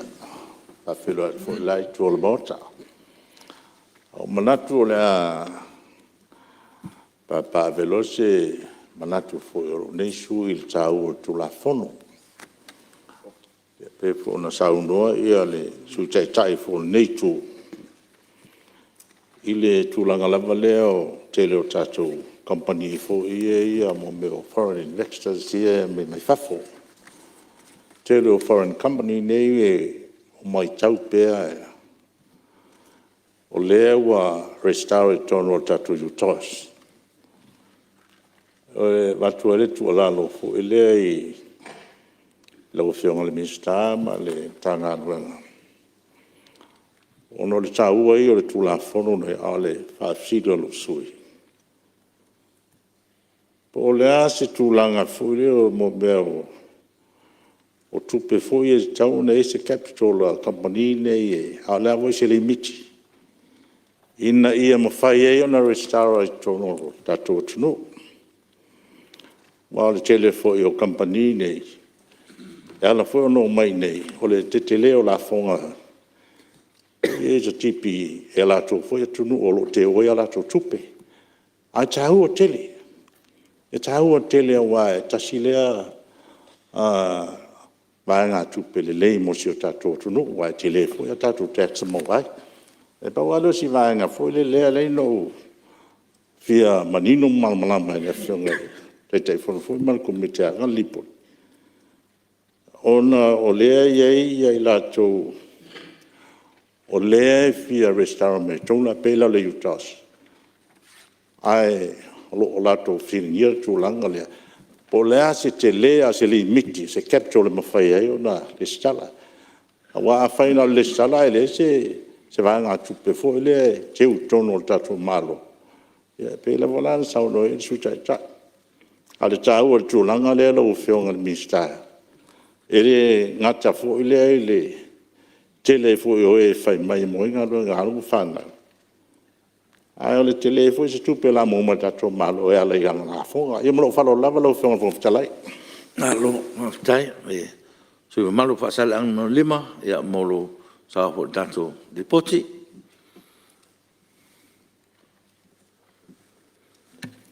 Ya tu me suyo holata tolu. Tai lau whionga mo lava no. Tā ua tele ia i poti nei tuna mai. E lua li poti. Fitu whautuanga o lesi li poti. E 5 whautuanga o lesi li poti. I mtanga luenga lava nei. E malava ia whautuanga ia o mai. E tā ua tele lara ngā luenga al komiti. Ona e lau tele ia ngā luenga al mtanga luenga nei. Ai maise lava i le vava ia o le tau o le soifuanga. Tangata whai ngā ruenga, pisinisi lai sene, o mea ia, o mea patino ala ne le whai ngā paanga ma le private sector. A lei ona coordinate ngā lui whaatasi ele malo ma private sector. Ona whaingofia elea, ona whaangaioi, ngā ruenga whaatino I tono le tunu. Te lei o whautuanga, ia tuina mai. A tai e komiti te leo, waenga te tilo mai ai. Mai ele amatanga te leo nim tau. Tasi ale whautuanga lea wa toi pa uai pointer komiti. O mai o taunu whaise ofise sa hoi. Ya te ofu te tolo ofisa tala lua fe su lua ya ale fe. Fa ele o lua komiti lea. Pa wana se vaenga ua fa le tono komiti. A o isi vaenga uma. E mawai. E mea lea ala o fionga. Tau o soi fuanga. Lea e whautuanga. Whautuanga mua le li poti lea lua fe lua lua tolo. Me no le tātou te pisa le price control board. E sao. Nā vese le malo talu wain wha vai me tal competition. Fo lea tu la fono legislation. Whi wha tau wanga. E tau wā lava ia kampani ia mauloa ma tu e lalo tau o loa. Pe ali leila ngar supply. Ai au olone pa ui lalo supply. O loa. O mo mia lo lale price control. Fatontolinga tau o loa, walo nuina. O le ati take mai la tola control la tola supply, control me tau o loa. Le na vave tele na lunga tau o loa. Ai ole excuse ale mai. Ole tau o le swahau, tau o pensin. O freight mai fafu. E sa o sa yaile impact o mena ila matanga. Amatanga pa ingal ni. O le o matua pa u ole tau o swahau o mal pensin. E tau on te whangaina na alwhanga ni taim. O le komisi le iei nei o le control board. E fōringa mai tangata mai whafo e a. A tali tonu. Sili ale le price control board sa I mōmua. Nā te fōi nei ma tangata whaingaru. E o e wawa ai mea nei ma ripoti mai. Awa ole si mele utu lei mai, ole me mawa ele wini. O tau ngofi atu mea mai fafo I mele mo utono Samoa. Ai alu nei fie tau sami sau fish and chips, I taimine, te mo mua ewe sili fale inga. Po sei ai nei, po sei a mai fafo. Le taimine, iwa su po sene o fale fish and chips. Fa ngali a mai fafo. Pa atu pule se me fa pia tau na uole Samoa. Ai le fa ngai ai tono Samoa. O me lea, e o I tau o whaile leanga hoi lea I whala waina me whapena. Ia, e sire lor whaatau lau pepa mixi veche so lili. Lor whaatau o pepa tamato mo isi mena leitei. E tau o nese fua. Mantua fo ele o taxing al malo ia. Vanga I whato anga na ia tau whapaleni. E tau o lato o loa me. E sire vahanga I tau unto e tanga ipe iei tanga lunga. Lenga teilia. O le quality o loa iu toi mau sa mo te mini. O mea sa le toi mau sa mo yasoi. Lewa makan koe lau mai. Matua pa o le quality o loa. Hale tau. Matua tau mo taha. Lenga te ina pa quality. A lipo. Leni lipo tu wai ton. E whai mea ia wha ngata tau. Whai mai o pusa apa whai whala velave. Pusa pisupo whai whala velave. Ano winga ele tau mo whaase I tulo. Al fai o wha velave ele eia. Au matua le anga le quality o nimia. Ale anga le sira me se tau tanga ia me hoi le recycle. Pele e mai si pusa apa o fia tau sanga e o recycle le tono Samoa le whangai. O matua le anga. Tau tanga ia lau fiong. Ale me ta ua le I poti ia. O le lako regulatory function. Wa inga le o tangata whainga luenga. Mai fafo. I may say, it's quite seriously. The mele mai li potel committee. Mari se la wono sul tolu. Ia fale whainga luenga. Na le wha paseni. E mi tinga ia ho ilea. Le stand o le occupation, health and safety. O le mele o le health and safety. O le mele pito ai lunga I. I wawa inga atu nuu I whafo. Whatirino ngā luenga. A le vai atu nei, na le 5%. A 5% o se lau ono tolu. Roi nga le ongo kampani. Ongo le fiku. A fua iei. O le almesa iei. O le sa 2% Sa lua supu sene tau sanga i lumatu. Ai o tau sanga lea. O pa uma il fapa sing. O fisili la. A fai o lea ma o lea lua sesing. O ala ngalu nga ia fai el vanga siasi. Awa o le si mea o le pa li poche komiti. Ele lo la tatou pula fasalanga nan fai mai fasala. Ale lo po atu nga fasalanga o nei sala mafa fa peni. O male o le usta ia. O ia inga nei tau. O le si vai nga la ofionga. Ma luenga ia mai ia tanga tvenga luenga mai fafu. E pe tele ni tatou fai tio mta una saina. Al mele ini. O pe ko ke fit penga lo saina. Filipina, Pakistan, India. O kele ia kaka ese elenga singal mele ka ke vai. A po le leila o vai ma tau mai tau. Fe wa yo ni tanga ta fenga luenga mtulanga wa pe nei tono le tunu. Ala la fianga nga luenga. Mo ta tanga ta. E wale pisa fa mai. O tena ave fa tanga ta. Sile men kaka mai fa fenga luenga pe wa. O fa to ten. Ala talton. E tele tanga tatou ia ni. I so tanga ia I vai ngai mal fatina nga luenga ni. O le mele o le citizenship through by investment. Ya sa o le fosa tau mai fo taluai. So tanga to review le ia le tu la fono le ona o mai le so le ia se siwa. O le mele tatou fai tete. Tatou fai tete pui wa fo atu fo ilalo ia le tau le tupe ma tu ilalo ia ai inga. Na fo linga le sfata nga passport le mea. A tatia le pa le mele review o tau sanga. E wa I sanga te ne le usik ale mas ku penga me mo kako a pete tanga I nai fai business ni a mai la ko kupe fa nga yo I le ka development bank me fa pena ai to ilo la to sising pe so va fa pena ta ona tanga ia ta to malo ale va ngale ole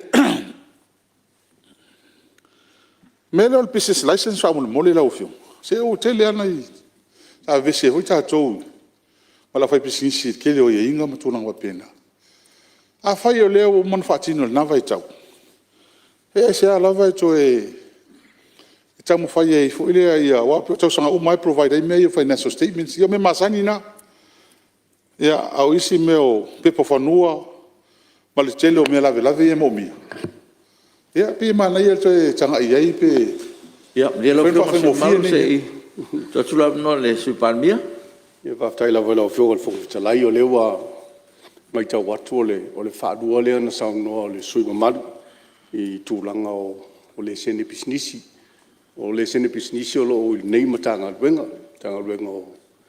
o tiu tema tu pe maua o le matanga wenga le o lo ye le dipoti ia o le matanga wenga o business ma la maluia o la tole il FIC ia pol permita le grant ni mfaina fa tino business ia tanga mai fafo I tu tono tatu tunu ale me fi fa mamma la ofio ya tu la mai su mal o le mau mai le ngalo ofio le manino fa tuanga a sa o ia ala ia so ta ingal business license mo ole msi te le ia so ta inga ale nga yo mai o ele a to pe pai e fa mo la o a wala ke nga luenga o ke lo requirements e va ku ile le customs le official ministerial sa no ne pe ya o ile le confuse ni mem te nga no por fa la ai menna lo fionga le fon fitala le mai lo fionga su palme le e manino ala o la talan fayatu e le mafaida minoi le mato matanga luenga le tulanga o le sene business pe ale mai a mai le matanga luenga le o MCO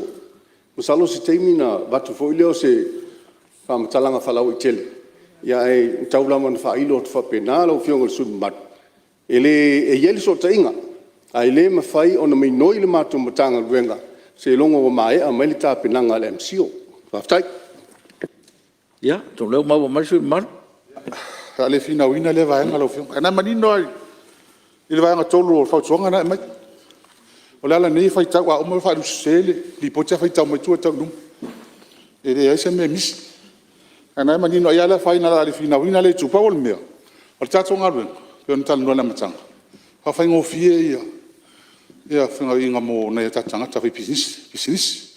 A fai na fai se swinga ona ia maua mai ia tangata foi mai fafu. Ia e ana business ne tato dat fiola ia ola ia. Le lava ia ile so. Ia va vai business foi ka ka lima kausanga. Pe ka sfur kausanga. Ele 11 kaukua. Ia tulanga na. Awa o mea nei lau fionga, sa oi fo ile. Ia, mea nei o ia mautu ia pepa. E se fai ngō fio, fuanga al mālo ngā luenga. Pe a tuli ang al kampangi o lai maua le kongi la ko la fonga. O kampani, e fai ngō fio na fai faso al mālo, ma so soani al mālo. I kampani ka sanga mai. Wai maua al kampangi, maua malang la fonga la kongi kausanga. O inai fua i kampani o lai so soani mga luenga al mālo. Ia ui lea lau fiunga. Ia, a manatu e tui natu e so soani e tatou. Ai, a whai o tuai. Ia, i mea foi lea o le. Mai kamaki foi ia o le. A foi ia, kamaki a ongai. Politek, lea whai lako apprentice. Ia, e taun wha awau pe ia vaenga. Ta ua teli. Ia, alamtanga luenga lea whai lau. E tele mano no ia tiuche ale tanga luenga nei fa malo tuai au fainga luenga ni pole mas foi mista sayai ia mas foi le mista sulai mai nei ia o mamana o ai foi company fo le o vai hardware ele o fa longo ka ko fa ngo ala o fai hardware ngi o company fo ia mai sai a kampangingi o ya kung kele ho ie kwa kele ya le wo fi mai tono samo ya tulanga ole tatu tita ho lista mi tele business ya o foi tu wala tango fieta wolo ya ta so fu ya palen ya tulanga o meu ya mal fala lava fa ftai alo fa ftai so malu o la tolu ia tu so le pautuanga ia manis fo ta o mole ta so le poti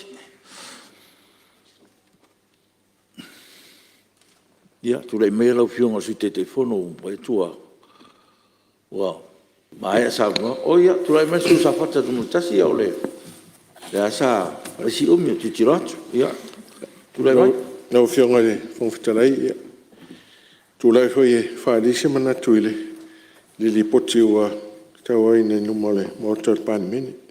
Mo mona vele whamaro mar whaftai mtanga luenga o ngā lua ile tau mwhainga o rātou tiu te tau ave o ale manui o le tanga luenga e mesi o tātou mālo. Ia ai tau whaise manato nei ai tū mālo le poti ua tau to nei. Leo te mai tau atu e mei o tau o loa.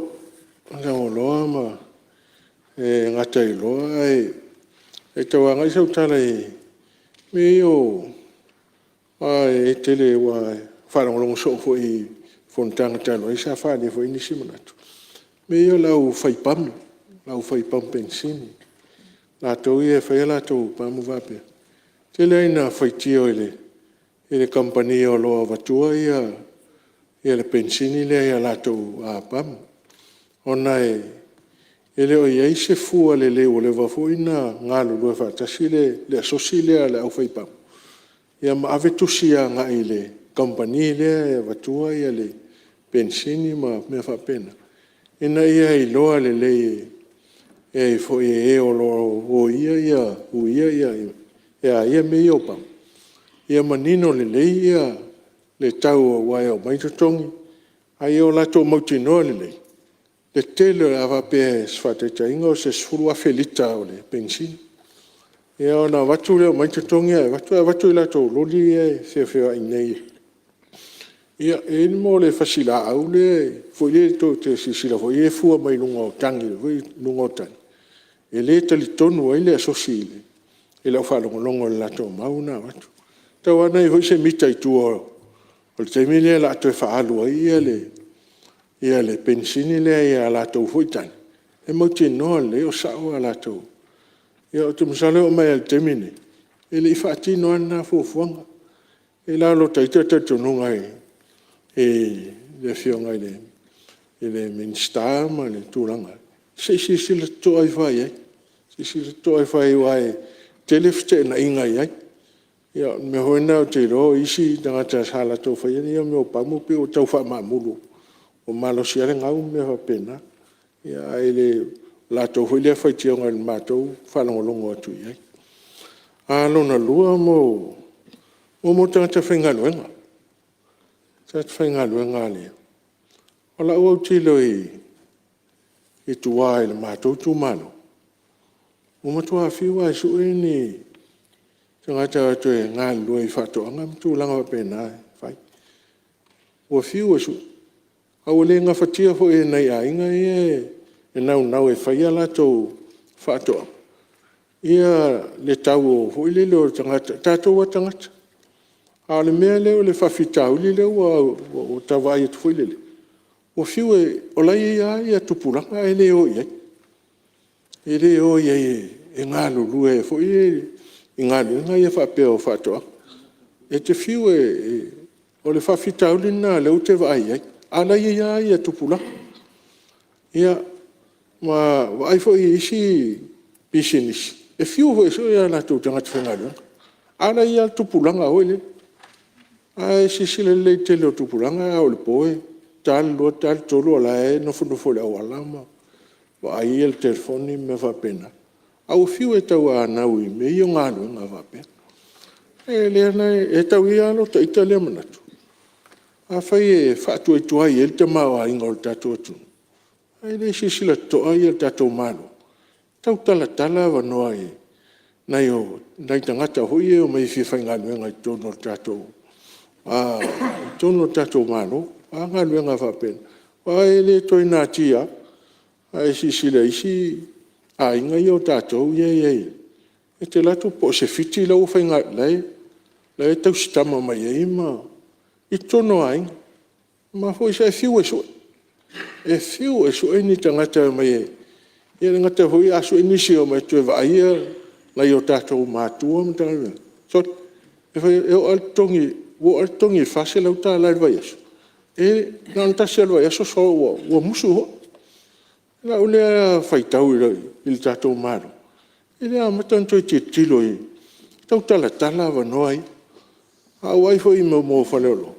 A tātou waifo i na. Nai tangata i e mai whafo i ngāra. E se wha maun. Lea ngā fo i lai sau e tasi ale mele mana o mea ia o le wha mauni. Molan tupe. Ia, a wale wha moe mele a ngā i mai ai. E te o sisila toa ia tātou mālo il tūlanga o mei o tangata whaingarua. Wa le e a fo e whapeo o leo o tō awa noe o i tātou tangata i whafu. Me o lai la tō sa tonga ma fie iai. E mau e fo i la tō tupe o e se fo i suinga o tupulanga ma la tō whaingaro o whainga iai. Ai lo ta le manatu. Se i sila toa i fo i tātou mālo. Ia o lona. Tōno mei a onga ia wha apprentice.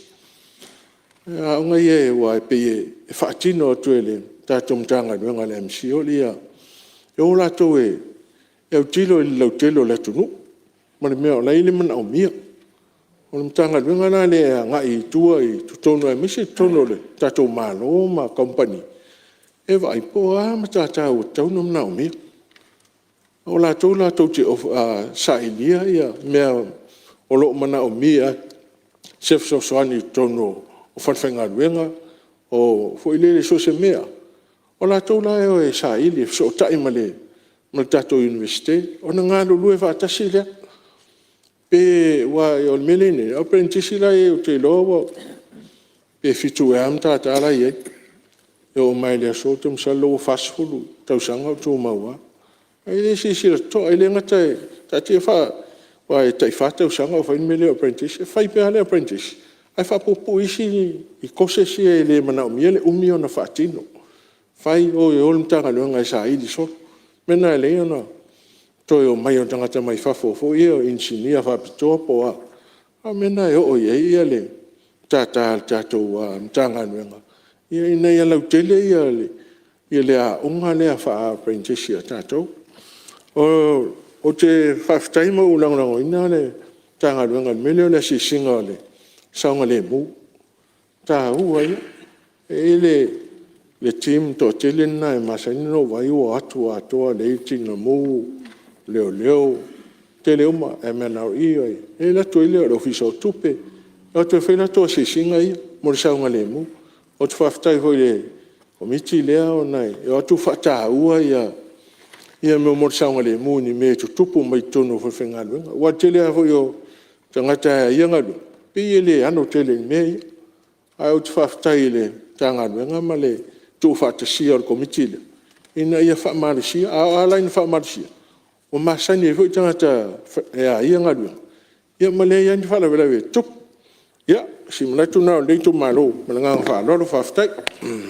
Alo, tau noi lau whionga sui malu, sa whata nore tasi.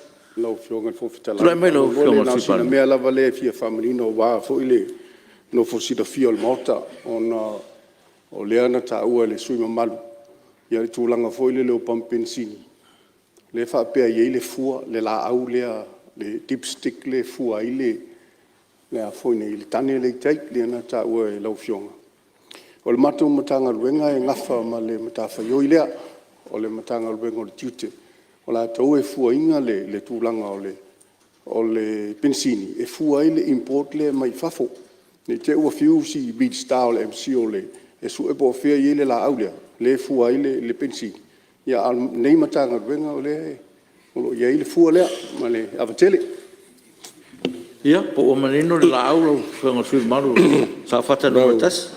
O whionga le whawhitalai e sao lea le whionga e sui panmia. La au lea o le dipstick le whao ngai le company e fuai. Ao tangata ia pension. La te le tali ala au lea pe au atu ave le pension i lau whaipam. E mana o mia le tangata ia le pam pension. E vai o sau i whafol pension. Ai sau le mita. Ia wa aile le o sao le mita la sa po sa wa e le fai tionga no fa no longo ia wa huma nei no fua le ia le loli wa umar pension pa mai ia wa umar sful wa ia ona fa tu le tangata ia le fa halu la to du ban lo fa sau la to tu ai o ona maso salo le uma mai fa for pension ai o to chichi lima ia pa e lo ho ye a tai dos full dik ele isau haf o lo no winga o la si o te le selau lika pensin o selau lika na a tono lo profitina o full wa fel kale na o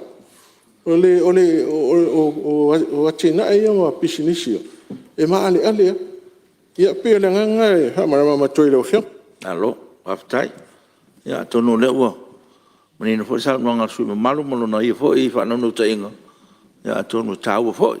Fa fon mai el minsta mare. E fo tato komiti. Ia tu le mersuio mai maunga no tas. Tai mo le vanoi le fionga le fumstalai, ne foi tu la le aso. Penga I foi nei mo tama lau liwino di putia komiti SS. Mo le nganga faftai nei tu malo le putia le komiti. Ia misel te fono ma le komiti sa nga tamo fainga le nei le poti matango fiewa tu ina mai tona mota. Mo le foi nganga faftai nei tu malo ile sa avea foi ma minista taluai le nei foi matanga luenga. Ia fa apito nga fas faftai le tu lai mai le minista wa ia nei le matanga luenga. Mo le nganga faftai ile umini manatu le nei tu malo a silsile le autelenga o ia tu alalo po fautuanga al komiti ilisi o tau o loa.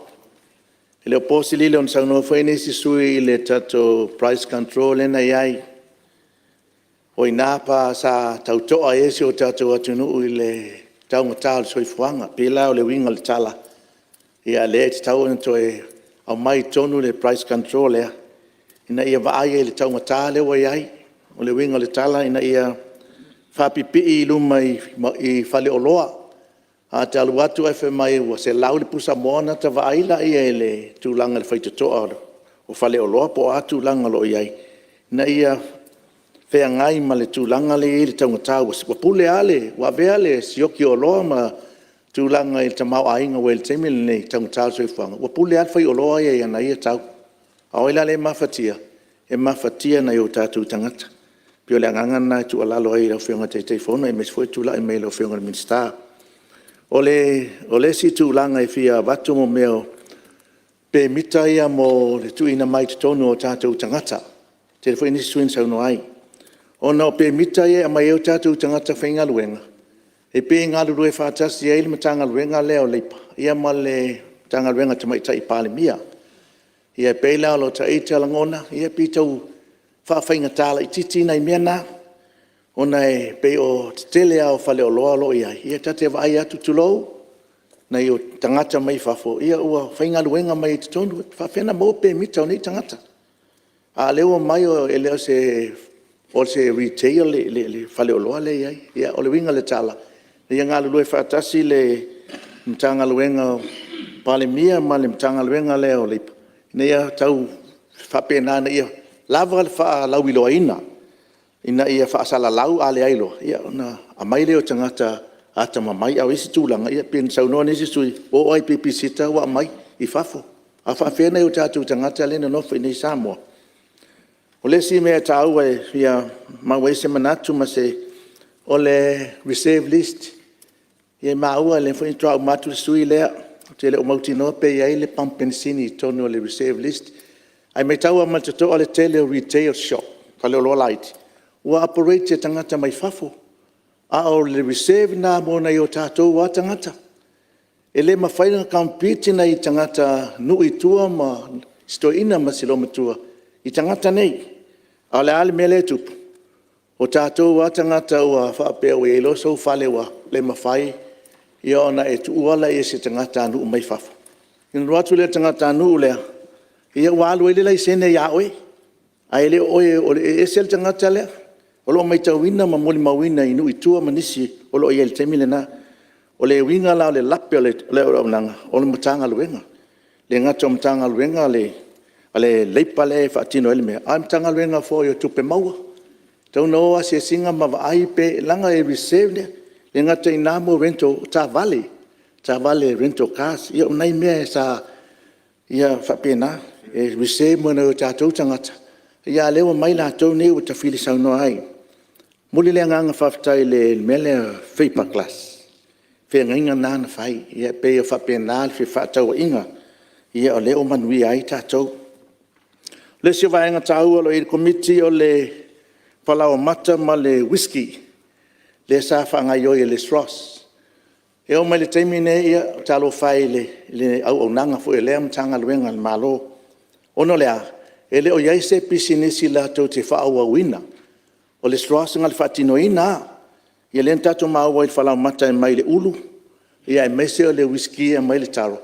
Ona e le o iaise se incentive e tuu ini company Samoa. E la tau te whaia fu ai, ringa talape, 10 years incentive tax free me whapena. Lea laua o mai temine, o le ilopo le altulanga o iai, le whisky lea ma le whalau mata. Sa whaia na maua mai o tātou tangata. Mo fo isi tala i o le tūlanga i le mo le asi, whai whanu whamanongi, a whalau lawe. E leo iei ni whamanianga e watu i le company lea ma le tātou malo. Ina ia whai ai pisinisi nei e nei o tātou watangata. E au noa mani la fonga tutongi. Pe lau winga lau tala pe 5 tausanga, pe 10 years, ia whatu ama whailona avi eni la fonga. O lesi a tūlanga ia lau a whionga le whangwhitalai, lango ina le nei tu malona i tu alalo, moli le ngang whaftai, i le nei matanga luenga, e mese komiti, e mese le tūlai mai le whionga le minsta, i o ngā luenga whawaitangi.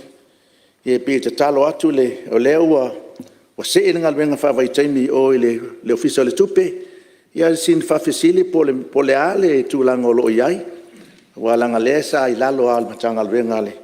Ia pe o mai le taimile nei, ia mo ia leo al wese, ia matafa i o ia lesa i la matanga luenga. Anga leile atu e tue ngal fontanga nei, ia so lau whionga whangtalai, ia mato malo loina, paftai. Alo, sao noe ni, lau whionga le, sui o vai monga numero tasi, ia wa tato ni poti o lo wa fono. Solo e mai sui o whala lili numero tasi. Ia, mula tulanga whaftai, lo whionga i le whaftalai. E tu sa whoi o la wanoa, nei whoi usunga whono mai whalalili. Ia, e whai eise, au nau ta inga, ia, awa lava le, i poti pe ona tala noina le nei tuaso. Ula ngang whaftai, ia i le, whionga i te whono, ia, me se whoi le, pa ia no malu komiti. Tu sai on ngā luenga mai ai amale. Male ato toa pe ona ta o toa diri poti. Whamawina whui male ngānga whawhitai. Ia le soifua tautua male au nanga. Le whiongan me stama le mta ngā luenga. Ia, i le whui vai tau. Li poti pe ona tala no ina. Au whiongan whangtala ai tia nei mera ai tia. Matua ise motu ngā awhal nei whui usu ngā whanu. Ia matawina male ngānga whawhitai le. Tulanga o performance indicators lau whionga i le tono le lipoti. E lo mai o ima tulanga iai. E lua tolu lipoti leo lo vai anu tanga luenga. O lo whapena. Pe ta i lau whionga. O lo tele na achieve umale tele o targets ma tulanga pion whata o to mai indicators nei. A o le indicator lau tele apen sao no suir motole. Tong Charles soi whonga. Rono winga pe se indicator foi de lo fa mawin. Ia polo ta fa foi lo tiling.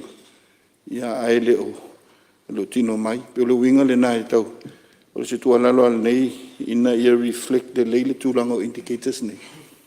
Ia ma le tulanga lo tiling lo ia le foi lo sa no le te lo sui ile tato monitoring ia me se foi de tulanga ia o business tal fe ngai tonu. Se tato tonu tato reserve list. Ia wai le se me fo le hui sa no ye nei mot ia pena on tu ala lo fa penal nei usunga fon ino o va enga uma nei nga lu e uma e mo le le au tasi me se lava la tina ino tatu tangata lo fenga ia le naua silangona le winga tau soi fon sa no fo telo sui le tulanga le suinga na iai ia se tatu no le hui sa no le tulanga ale tono o va le transportation logistics e o mai ia tele o loni ia lo tu ina ia lo tau sau no foi nisio sui tulanga tau no inta tau va ia pe o me umane o lo contribute to mai le o a fai a fuai ona tau tal soi fon ia le tulanga ia le vai no tele mai se foi le tapenanga le ale fenga malo fa tu le tu sa motas tau pa ia tia ela tato lo con market le sa tele ia so wa onga foima sa tele nei ainga sa fela tu atina e fo mo tu lun mota mai tau ino le vai tau se o tu pule vai se foi sa ina ia tina e na vai tau o me tu lo meat supplies ia ule mai tau ino foi ule tu pule na vai ia pe ule o telenga le la fo salon o le fale o loa o sa whatoanga sa iele saon malo whatongo fia ime aia mo la fumanu lewa i tau ia o sisi pe o luenunga e whea ai ngā i uma mea uma ia mo le tau o le soi whanga awa e pea on saunua niso sui e o ai lei e whaileoka se tulo i o mai fafu e o ai whala au o lo whaonga i tau mafa ia pe o lo amai ai fafu e pe o le nganga lau tele le tau watu ia o le ngā luenga a matanga luenga le ngata matanga luenga le lipa alwa ai lau tele i le tulanga ina ia taungo fiel soifanga ala le whaanga ina lavo te mau aingo le tu e alai tatu ele mal tatu local industry lau whionga no maisile se langon nei foreign investments ia lau whionga le awai langon nei tulanga visa tulanga va pena sa no foi nisio suyo mautole nei le tulanga o ia le pangatia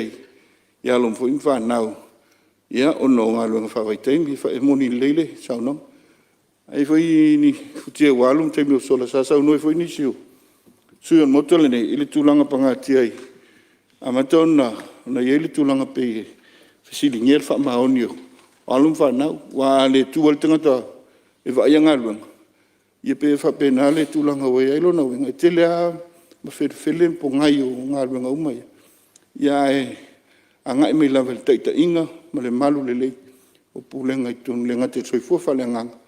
Ia al soifua foi pulenga anu. Ia wale lima te ino whanau, ina ia po whiaanga I soifua. Al whamaonia manui ai. Pe ole sila vaenga Pi ainga ngai tūlanga o te tala nisi lau whai ngā ruenga o visa. Ia ono le sila I tū, le ngata uode, o tō wala mā tātou whanau I whafu. E olo iei fwoi le tūlanga whapena, heo fwoi le skill level au whiong, ainga fwoi le tūlanga wa onga. Ia pia le o whapena lavana, na ele tū pangatia.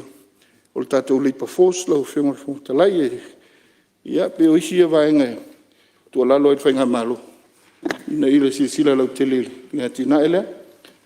Ono mana tu ele lau whionga ele. Ele whionga I au ia vema minsta whuna au. Na o to ele la unga whatau pō stasi fo sui sa tau tuol mo tau malawi ele tu. Au tango whai tau le leile. Le la unga whatau pō. Sa la unga ele sui mamalu tono Palemene.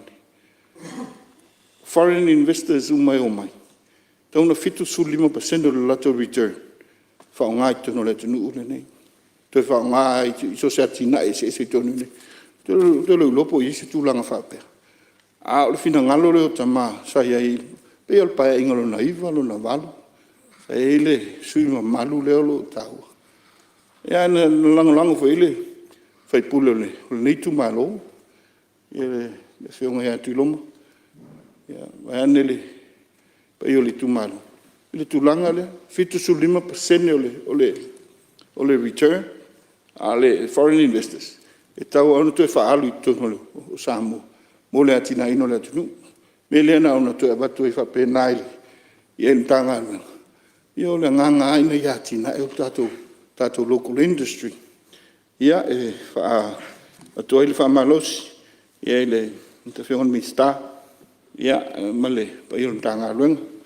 Tau ala tu committee mala whionga te whoftalai. O mele le tūlanga reserve list. Tono le nganga I reserve list. O le ati nae, I tato local industry, ala business. Pei tai, ia, o wa ai foi le ngata. Ia, e own le local tangata le business owner. Ia, o esel tangata operating. Lona winga, sila foi le tūla fono, le tūlanga le na. Engate tauna own business license. I operate for el tangata local rather than now own business license. Ya em faiona te tala leva noe. E operate so tangata. No wing ina ia mau tu va nga ia la il tato reserve list. Yo tele swinga mai tele fa fitau. Ai tato te sui ma nga ilum. Ile nga. Yo le lo fai nei tato tangata ma o tato to ma wainga. Lo whionga ona, o mai leli tuta ua la wala ni lo whionga. Tātou occupational health and safety. O lewa tau sanga o iele isu le mai telefo iso I fō tupulanga tala vau. Ia ua a whaina.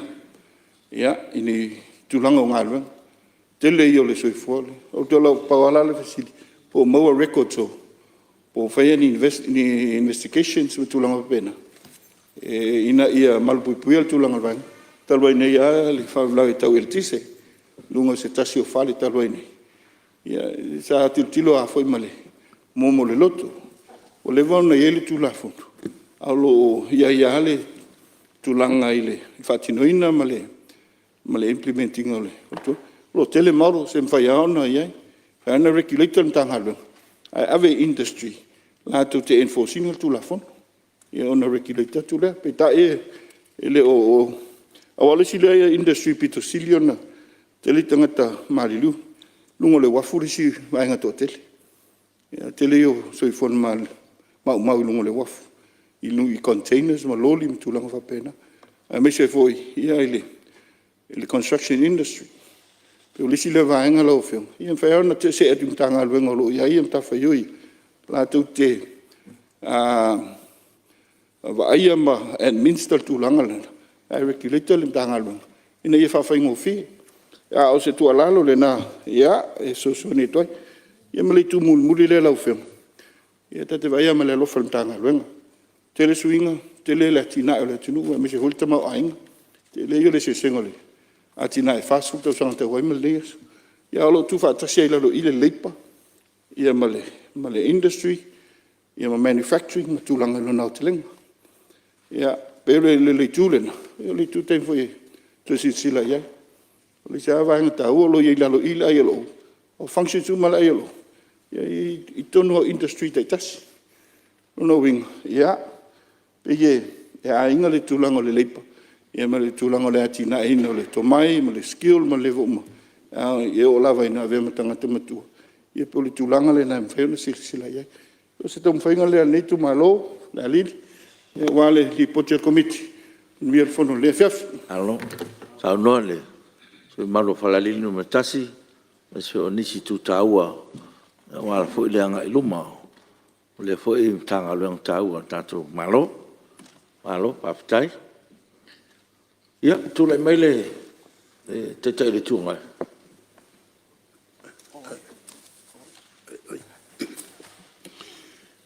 Lo fianga ele whangwhtalai tūlai atu fo i whaali se manatu pupua e tātou lipoti. O te manatu telea ia whinangalo whaalia e awala ese e te ai le tātou te mau ainga e whape o la ngawa fo i ma tanga luenga le MCL. E o manatua ai le teimi wha to a tuto o tasi e Samoa ma pasi ai se tu la fono e le afi se launo lima. E tu ina tuai wha matu ua tuai ni soswani. O la fonga e le tutongia wha pefo e matiute ua wha matu. E le teimile na o le mawa e o le tātou mafo fonga. O le langa mai le ano atu nui fafo. O business i fafo e whaongala tu se le ni nei ona of soswani e o tātou tu inatu. E le se mea whapena na tupu. Au te manatua i eile se wanganana i mea laitia. I eile company telea na sau. Na matua whai eile le tu la fono whapitoa. O le ala tu whaia se hotel. E tolu se lau potu. 4 miliona o le awhausi ai. O le tula fono na whaiwhapitoa o na ele lava tato incentives whaata o to atu. Lea langa eri ai a ele lai to mesina. Eli. O mātou sa ia i teimi na ele mo moe. E whiala i le pō. I le tele mo meo talo sanga au mai le mea. Sawa pasi o mai fō. Le se hotel na whaia. Ngau ano le business. Nga kakia ia o le motu le la. Ana le sau nei le Papua New Guinea. Wheilai. Ma mai fōi sia nei tualalo. Na avele ia i o le tātou ultimatum. La kua so e fast food. Whai e kere mwhaia ngā whakingol hotel le aku uro ingoa e ako ia ke oere rua awhi marakasi tangata whai business pe pelo ua mai Samoa nei anga ele hotel lai whai ma le whaia o le winga le manatu lau whionga o tātou ai tau mwhainga e tōsina mai tanga te whafo e whainga luenga la tō tupe te tono o Samoa. A e awhe mawhe. Ia isi fo i tunu la fo i la tō te whaia le mele na. Ai whalangolango la, o ala mea tātou e o fo i ai. Ia, tātou te o fo i ai incentives, o la fo i e o fo ane la tunu. A whai o mo mea hotel, O fo e matafanga e fo matafanga I la tu no. Ele whaingo fia la ngā luenga sa tatu whaia. Lala lea na whaatulangai I ana I sosani nei. Whaatulangai fōi I a tiute tu inatu ele MCL. E lato te whaia tiute ia mo le whaio lai sene. Sa le le amtanga. A lela ua tilo tu nei. Ua te lea whawhitau lia tu lai mai ai. I le mele o le whaio le lai sene. Ave. Po le approval ave. Ia, a ngalu leo kanga e afo e sa ili pe mwhaina whai. A watu se whateitainga. E na ua pasiel tu la fono. O le a whail tātou casino. Ua okay le ango o mautanga tau atu. Leo maun mako lai sene. O kilkilaku. O le approval mai le MCL. A luaku leo o le approval mai le MCL. A luaku leo o le approval mai le MCL. E leo malamalama. E iai le mela e whapito, iai le approval le MCL. Nga e arua leo I le vaenga e vaia mea tau casino. Pe maua so le sanga pe le ai. A e arua kuala nga ua le mawhai. Ia ua le ai. O le mea whalina leo tupu I le vaenga fwoi le leo le. O le stock exchange. O le si vaenga whaasala lawi oi I Hong Kong. Ai le kala whenga I mkako. Ia ka whalonga ko, wa issue ele, wa whaile lako approval. Mai le MCL. Ai le mawhai o ngā whai se tūlanga. O se stock exchange Samoa nei. Se ilonga tāpā tonu I lato. O whawhengai male I oenga te tau an whai. Lau e whionga le whonfutalai. O le tūlanga na lea tau whai eisi na whenumia I tiute o le MCL. Ai atono se vaenga lea toi tilo iai. I leanga I atu I le lumana. O na tāwhia I le whenumia I lea tupu mai pēr. Ma o mātau I lai. Ua tō tele tangata mai whawho o mai. Ai ele mea o mai whai.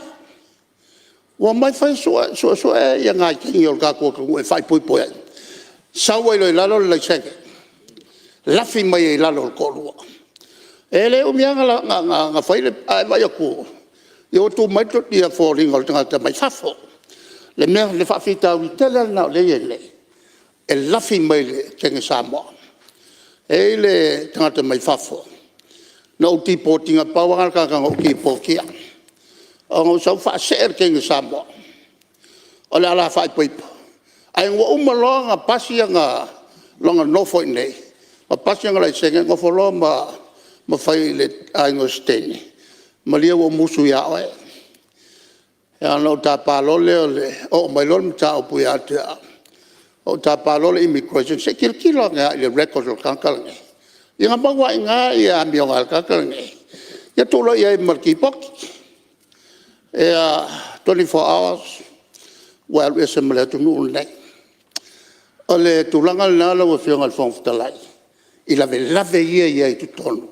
Ngā o le kasia le salona o le businessi le ale Yasaki. Le ana saoma I nei. Na mawai ia ngā luenga e tolu afe o tātou tangata. Tangata na employee e whaia ngā luenga tangata to afe. Whai tangata tolu afe. Ona e le lava le lato poto masani. Na lava lol poto masani. On toi foi mai are le tolu afe le afe. Se yo lava na leto competitive tato on wanga I lunga le tau le tutongi o tangata. Ia on tapena foi leo lato meo I fafo. On ule tala whengai le tūlanga o iai le structure kako kongi. O le lava le lato tupe mama. E lau whionga whonftala I tele anai tūlanga whapea.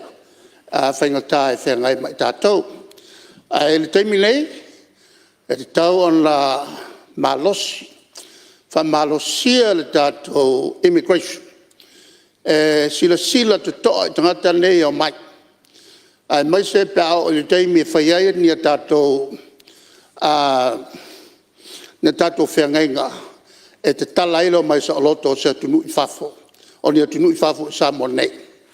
E ono a fia atili ai I a pisinisi o tātou tangata e mai se o le tūlanga e ono a fia e foi tātou whemalanga e le vā o Samoa e lua ia poleanga ia tu foi New Zealand. Pea whai e sona lo lofi mai tangata I te tonu o tātou atunu. E au noa mani puipuinga. Al melan na tau ai tele le whamalosia o I lātou e vai o tātou tangata e whai malanga mai e na ia aua ne ia fia tele o tātou tangata I tūlanga tau business mkua kere ngau. Ia tangata SS ia wai tonu mai atunu SS ai tupu le fisili. Whapewhen tupu meia o lava le vainga ele minister whapewho I malau whainga luenga o lo vaia ia leisene ele mtanga luenga o tupe mau o la fonga o lava le latu vainga o le fisili nana wa fionga ele mwhaion tatu utalia na le pau o le mea o le taimi umaka ke vainga ka fau o mai on tatu loe lea e ai ngā luenga e te tau on whai le foi sa whalongongo I le whasalalonga a pe a tonu fo I le na sa ia se tasi o te mamatua langandu mumule le a fo I le la e o long kiu ke le ngwhai loe la vai a whaleinga li poti mai o le lopo le ale menga o iai a alo wai umakua kele a ngaka mai whafo o whaifale inga I a taun whai o tātou takata. Ia, o se whapopatu nā il tātou whatala noanga le li poti tāua, manui a tele il tātou whona. Alo, tau noi, lau whionga te tele tuangai, sa fo el sao il tātou li poti. Ia, manisi fo I whautuanga tāua mole ngai lumama, walu mana il tātou tangaluanga. Ia, tula mea lau whionga sui te whono, te rola ua. Mai a sao noa le tātou mauta. Ia, whapte atu I lau whionga le. Whonga whitalai. O le potine I am tanga luenga nei, pe o na whonga iai. Whai hala utala lea o le tanga luenga nei e matua te lea ma mawhalaana ana ngā luenga whai. A whafonga lai manatu I whali nei. Ia e matoa I loa I nāle. Me lau tele o ngā luenga tanga luenga nei. Lau tau whai e au I li atu nai finangalo na whadia. Leo whadi sa o le tele tu ngai nisi o whawhitau li lea e whengai nei, le ala intu le mai tūlanga iai. Sa ngā e toa walu la tau na, o toa fitu la tau sa ngā la tau whingalo ma whaadi wha la tau manatu I le lipoti nei tau sanga I lua, an matanga luanga nei o laipa. Sa siringi e sui mamalu, ia pe o manatu ia whaari isi, toi whaari fo e nisi. Ia, o la atam whai atali atua tūlanga e hao te lenga iai. Me o foreign investment, o ilea tau company mai whafule, sau noa e whapedi masutasi ia approvals na issue on matanga luanga. Company mai whapua mai establish nei. Ia o le approval ia ave iai pe on sau noa leve. E iai lava ia mo meo standard, se tau ona meet tangata nei o mai. Ia, ona approve la ia le pele approving, a whai lava e le meet ia requirements ale tanga luenga. Ia leve ia, a meet, ia, ona approve lea, ave le certificate. Ia, na o role su ele me whai business. Ma whātua business, po se nuu, po se vaenga o apia. O le whawhitau rea tula I mai. Mai umana ole I le mtanga luenga o le customs. So inai mai ai le business license. Le me ia le ngā se me approve i sau whailang business. Ai o taka e mai business license e wha tino ilang business. O te lala isi wanga ia e pe o na siringia. E to te le ia ave e le approve. Luo pe to te le fo ia atu o mai lato. Ia ai to atu le tanga luenga su e atu le melen tu mai le atu le business. Ia ule se ele o isi business e le amata. O fai fo ia o to tapun. O fa fitau ia fal tangata fo ele ai we are dealing with people here and o mai tau fa pela to e fengo fi. No la ola lo business malu ia fe tu e fa fangta fo. Ia ona mawailo tu langa le ala isu atu ia ele le sen ele certificate le fa isa business Samoa. Ia la tu fangta. Ia ona le tu le business. Le mawale ono o le watu mal fofuang. Ta o mai fia la to tupe e o mai po le malo fia la ni fini nga luenga te maua nei lau business na fai ia o tulanga na ti le MC ia maua nga luenga tatu tangata ai fai la atu o wole fale to ia wole fitau ila ma tatu fa mo monga ia e sau tono tatu ripoti o le ai hoina sau no ile isi sui ia se lau ma le lima ia company le sa approve. Ia tulanga la pe fia e business le o nei. Ia e fai amalu asi singale an tangalanga. I bena fai atu. E o e asi business nei po tu mau pele. Ia pero melna e atu isi ia o be sai business o les business. La ua tu mai na le fale pe tu mai na le ponua au les business o ia. Ia no mai foi le o le tangalanga fa mo fale lang. Au tulanga nai o le lipoti mai. Ma fau ngai e le lei. Al fati nonga tangata e o mai. Ia e le foi fa fitau le o mai malatou. Mai le ale mfai ona. Ona maua la to business. O le mfai on fatu. Sa unole sui meio intellectual properties. Ia po me foi o me totino tau le ata mai.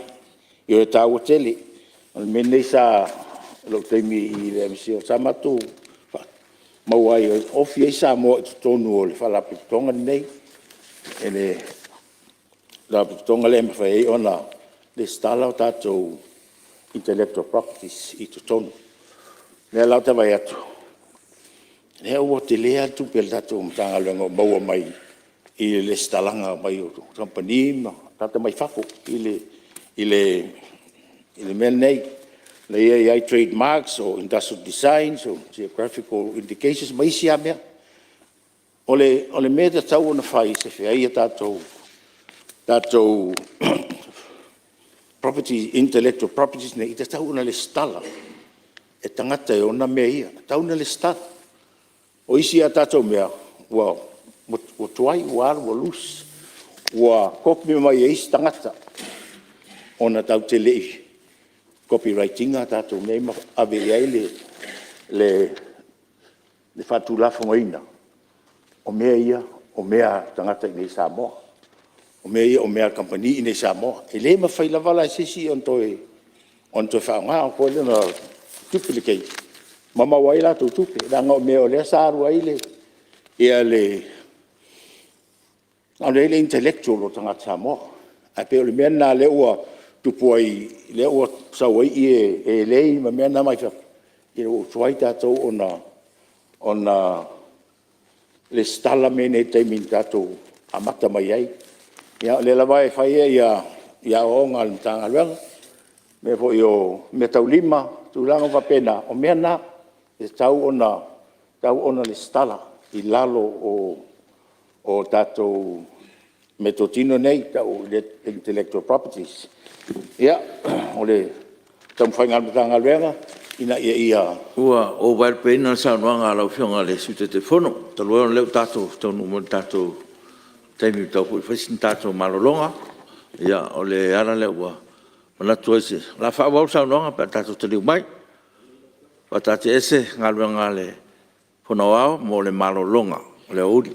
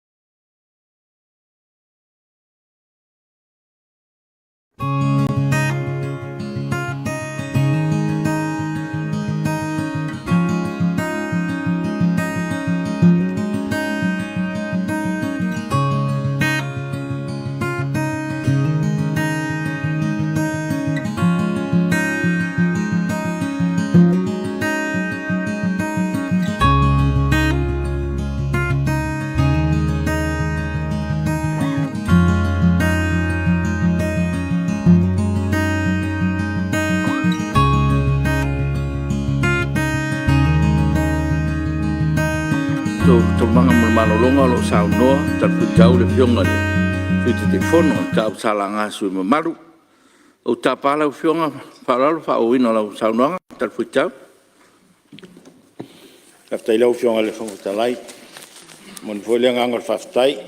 Ia ile official whono mo le tani ngā sua. Sa alot iai ua mau fwele. Tonu ua. O te whamati au. Wha o waia tātou ngā luenga. O te tele le whaaloalo. Tau te malolo o lo whangatoloa ia li poti ale komiti i tau sa whaalia nisi. Te lea wha tau pu me mau whautuanga. Sila ele fionga le mistam le mtanga luenga. I whale leo lea ngai luma. I leo ni meo o langa sa o mai li poti. Ia a o me tau ona wha mau lalo. Ia matala noa i pa. Nāle a wala mwhai ona. Whale lea le ngā luenga ale. Lea wau nanga mtanga luenga. Ia i manatu fina ngalo whaalia ne yaso. O mere price control. Lea wo iai. Ia e pe ona te leao fina ngalo tauntua whaafo mai le price control no tau o soifuanga. Ia tau o loa. Ta fo isa whaatule tātou tu la fono lea o le price commission protection commission. Lea ia i rātou ia sila i mo meo competition. O le tātou tulafono na ave e se ai le price control. Na ave se ai le board, price control board sai ai. Ai whailoa wha tau wā. Ia whainga whataunga i tongo le tātou whinu. Sa whainga whoi lea ia e umai fo mea nei. The idea was e umai fo ia whatauanga nei. Benefit ale le customer, the consumer. Awa le la pa tau vāle vanga le alu lalo. Ia maulalo ale tau o la tau loa. E peta iane. Ia ele i matua tino mail tulanga lea. Ma le taimila o le safety emergency le sai ai. Ia le taimila COVID. Ia toi a mai tonu ia le price control e. Sila i mea hoi lea tau mawha. O mea wha iasa uma. Lea lana na toi whaatula i mai ai. Wa iei lawa le vaenga lalo tula fono.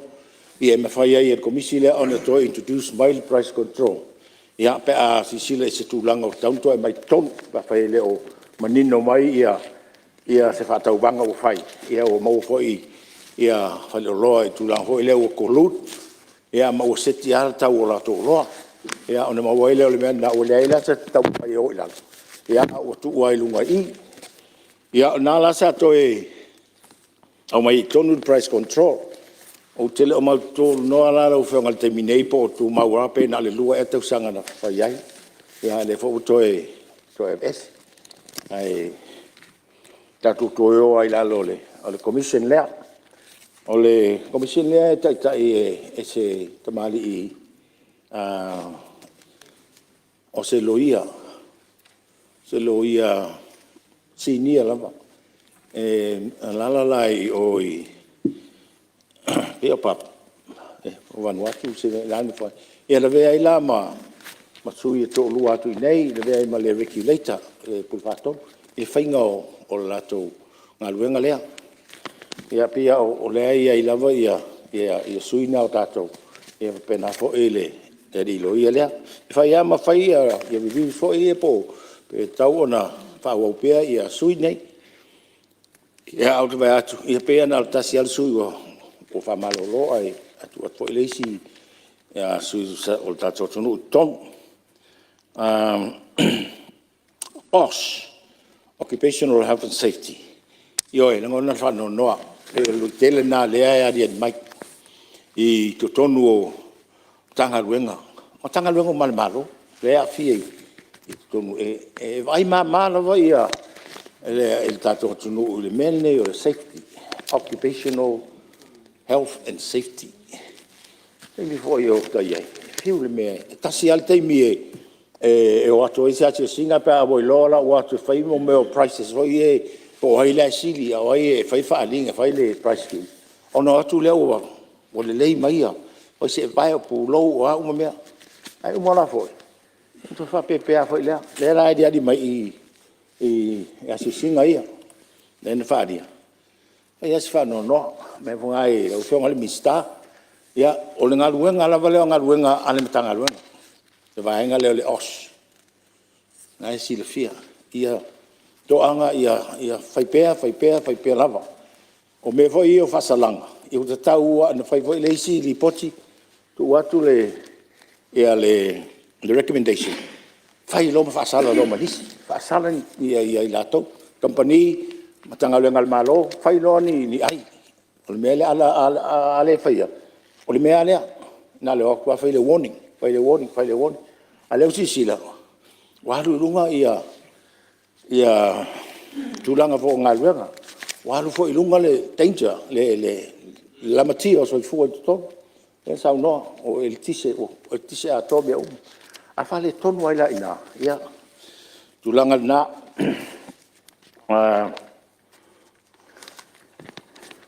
e company ia wa maua le anga maua o fa fa ngalwenga tanga mai fa tasi le fa fitau tu le mai no fiong yo fiong al fong petalai ya mari era fiong na lewa i to la no ile suio ona mano merlua tai ele mtau pule o le occupational health and safety le sa ta u fo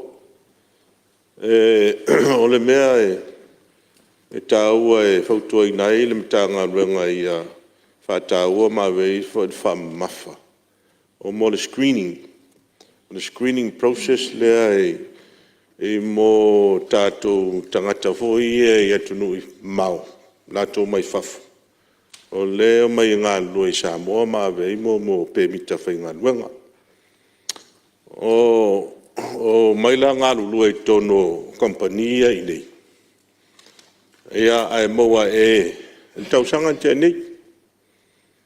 Ea ua ngase se tasi o la tau nei mai fafu. Ea tale. Ea watu whalisiaki il whalmai. E moa le whamai o le whatwhata vai. O TP. O le winga la tala le sa mafue foi no tala noa le health and safety le whalwhainga lua. O le screening le whai o ia tunu o mai ei. E tauan wha mafa ma wha taua ina. Le ngata na taunu mai Samoa. Toi whai fo le screening Samoa nei. O le case na le antu la i mai tausanga tenei. Ea wa taunu mai ia tangata lea mai fafa. Nga lue. Ia le wa sa unga lue fatasi tangata i company Samoa ni. Ele o mamai tangata i nga lue tono company. Ia le la sa u ia nga lue ai. Ia mai ia matul fal mai. Ia moa e. Ia le fa mai na. Ele wala sa fai masiaki o nai tangata ia tangata nu o tatu. E sa nga lue fatasi. Po wa afia foi malato ia. Ia faftai le tua. Vai tu la siaki le ia fia. A screening le foi le ia fia manga i tonu mele o le occupational health and safety. Ia va pe foi la le screening o mo anga va am fa ilonga mai faf. Tangata ia mai ngā lulu e Samoa nei.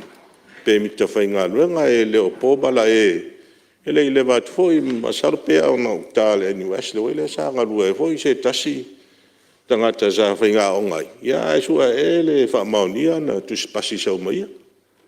E va pe foi la to taunga screen leo la to criminal records. Na to ia mai faf. Wa ia mai nei. Ia tu po si fa le lave fa fitaudi. Ia to sa idia tu no mai. Ia la foi ia la to foi morianga ma tu langa sa fa sala ina ia tu no la. Ia pe le tu langa le la wa fionga tai committee. Ia fi aven fa ma fa le tu langa le screening process. Tai. Ia tu le mesu i fala tolo. O fionga pe ana uta ua. After al committee ile au mengo o le ripoti le antu ina mai mtua nga lava pa a fai o tatu i Palemene ai le fai i fufuanga o le fa pasene le ma se la wonu sultolu ia falfenga luenga ile meeting ale ile comply That's a very serious. E mo koa i onga offense le i. A mana tua e whionga ia olo kai o mai koa. Ska miki foi nga o vai nga pou. Pou. A pa o mai lunga.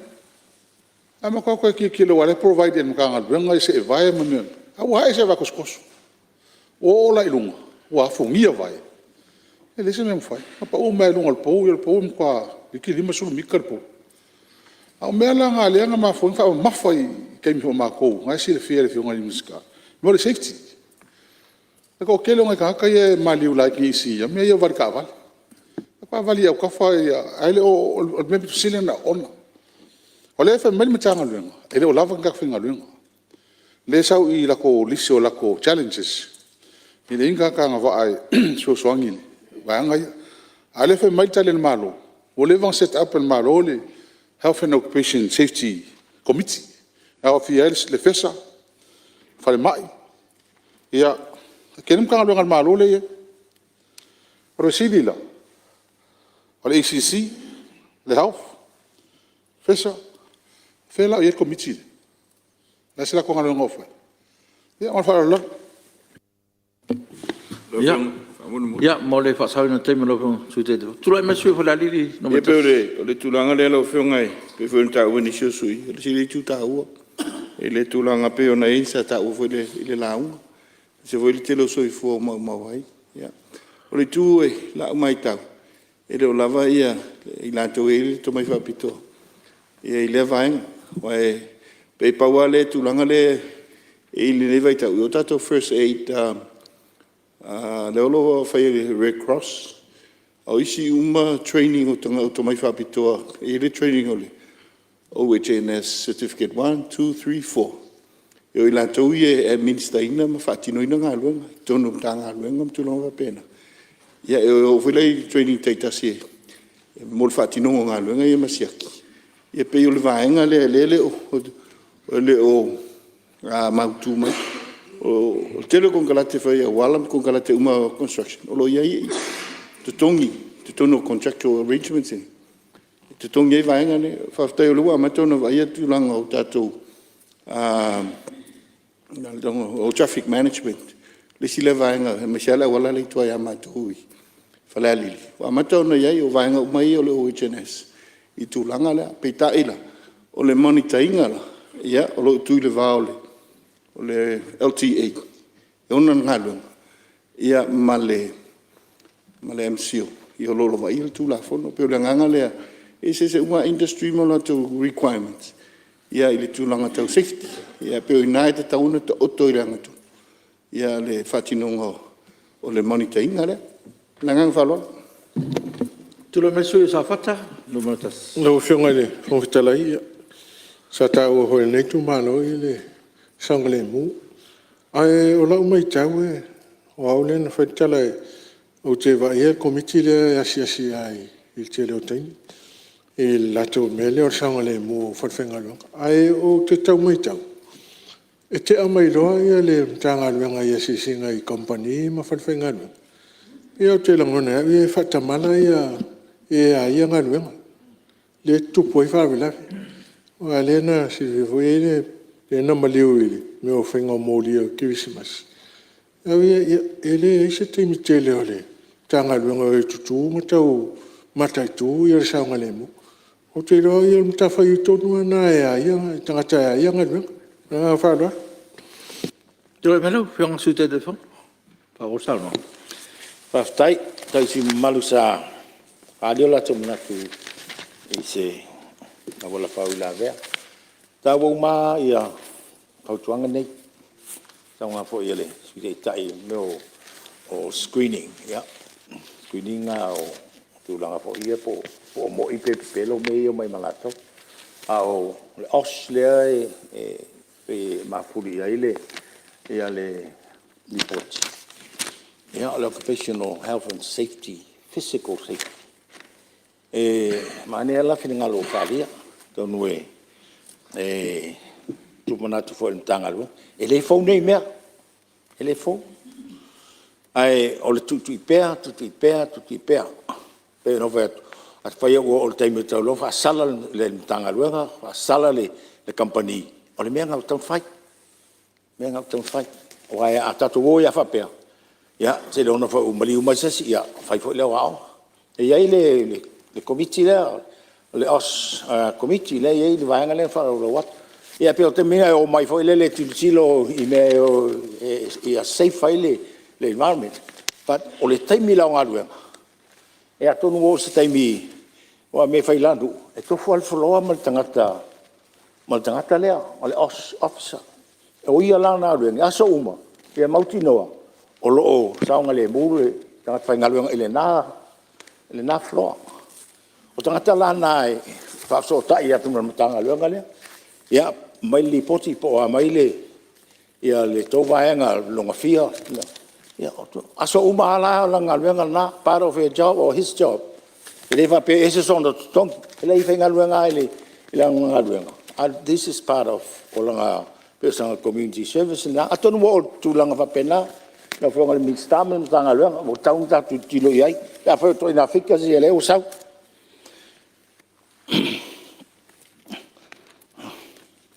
ya sa fsininge fo e sui mamalu ia le tau e le tangtate leo o meo o furniture le matanga luenga e no tau tiro tu i ia ne yo ele fa pena furniture me ia na fatau ele vei fo ima computers ma tulanga fa pena ia ono le tau me o iai ne ia le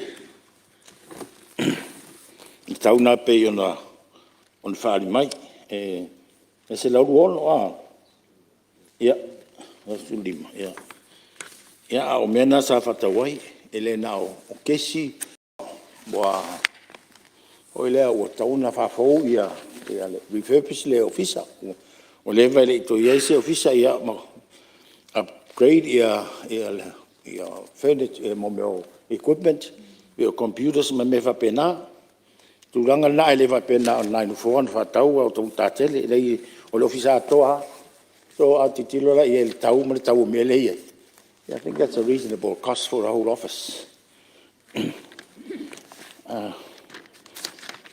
ole revised ole restricted male reserve list ya money lava ne ho na pamtala tu te tsungai se o tangata e se fai me pio mo ia ta hu man matanga ruenga e fiu tuli o tulanga wa iai ole lava ta tia le ia ta to reserve list mo tangata Samoa e nga fo restricted list e sa na fai list tangata ia tulanga le wo ia o sa tangata mai o no fo manten Samoa ia po sa fai pa anga ma Samoa le stala company ia na rulo ia la to ai ngai fai an fe ai ran le tangata mai fa fo ia o mea nai tau lava ona matala ia il tato tanga luenga ko inspectors ia wo ia sila ia awala le moni mala awala pi o fai fo tangata sa no fo malten Samoa te ale wo entitled ai mea ia la lo reserve list male restricted list le ala wo ia le committee le joint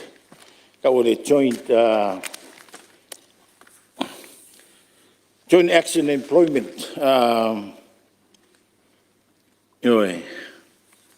o la tona o le ua la tu teacher na o le sila i mea umanei o fa le tonu pe o company le o mai fai ai le taulia te o le faia ia o le review o tato reserve o tato restricted list me umalama fa pena le o ia le vaenga lea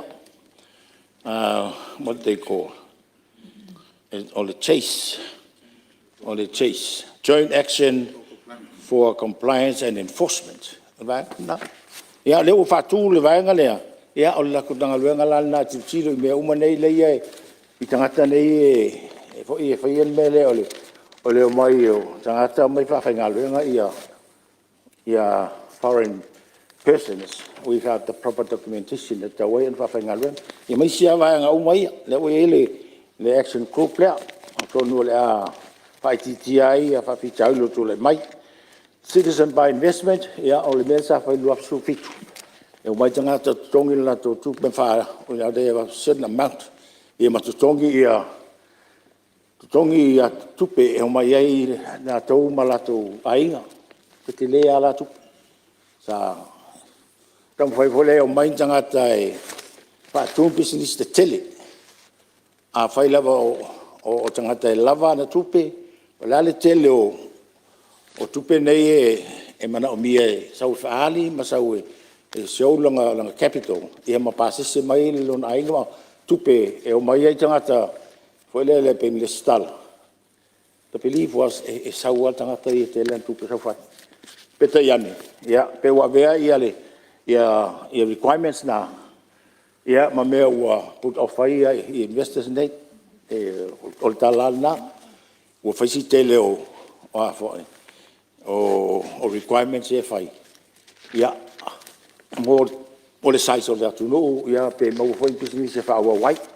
Ia o tulanga le nau tawhia le whai la o lo ilo taimi nei. Ia le tatou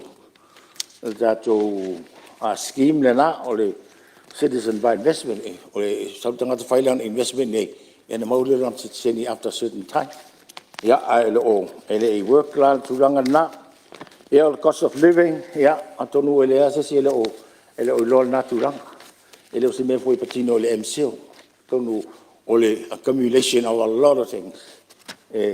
Tonu mai ai, le tau o loa le tu nunga fata. Tau mawhai ai whenga oma. Ina ia whai ki tia le tato dependent i o loa nei. Ia e pangalea, o tato tangata lau. Ia e na oai whatau i o loa. Ia le tau la leo i ai. Ia, hoi asi i tautanga. Mo tato uma. E de o vapea la o le tonu o le tanga venga o le MCO le tupu tu langa na. Te lea mea e wai tu role o loi tei. A mata mai teili o mele o lo. Na mata na pio lapu i le tau tu o ilungo o le tata. Ia, ai wa tatou whatau.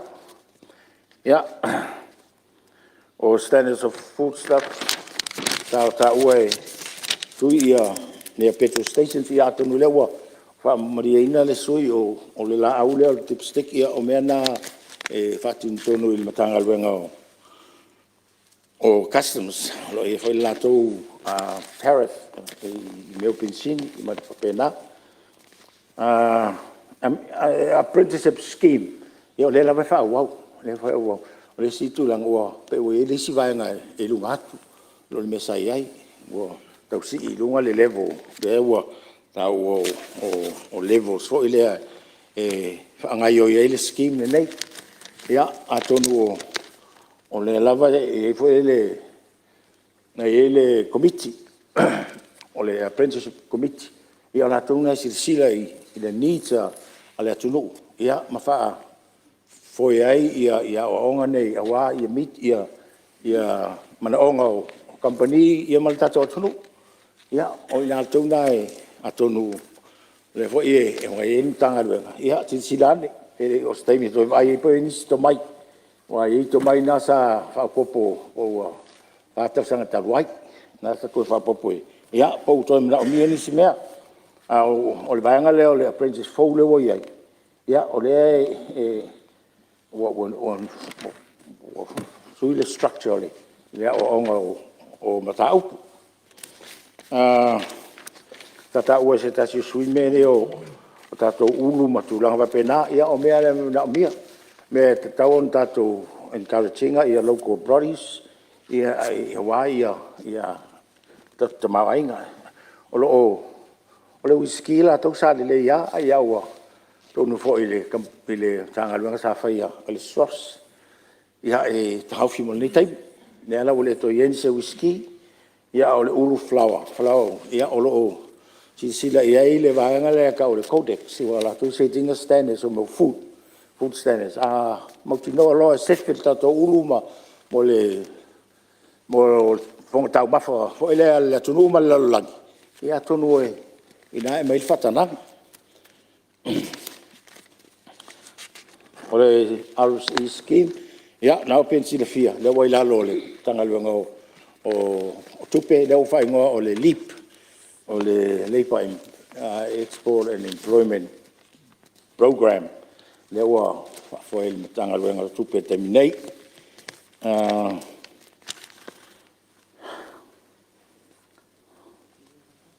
Ya, lo fio. E pia o dalvana. O nisi be o. Ya. O ne au tele atu luba. Ti do vista. Ya. E fa nga awale nga i lumo tatum tanga luenga. A me ai tau ia o umala o report. Fa te tele la o fio nga le. Le fa talai. Ma wa matua family ina le mauta le saunga la o fio nga sute te fono.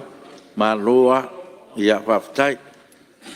Ia tu lai mai la o fio nga minsta te lo le wa te le ina. Ta ua le sute te fono te le rum ta up. Ma lo fastai la o fionga fong talai mo.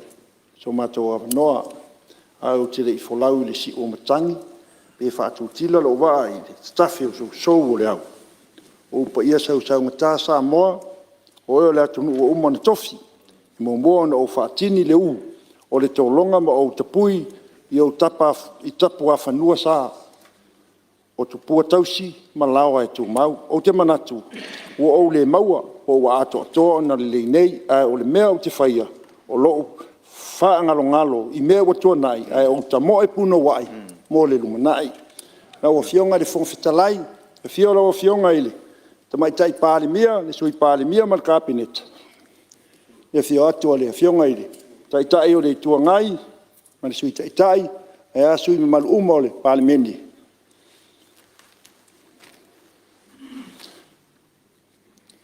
Lau tō whai lo tusi o le fono, a thio wha ulunga mtanga luenga, ma wha lapu tonga tu mooti, wha tulou, wha fonga tāpua i tai o, so se ka le sia i whata whai taulanga, i Samoa nei mātonu e mamao, lau tāpua inga, i ta māma tina mātutua o lo whai ar whaivo ar tatalom wha no manu o wā se manuia o lau Palemene, ma Samoa.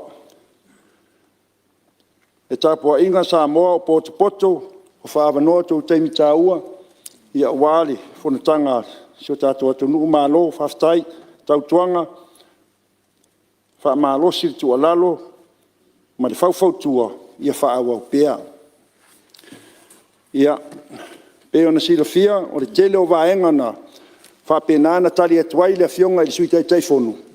Ua tele na mai ai vaenga na pēo na tāua, na o na toi whaupopo ina i nisi o vaenga, ele yo ele sa unanga le fionga ile te fono o tele o vaenga pe ona sa no ile fionga le te fono me o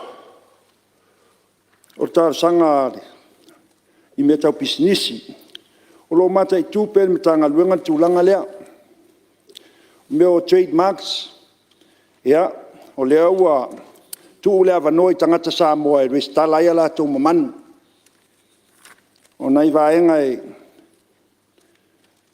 o le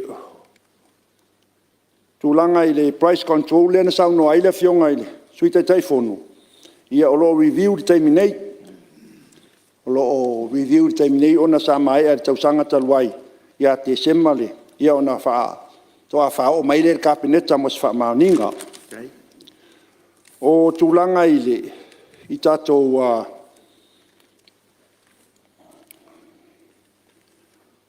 o le silsila i le meio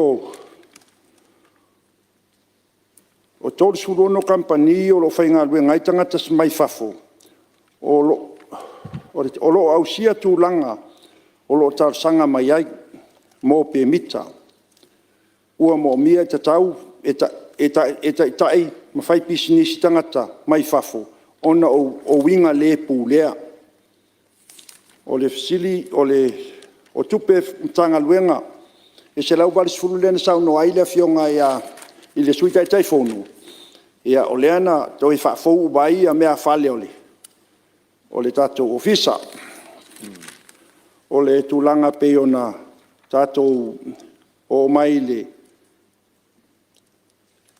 i tatou citizen by investment o lo faine yesu su engal tula fono e fa faingo fia i un tal sanga mai tangata mai fafo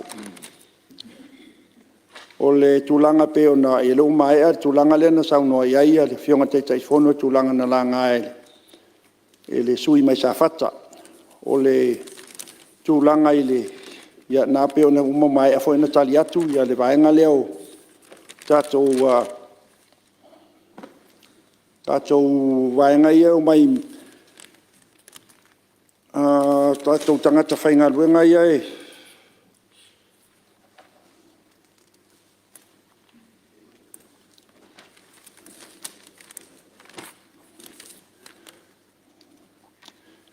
ia o tātou tūlanga ia tātou tueitia le ela o tau ave le pokalame lea o lea ufa popo o pokalame lea o apprenticeship trades o lea wa iva ia tueitia wa iai o lea toe ono a lea wa iva lalo o pokalame o tau o loa pe ona ia o lea la tau mawhai e whaatau nuu vaenga uma pe ona au mai e tāle sanga vai maungatasi pe a mai ona whaatino na whaapenana awatu pe whai loa pe ona tāle sanga mai ai o tātou o mawhoina watu saunoanga le fionga se tai whono i tūlanga o tātou whisky male paua o lea e leo iai ni investors o leo iai ni incentives mo pisinisi Samoa e fai pisinisi mai whaamawina e le swas i le matanga luengo whaatoanga mwhainga whaiva ia tā sanga pe ona tuina mai. O le tele o ilisi vaenga pe ona whapenana fsiringia. O lo whapenana o whaamawina e tātou ofisa. O le tele o whautuanga ia o le whapena foi ona tiltilo iai e mo le anga i luma ma se lelei o le tātou mtanga luenga. Ma le whautuanga mulumuli le fionga i taitai o le tuangai ma lo whaafitai. E o te iloa le saunanga le ala fionga ia o le tūlanga lea i le tātou tau mesina o lea e aisi au whaapatalanga i titi ala fionga ia whaide tūlanga lea pene tā ua ia tātou investors fo ia na o mai whafo i le tau mesina ia e morisira fia o le tele au le salo o paula fionga tai o le tuangai o le tele o investors ia no mai sa ia si tama foi sa fa penana nga lua le ofisa e sa ia fatu langa ina so se investor so se indonesia e fio mai investing la to se le ni nei e mo fund up se la wa fe luma ia ona fatal no la ia o le fa ia la le tele o company no mai le fa manuia ina yo le fa fo na ta se la wafi na mo tato malo mai tau tua le tama lo ia mai tonu vai ala ia o fai langi lan fo launga ia ta sinna va enga ni pa ule ai na sa te le la fo ile so soani ile ta mo fai nga so tato ati nai ia fa male o fa mtalanga morid fa malo ma fa tai tele ia fionga i min staff a penana nga lulu mai tatou li poti mua ia fa penama tatou li poti lon lua ia mo foi fa malo ma fa tele la fionga le li pule ma le fa inga luenga tu saul o li poti malo nga lulu ia ile tau fa manuia le tua mo wa pe ia manatu le le wa tau toino si o tatou wat no le malo tatou komiti fa malo nga lulu fa fitai mo tātou li poti, pa malo hoi whawhitai mo e sa whapenana, sau noa. Ia wale, fia malama i vaenga ta itasi pe na tu inatu. Vai wai leo matou whamtalanga, ia anga le mai le tua i lau fionga te whongfitalai, te malu tātou Palemene whawhitai mo le awa noa. Alo, whawhitai sau noa i lau fionga te mista. Ia, mo le whamama maina po nisi o ta au salanga langai, sau loanga sui mamaru. Ia, tono leo a pa fonga pa ir mauta ia ma fo inisio ta upsa langa pa tai fo le su telefono mal committee ia il telefono la tu sa wal neli poti o te ta palo fonga le su telefono mo la fo le di poti ta tele o fonga ma lu la ai le pa tu ina la fo fia pa lo ina fo le fa stai tanga luenga la tonga le ripule i fa pela ua wa aftai mo li poti matango fie ia ma le au ili ua polisia nei ia a me se foi tatou faatalutalanoaga i taimi tau faili poti faamalo le galue lau fioga le fatalai o te fatule lafo ina ia faamaunia le fonoaoao le lipoti e lua a le Native Committee e pei ona i le nei Momoa, pepa Palemene, lua o lua tolu, lua o lua wha, numero tolu sfulu, ma le lua, pepa Palemene, lua o lua wha, lua o lua lima, numero tolu suma lua, la fole lau fiong. Alua, e le sui o anu ama numero tasi, ia sui o whaasale anga numero lua. Siri pura wha maunia lafo o e fina ngalo e sau no mani yoe. Au ese le ai, ua manu malo le yoe. Tula melo fiong alminsta, mo le lafo le tani al malo. Lau fionga il fon fitalai o te whātou le lafo, i e whamaunia il fono au, tali le malo i whautuanga al komiti o le vaenga tau ta mau ainga. Talua, e minstao se sio manga, minstao sota inga, minstao whatuanga. Siri pula whamaunia le lafo e finangalo e sau nomane yoe.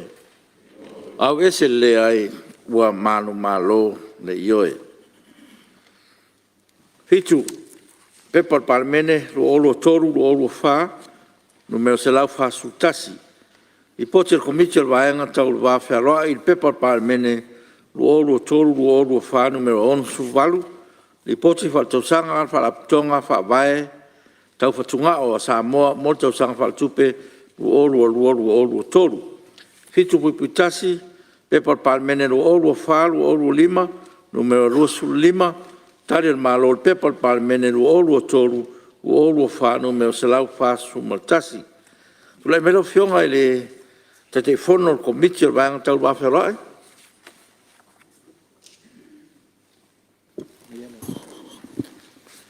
Paftai lau fionga i le frontalai, malo laua le tafe foe foe le tatou ngā luenga, o wale msai nei maota.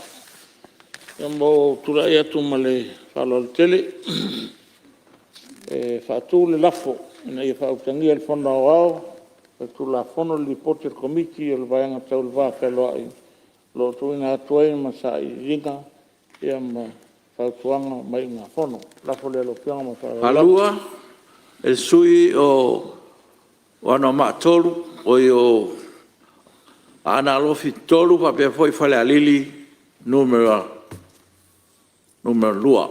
O ia ana alofi numero momua, ma ana alofi numero tolu, pa malu lua atu. Siri para wha maunia lafo, o e fina ngalo e sao nomane i oe. Au ese le ai, ua manu malo le i oe. Tule meiro, peonga tamaitai parmia, mone. Lau fionga i le whangwhitalai, o te tūra i atu e sui tūranga i le fionga i le minsta, le fionga i a manasi.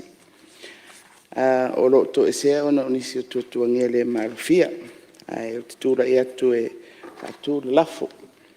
Ina ia whautangia le whono au au, tali ale malo i whautuanga al komiti o le vaenga tau le whawhianoa. Alua, e le sui paramia, minsta o tupe. Siri pula wha maunia lafo, o e whina ngalo e sau nomane i oe.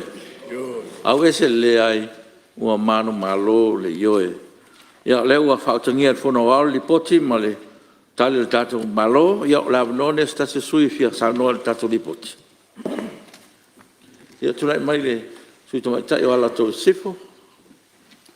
Ia, whaftai molo mātou a manoa. Whai fwoi se manato ni usu ngā whono li poti. Ia al whaala pututonga whaawai tau whatunga. O te manatua li poti ia e lua le whaala pututonga nei i le tausanga wa mambai. Sa tele lava tātou manatu.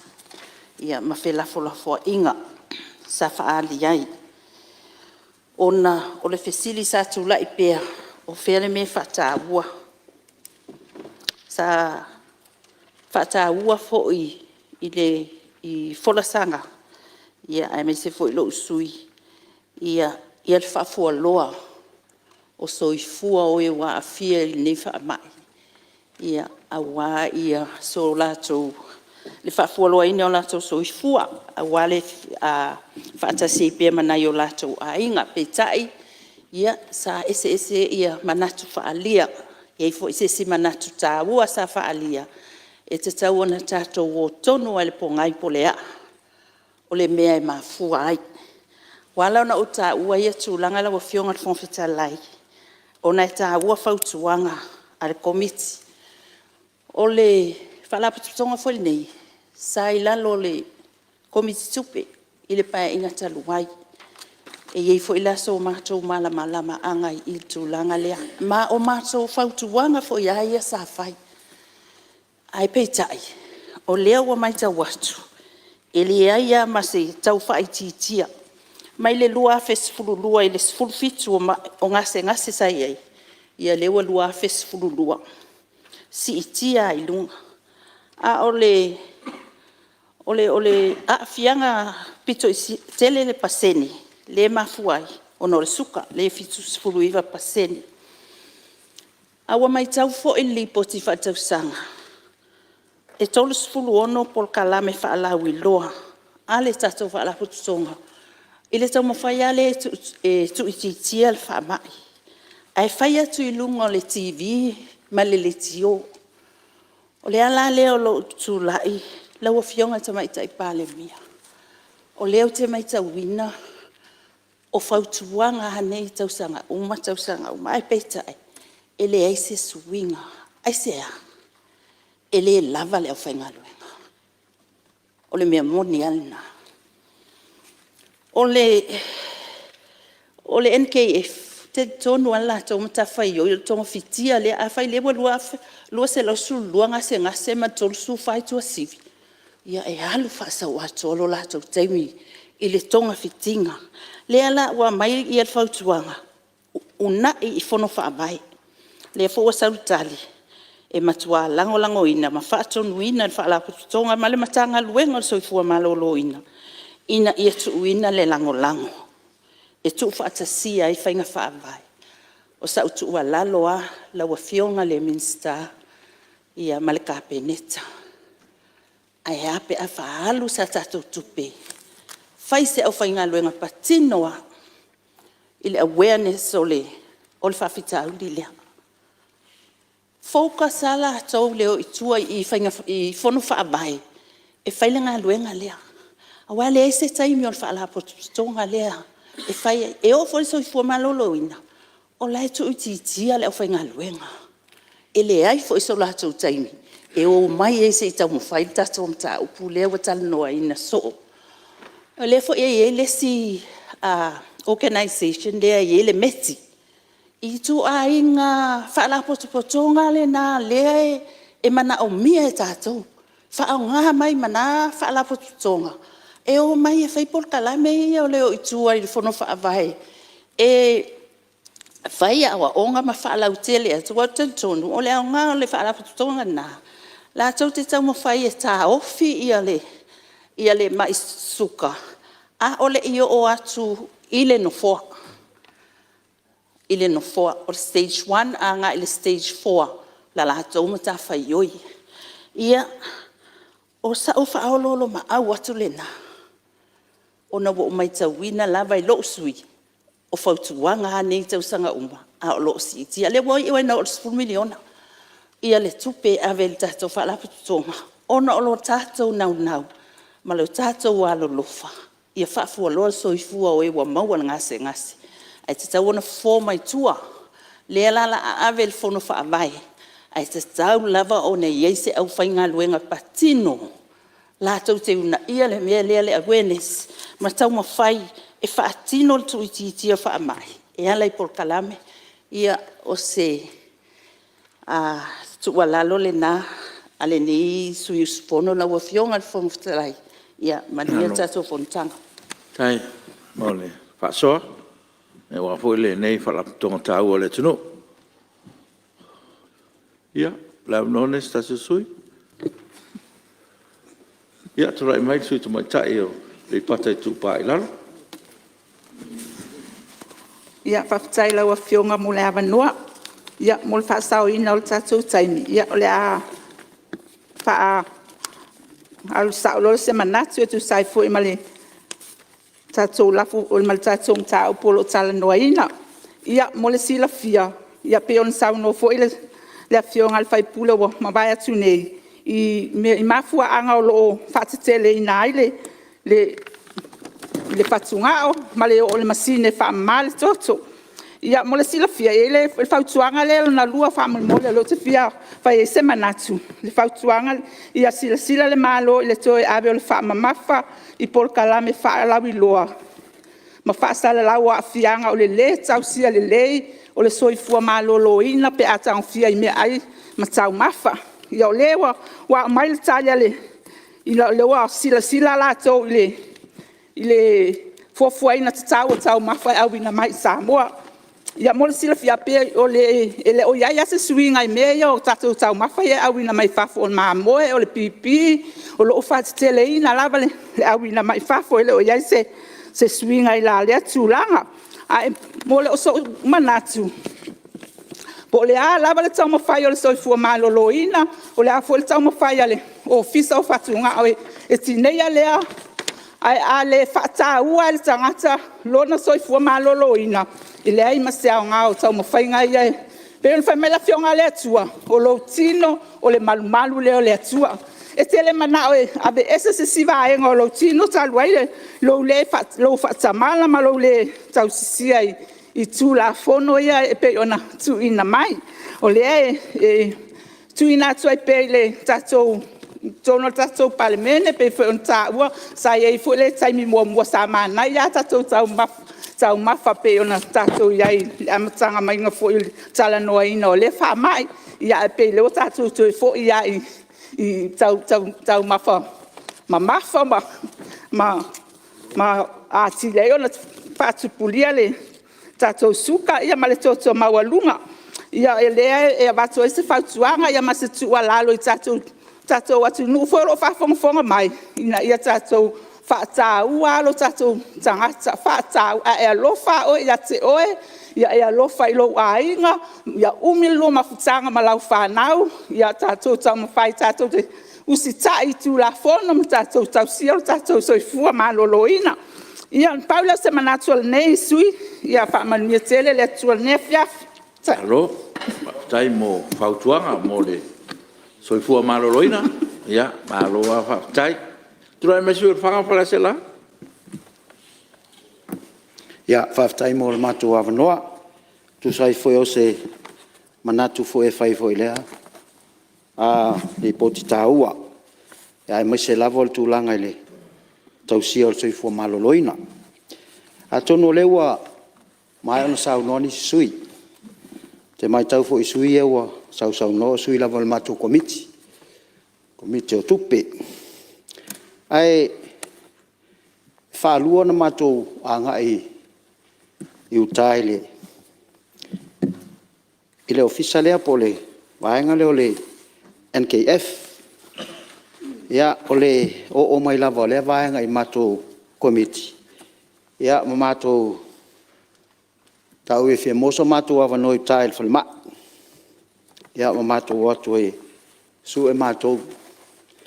Ia ole ngang fia e te le aina le atonis ai pau le mena e nai lape nai ai.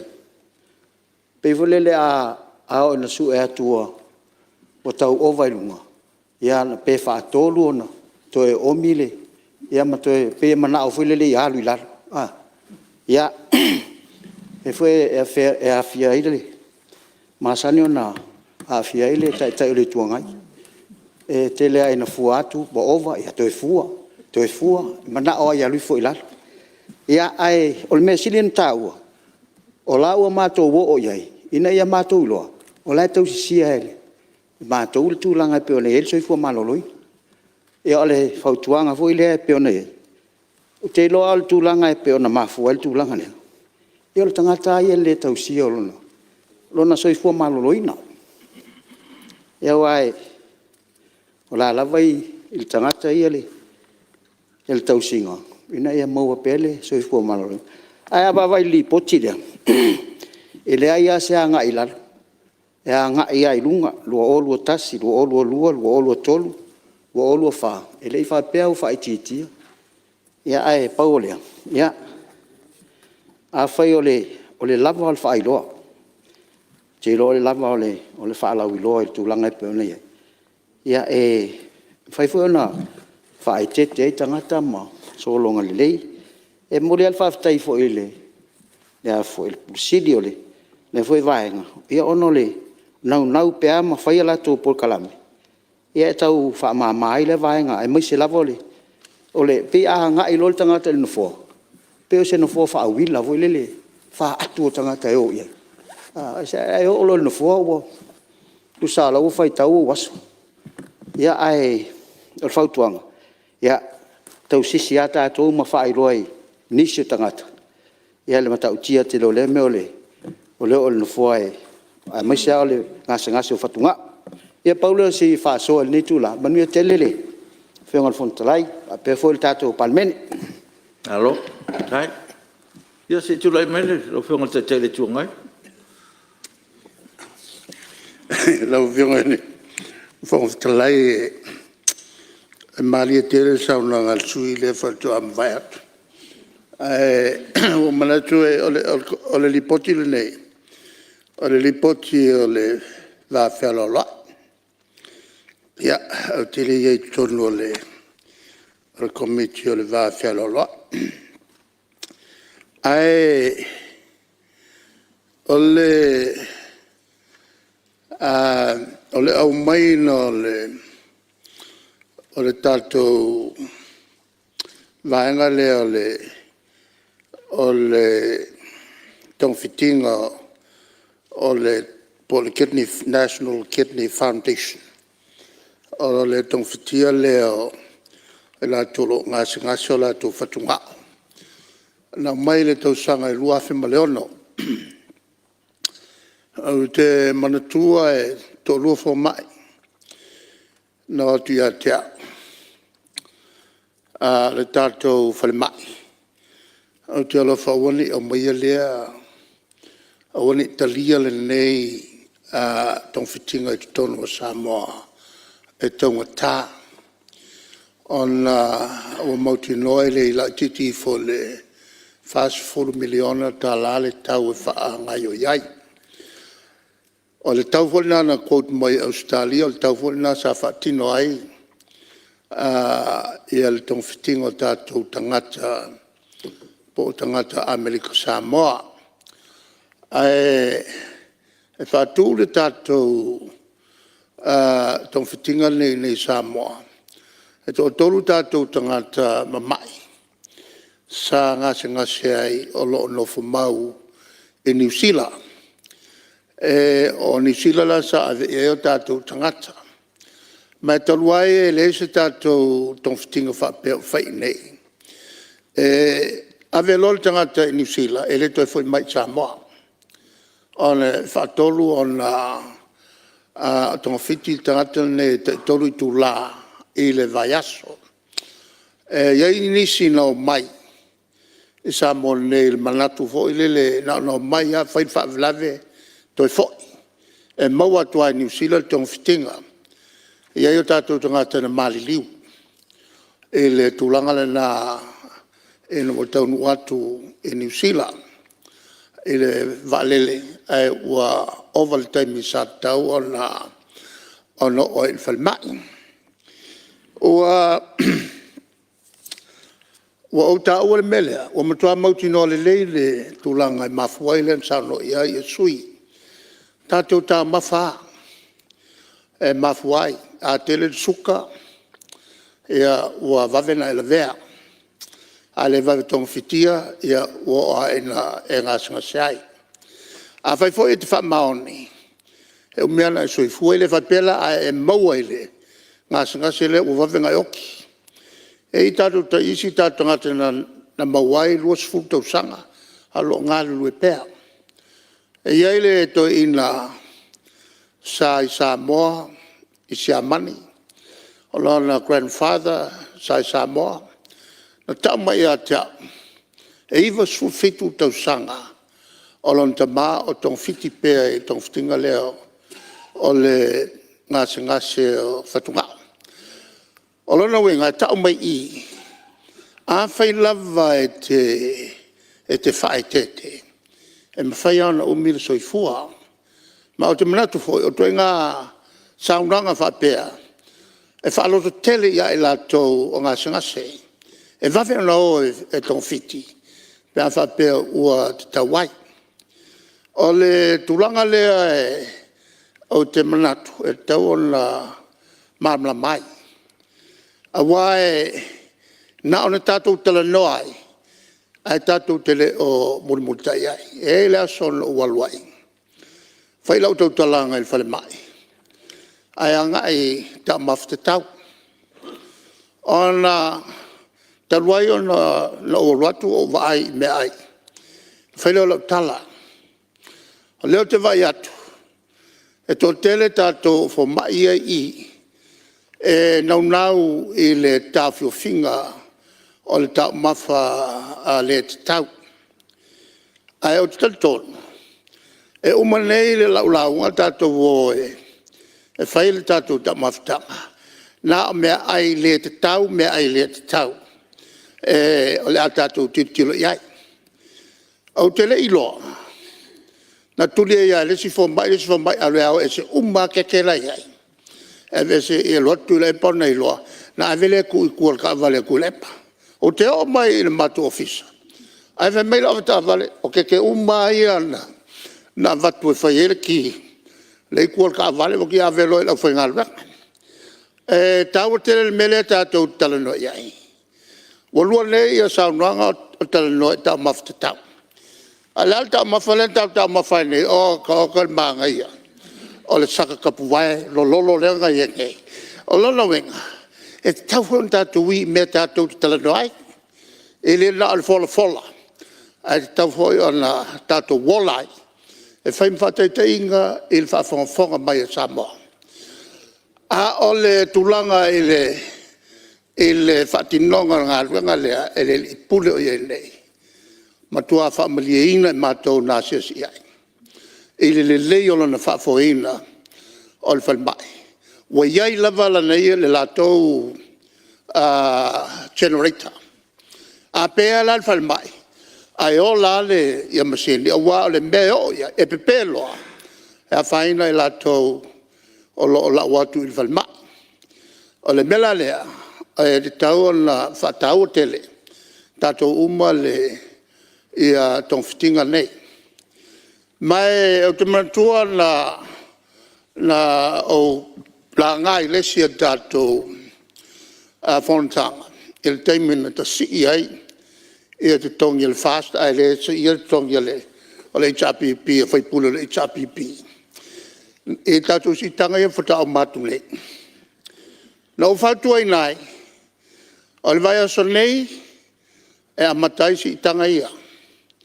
Ma o te whautuaina le whale whamatoto. E a maine tō pepa saingi o mai o kounga ka si I kou kokongi. Ma whola e tipi ese le lua se lau tā lai te mi umai whaito warkelei o kokongi. Ma ave e vsoaswani I le tātou whalmai. E le teimina tō e mawai matutongi. Maleala. O kiloko. E si akila o ia la payslip. O la ia le deduction. Wa le vanga kipi mai le luafe male ono.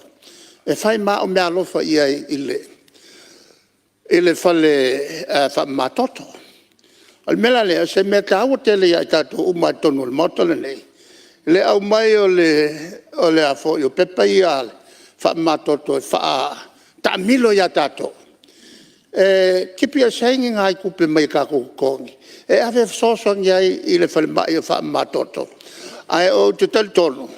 E le mawhai ngā suia I a ka mawha. Pe ale a mata mai e kalesia. I whai I ainga ngei whai e kalesia. Ale a mata mea I a te tai o e kalesia. Ka o ke whiwa e pepese ngei mea. E le mwhainu suia. Kai e kalesia. I sa uninga wha le lotu wha e kalesia. I wha pe fo I ma tai o no ka ofi ia nei ta mafa se ta to te faia ia on to i titi ele o tangata e ngase e te tono o tato no lau whenga al fong talai ia o si o te mai chaula na tato mtau alo tau no mo le tato tau puai alo fono ia whaftai lau tulai mai le suyo palata no mutas tai lau whionga te whaftalai mo lawa loa ia whataro whatu fo i lau whionga ia whape fo i le tai al malo whape fo i le mota fono nei ia fia fai fo si sao e tu sai fo i male mta upua for sia le nei tu lao le aso e mo moana mo moli le ngang whaftai le komiti fo i a mes fo te te fono na ato wha o mai le e li poti nei uina lava i wha mai nei o whatunga au tilo yei mo o wawa ai le li poti nei ale komiti e winga mta upun nei e fodinga mai e matele lava le tūlanga leo o ni polo kalame mo le fai titi o le wha mai leo le o le whatunga o e ono o atuai i le wha mama e au titilo tu fo i lesi tu ese te leo se lengi o tupe al malo maltanga luenga lo alu el fatino ino po kalame nei tau sanga lenga te atu nei na fam tu mai fo ia mtanga luenga te sfuru afe i fon fa vai la to te sa ia in po kalame fai tonu o tu malo mo le fai ti ala vole o po kalame nei le pe ona sa wai lunga fau tuanga mo mo le e o foi lai i le tūlanga lea o le whamalo sia fo i o le tō inga o whalau ainga. Na ia wha i titia e lava tūlanga lea o le whamai lea. Ai awa wa ai e taimin nei. E leo whai titia tangata o lo mau e whamai lea o le whatunga o mare. Mana maungo o atua i le whama. E le ngata i e mātutua. Ai le melo ia pe o va to sa le alu tu planga de wa fiel fa mai le lo malatu ila ia le se malatu o le fisile tu lai mai ma fuai sia a oi foi ma fuai ia e ma fuai tanga tai le to anga e to silong so fo malo loi o le lona lua e mafua ia tātou nei o tai o malo, o le malo, ele e isi taimi ona o mafua ino o whai atu tai o ka kongi o kai le mafua ai. O ke mangkuanga le, ia le kausanga len kia gifo le fo chaka ko kalango wai fo i kulanga le o me kau mafa. Len ka ko kalango wai fo ka ko wawa wai fo si kulo wai le si kai au ngai mo me o pau mamu ia la umai. Kasi nga kau mafo le ai la umai pa fuasia ka konge le se fo kuanga ya la konge o la umai ia le loangi e ka ofi o le ai umai nga le mo ai o se lengia ale o fai o loa ma le o fai pisingis a le mo mai ka ko ma le kele o isi me ai me ka mafalo lolo ia au mai o le ia se peia fōringa whonga le ngā kako kalangoa i kongon mauka ngai ngā ia wha leo. Ai le ia masi kong whiki o whai e ngā ia ka whia i o loa ngai au mai. I kongo o kako a kungu. Le mā fuai o ngā wha kele le wha mai lea o le koko maualunga ma le suka. Wa o mea i o wha mai e mā fua mai lava o me kau mawha. Pe o kulanga ngā rewa kalangoa kuai whunga re i te kulanga e pe o ngā ia le ia le kele o wha mai ni kai onga mafu me ao menge o we kau mafa ia wa kikira ku iai sa fa kai kai ngai aka ko wa ai iai o ka fa male o ke sa wa ai sai ngo fa ma mafu sia na ngai pokor sai nga kau mafa me ai kau nga ka wa fa ai kau se long so fo malo lo ai alu la mai me ai ma me ai ngai ma ba ye ka ko ai mo wa yang kupi yo se mga kungam so wa kilonga ye kulanga o le mafua yo nga kele fa mai le ko ka ko kungu a sa fa kuanga ya ila ko lo pulea ya komiki ge yo la me yo ro ko ka ko kungu si langi kulanga le me o ma mo lo ye la mai kulanga fa penga wa ko fe ku o le ale lo kwa o le ar kanga ka fa pe mai o le ko si long so fo maro lo inga aya fa aya ku le ma ngai o kanga o ma mo lo le e ko singa e long ma fo fa ko ma ka ma fa ye pe so mga ku ngai lo fio fo chalai ai ho se sao ngai tu malo ya more ka upu au ka ko kal ngoi ngai ye fiafi I kulanga fa mai lo le ka tuna ya on ye ka ko lo fio nga pe foi le mau ta dei alo tau no tu me se repata tu pa lunga Faftai lo fionga le fonftalai mo le vanoa. Le a fatop atu se manatu nei sunga fono. O fautuanga le li poti al komiti le ai. Pia nga ila vai tulanga le I le faungaina le o fono faavai. E pia se kula fuere le ka penga ngangi fenga faavai.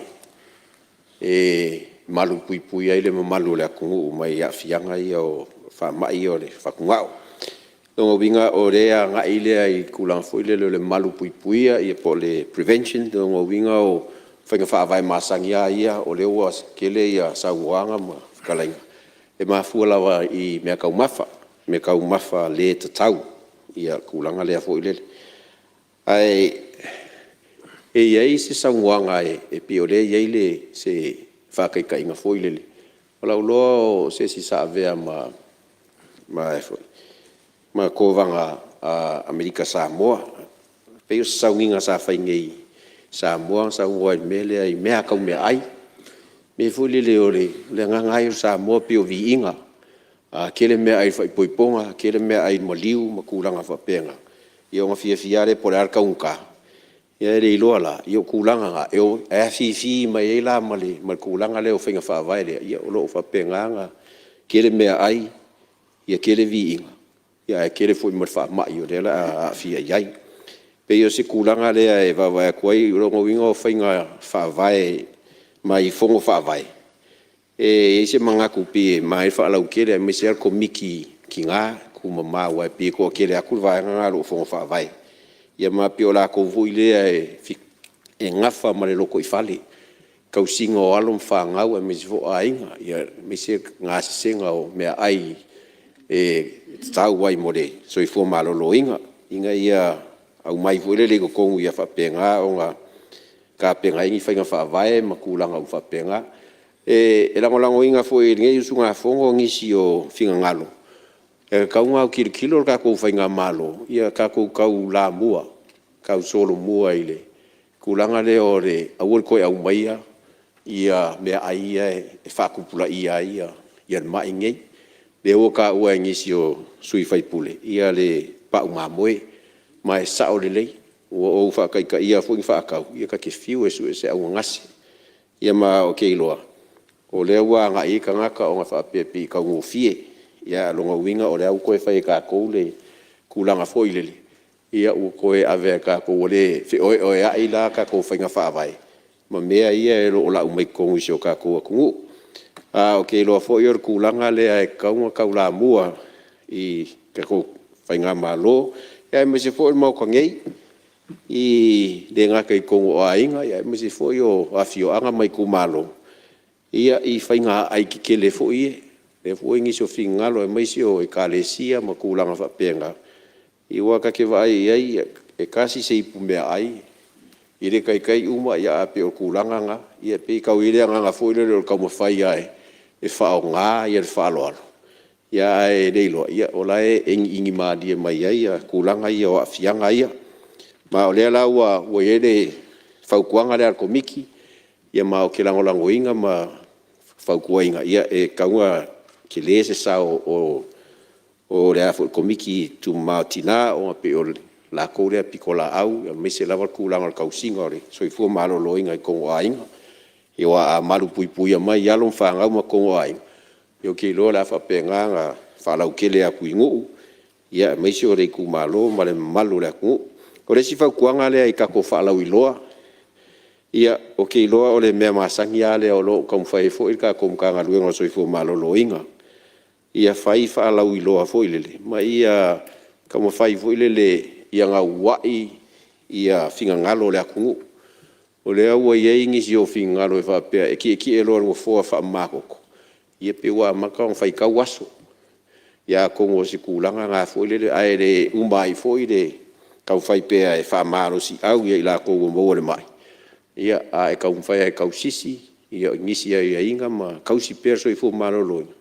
Ia roga winga e wha au au ai koe kere aku ngisi kau sanga e mawhai a o wha maro koko. Ia aro wha pea ngā maua pea ia le malosi e wha au au e wha au mga luenga. E anga I maila se wha mkalanga le kulanga lea ua le mawhai loa le prevention lea. Ua ka koa anga ilola le kiwa o le ua wha mamare koko. A kongolo maua ingisi fo o kako fongkanga kaluai ia sa ka mawhai ngai ku malo. O koa kere fo o ngisi o sui o le ngai ku malo. Ia ungo fo maua ia pia. O nga o le mga o mia o le au nganga lea. Ia o le mwhainkau sa wali mai kua e whaisi mamau. Ia le ngā kailea o kele ia manga onga e whakingo ia maua kere ngongo fo maua ingisi o lako a inga ngai pia. Ia maua e fo la le a fianga fo ile le a o kwele skala palo ka le ungo fo ingi ure mwhailanga le skala I kua. Ia o le o kele o le residence ia lau o tika ia o le a le o vai kele ia o fo anga ia ingei. Ia e o le kulanga sa kau whai pe mawhai ngā ua le lai ku isa sae ia kele I ku malo o lai laka laka ki ai. Ia ri paka I ku pa I lunga, ri ku pa I lalo, le pa, loko whanga, ia e anga ia ngai, le mamalu le aku nguu. Ia lo whapea o ngā fia I lea fo I ngase ngase. Ia wha o ngā pea whapea o lewa, ia se ka pe nganga ale mkanga luenga. Wa o le sa ka ua fo I olo, ia se mō pa al fo I lele. E wha o ngā, ia e mwhainga ngā ia kui I kua mō lewa yasu. Ia wha solo mai ai la, ia pea whapea o kau mamau, ia pia ngei. Ia ngai mai ai le malu sio kako aku ngu ia olo alala papa au ia I le kafa o kako moku nge upolu ia o ngai kulanga nga ole pe kau fa kwai se le ore nge usunga fongo mangu ia kele ia fa kai ful komiki la ko dipoki ia mai se ore ulenga mo mkanga luenga lo ngafa ia mare kako falma ile fa nga nga fa ftai ia tawai no leo tato tu lata tato taimi manawa tu so le lafo. Ia, me leo te tāpāla o whionga tumatai Palemene mo le lafo.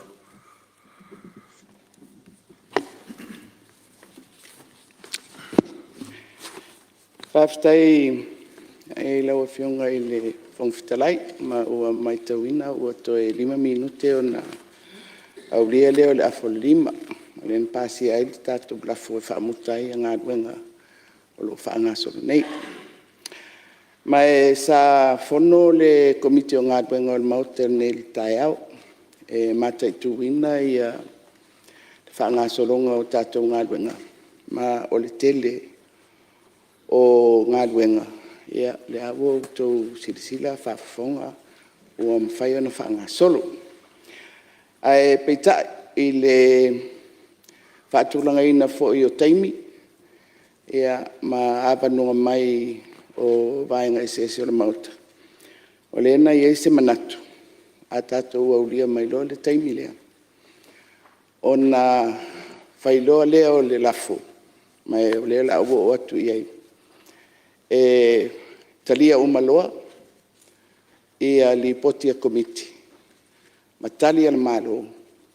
E pei ona whaamawina I a tātou pepa o ngā luenga. O le anganga. Ia o le tele o tātou li poti ia ua whaisina matua. Ma ua whaangasolo fo I le whaatinonga o ngā luenga. E mta ngā luenga mpūlenga ese. Ma o lea e fia tuli loa. Ia le tūlanga. O le o mai o li poti. I le taimi tāla whea ngai. Ai maise le ilo ina. E le mauta le nei. E tua I le ngā luenga tele a tai fono ma komiti o le Palemene. Mai o le manatu le nā I lau fionga I le whangawhitalai, le mamalu fo'i o le tātou Palemene. O le mea tāua I le pāsia e tātou, o le ipoti a komitia e totoe, matali ale malo, e whaamaumauina I whaamaumaunga a le Palemene. Mai mwhai lava o na tātou toe fo'i ai pēa mō mia. O lea la, o te tūra I atu ai man whaaloalo. Ina whaautangia, ma whaamaonia umali poti a komiti wha Palemene, whaatasi matali ale malo, sa whaatulanga moa tātou ilo I longa, e peo na whaamauina I le pepa o ngā luenga. Kalua e le fionga I minsta tupe whapea le fionga I minsta o ngā luenga teli. Siri pola whamaunia le lafo o e whina ngalo e sao no mani ioe. Au ese le ai ua manu malo le ioe. Ia o le ua whamaunia le lafo ma ua mai e fo I mā tātou ngā luenga sa whaatulanga. Ua whafonga manino le pa I o Palemene le nganga o le lafo na sao no iai le Tomata I Palemia, ia o mo mia foi le tangfia le tātou mauta o li poti au pito la tamai. Ina ia mwhai o na ilo ina, ma talno ina ngā luenga o tau sanga whale tupe au pito la tamai, ma whātinonga o lo wha ngā solo le malo I le teminei. Ia me leo te pautua ina ia fionga te fono, ma suis fono o tātou komiti wha Palemene, na ia lolofa ma awere wha mua I le ilo ina, o tātou li poti la tamai, o whaase atu mo le ilo ina, ma wawe li poti mai mo le talno ina le Palemene. Ia, e veia nea wanoa e whaleo aise, whaftai e whangtalai, I le pai e usunga whono uma o le tātou Palemene. Ka maroro usfono nei aso, e whapea fo I nei lua vai aso. Whaftai mo sa unuanga sa soa au tātou ngā ruenga. O le whatinonga leo le tātou mtawhaioi, mātai tū le vāna no whai, ma le purenga whaatonu. Ia, malo whaftai. Tātou lava o auna lea ngā, tu louranga ngana, a ia whai ma vi inga o le tua, ni ngā ruenga o le leo no tātou whai. O a fwoi ni whaatiata mai sa PCL tātou ngā ruenga nei lua vai aso, ia ta otoia I nei, I o tātou maua le whaamangaloai.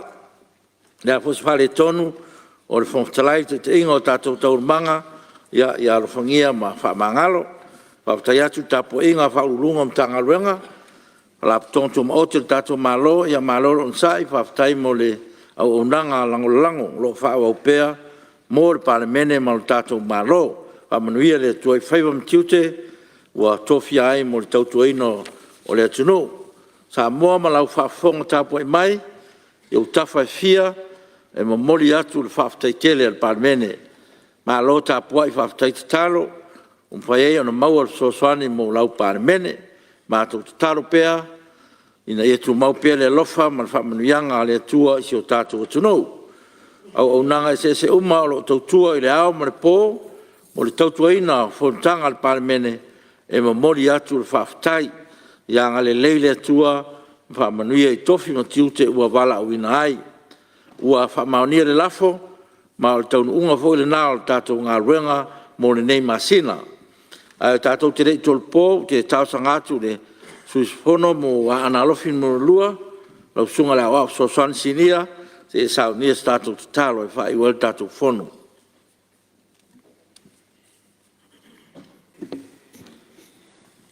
Tātou talo. Le tua pa I aero mātou ta māu le langi. Le tua lava lau o fio e ou meu malava. Awa o lau o fio na e whaia meu malava. E siri ese lo wolofa e mātangu fia au whainga. Sa mātou sa ili lau o fio ma whisili atu I lo wolofa ma lo wanga lelei. I le tae au ina se ito ia I mātou e ala I lo wolofa ma lo fisosoani mai. Le li e whaafitai wa whaalia I le whai ungo le nei aso ma mātou whi au. Whaafitai lo mātou ta mā I lo whaatasi mai ma lo tautu ruaina I mātou. Tā I tai o lo watunu. Le mātou ngā ruenga e mātou te taritonu. Sa e mua au ma muri au, sa e loto lotoi ma e whaatonu whalau I mea uma. I o mātou langona ma o mātou manatu. Le li e, wai u mea uma o mātou langona le anganga wha mauara. A wā o manuia I le mātou whalongo, manuia le mātou wai. A o ia le nei Palemene tama. Wai le nei atunu, wai nei au auna, mātou. Wai manatu mai ai. E whauta le ali e lo walofa, e moni lava o lo walofa, e siri lava lea. Ngā luenga sa whita atunga iai, tai o lo atunu, wa wale fono whatonu ia lātou tali, o ngā luenga tai fono, ma komiti SS, le Palemene, ma le fonga whetalai. Le li e a whai wale lei ma tonu, a wa ato toa. A watu ia e whai ma taulanga e vi ai lo suafa. A whitai le tua, le tapo inga Samoa, a whitai alau whi au mga luenga, whenga iei lo watunu. A wase manuia o sio mātou watunu. O la mātou tu ole menei, la mātou taitasi ma fōi atu tangata. I lona ainga, lona nuu, ai mai se fōi o nisi o whi au mga luenga. E wha wau a wale nei e fiafi ma le nei vai asu. Manuia le tua ia Samoa, manuia I mātou umalava, e o ai na ia mātou whanau. A wani o mātou a leu, o wani o mātou whale tonu le li ia I lau sile whangata. Mangalo le nei Palemene. Mangalo I mātou lau whanau. A wai le mawhai lava le li ia o na mātou sosola pe mātou teo ese, ma lau sile whangata. Mātou te tau tino lava. Nea I lava le ali e so mātou o mia tonu. E le iso mātou a tō toi o numa. A o mātou wha mawanalo ma whātou ese. E hala li maliu ma le tōtu pa ia Jesu Keriso. O le na maliu ti ngā e whaali ai le alofa wā tō tō lau o fio. Ina ia ola ma ia māngalo ai mātou. Tū mau lau o fio lo lava viinga. Wha manuina lo suafa ma malu e wha vavau lava. Amen. Alo, whawhatai. O te whasisilatu a tolponeta o manga al whono awhai tū la whono, te au ria le asolua. Asolua sfuru lima Februari, lua o lua lima, I rei tū la iwa tol sfuru tai au.